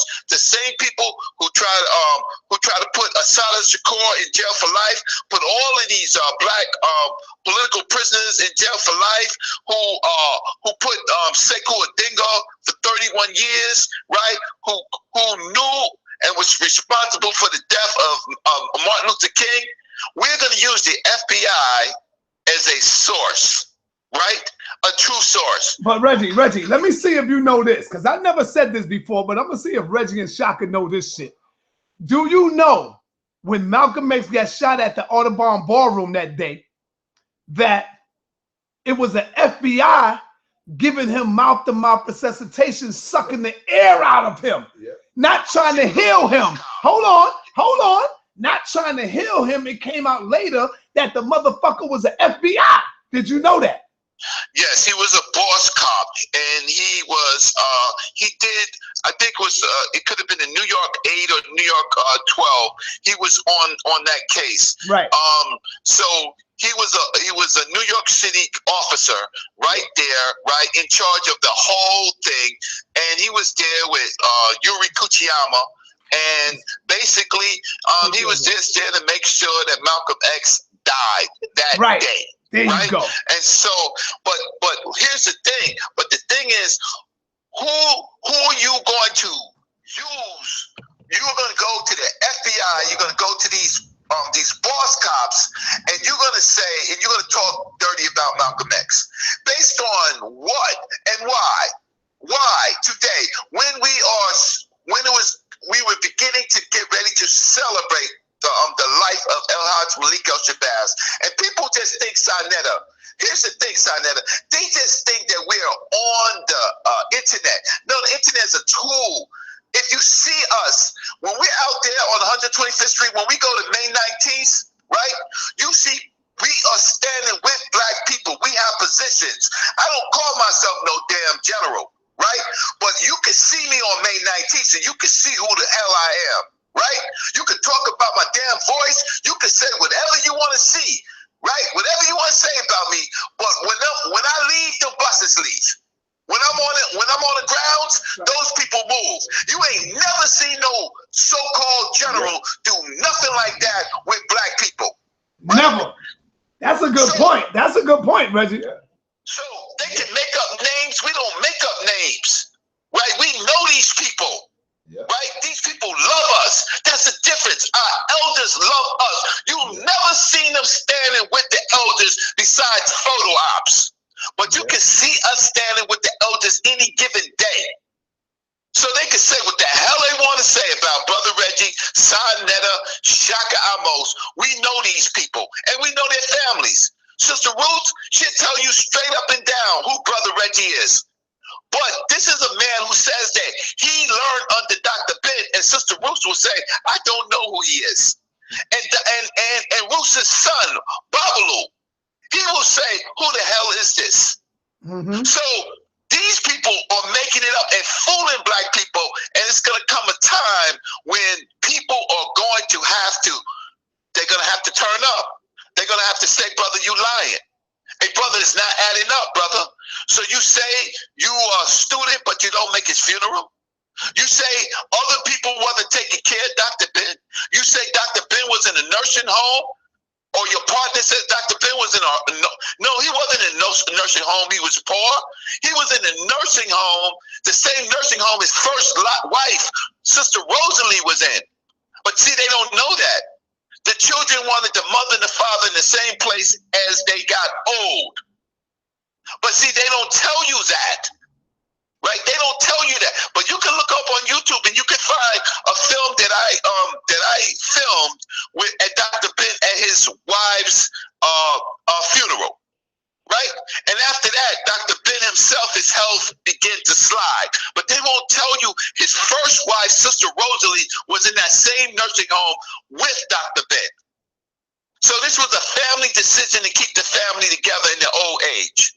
So they're lying on Dr. Ben. But see, if you really knew Dr. Ben, like you said, you would know who was in that nursing home. And that's the true story. So he wasn't broke. He taught at Cornell University, an Ivy League university. He had health benefits. His rent was paid for. His library was secure.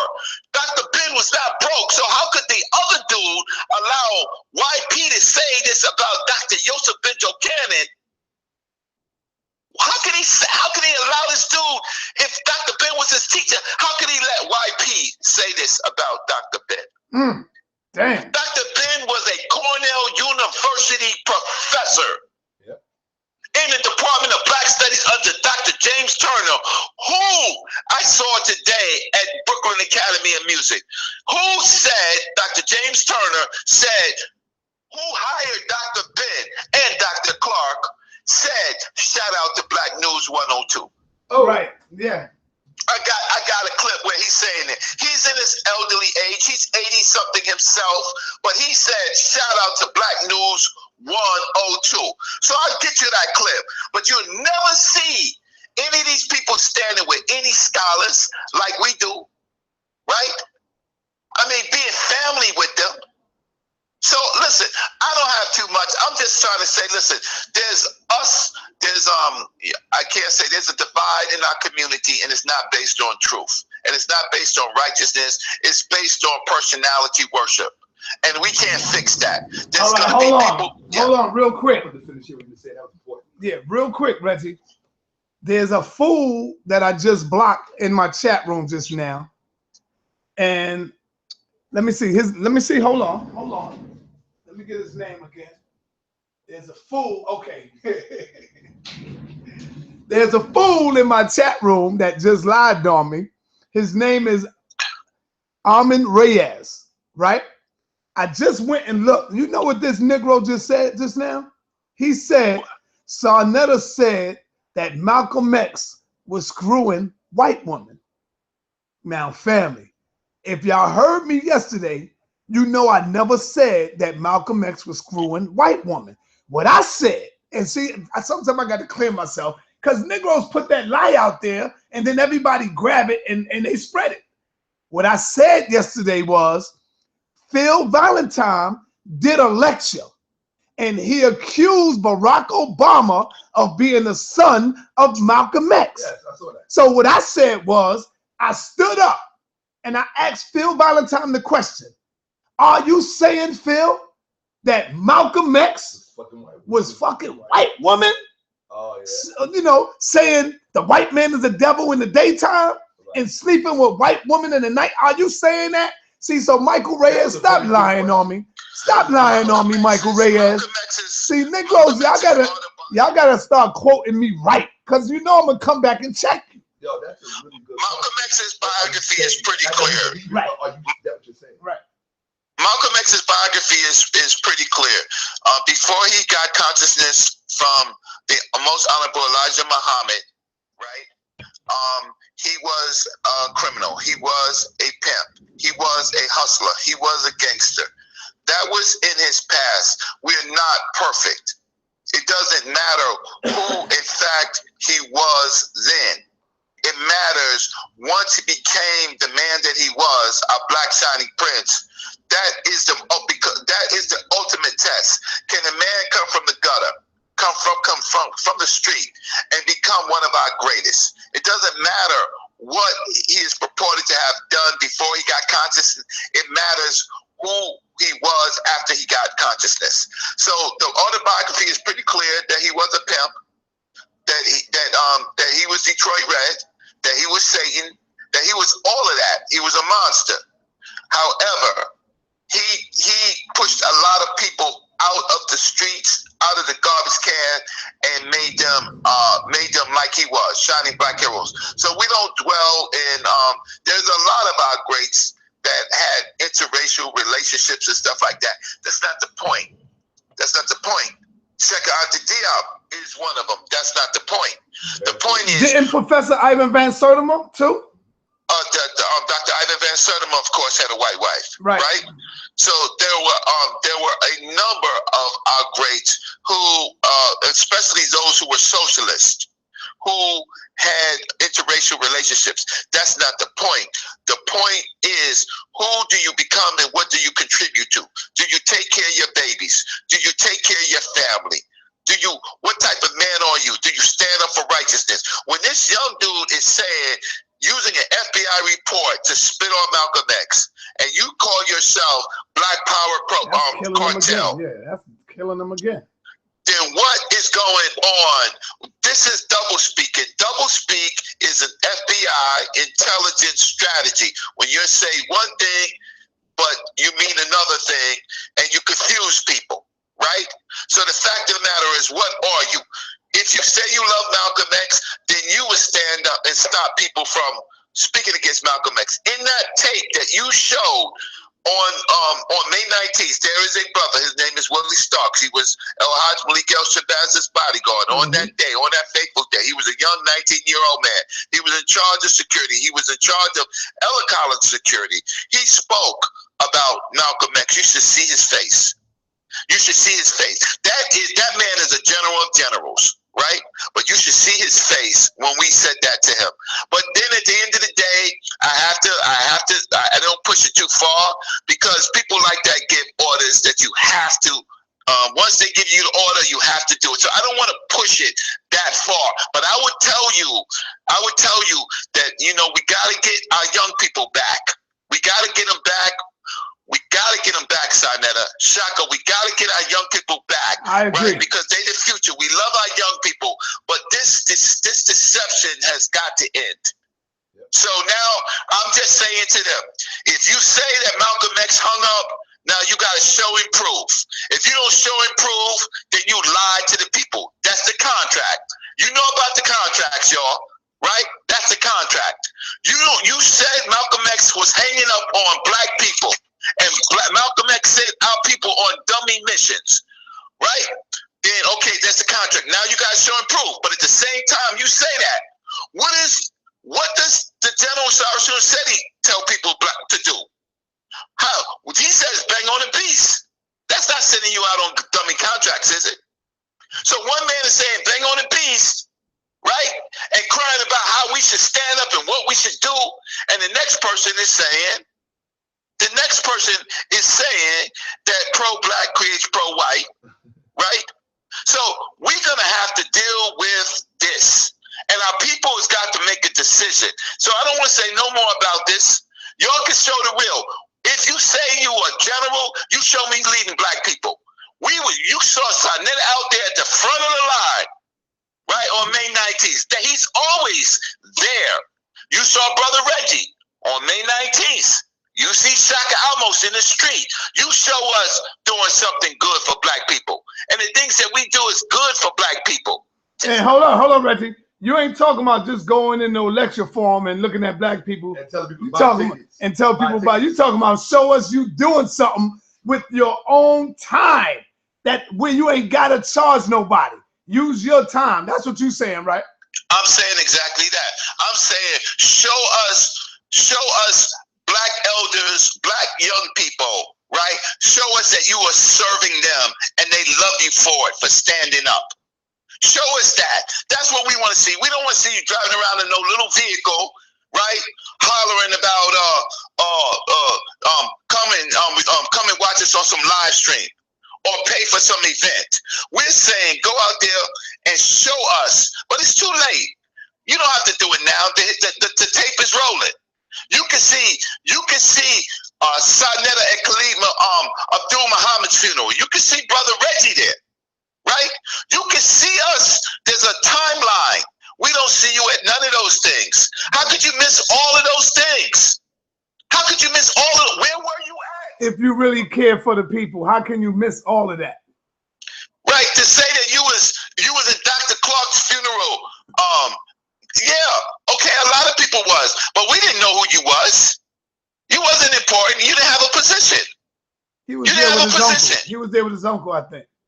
That's fine. He was with his uncle, but he didn't have a position. We had positions. You could go. I can show you a picture. I was his pallbearer. Yo, Reggie, hold on. Do you wanna tell the people a quick story and I was there because I seen this shit, right? Do you want to tell them a quick story, right? When we was at Dr. Ben's funeral. And you know, homeboy came through with that big ego. And he said, yo, they are all with me. And you stopped his ass at the door. And you said, no, They ain't all with you. Either you going in or you don't go in. Do you remember that story? I just tell people that, you know, it's just something that you got to correct. So I had been in the door for Dr. Clark's funeral, and I was privileged to be in charge of the door for Dr. Ben's funeral. So on that day, there were a lot of people that we was turning away because it was over capacity. So Brother Umar Johnson, Dr. Umar Johnson came, and he came with entourage. No problem. Fine. As soon as he came, I noticed him. I said, Dr. Umar, how you doing, brother? I said, look, I see you have entourage, brother. You can come in, but your entourage can't come in because we don't have seatings for them. But because you could represent them, brother, but we just don't have it. And he said to me, and I was just shocked. He was just shocked. He was like, to me, to Brother Reggie, to me, when I'm on post, right? He said, well, if they don't come in, I don't come in. I said, close the door on the Negro. Close the door on the Negro. That's what you said, Reggie. Close the door. And you know what? That door closed. Right. And so, and that was that. And he looked around, he thought he might see somebody else with the Nation of Islam, but everybody knows I was in charge, right? And the Nation of Islam. Everybody knew but him, though. He didn't know. No, he didn't know. He didn't know. So I was saying, listen, I still love you, brother, but you just can't do that. You don't know. This is not your community, brother. These are not people that you know. You can't talk to us like that. So then the brother got himself together and we talked, and fine, he went in and no problem. So that's it. I don't got no problem with that. I mean, people make mistakes. He just thought I was just security. I wasn't security at that day, right? So at the end of the day, and I don't take no glory in that. That's not the point. The point is that we got to protect our legacy. We cannot have people talking about our elders like this. Who the fuck are we if we just let anybody talk about our elders for no reason? These people weren't even born. They weren't even born. Yeah. How could we allow children to talk about our elders as if they was there and use FBI reports? You can't do that and say that Malcolm X was sending young people out on dummy missions. You are killing Malcolm X. You are killing him. You become an assassin yourself from running your mouth. So that's what it is. And that's young Pharaoh, and I ain't forget old Pharaoh neither. I ain't forget him. Right? And I ain't forget Boyce Watkins. I guess when you're doing this thing. Right? So there it goes. So, and check this out. No problem. People say, well, you know, they're going to be mad at Brother Reggie. Brother Reggie's never by himself. Right? And I'm a human being. I can get it. There's always people that don't like me, but I'm not scared. But I'm just telling you, right? It ain't got nothing to do with Brother Reggie. It's got something to do with your character. Your character should tell you to protect your elders at all costs. Yo, you know what? Yes. I wish you was not Shakka, but I wish you was with me today. Really, not you. ISUPK, Captain Tazariak, right? 125th Street camp. They was out there today without Captain Tazariak because Captain is in Atlanta. So I was driving by and they ain't see me. I was like, man, y'all lucky the Wolves ain't out here today, boy. Because Captain wasn't with them, so they was holding down the fort. So I was like, damn, if we come by here today just to see what your troops know, and you know they don't know that much, so they would have been like getting ragdoll. That would have been some funny shit. Isaiah 57. Nah, I don't think that. I think Captain Tazariak is a very disciplined person. And I don't know how well his, I know he's training them, but we got a good relationship with them. We don't agree with them. Yeah, yeah. But one thing about it is they know Black community. So when this thing was happening with Sarnetta, it was Captain Tazariak that came out and said, nah, this is going too far. Y'all can't have this event in this place. It was Captain Tazariak and them that shut down Joel Benjamin. That's real talk. Right. Yeah. It was Captain Tazariak that said, listen, this is our community, and we can't have these outsiders come in here and mess up our, right?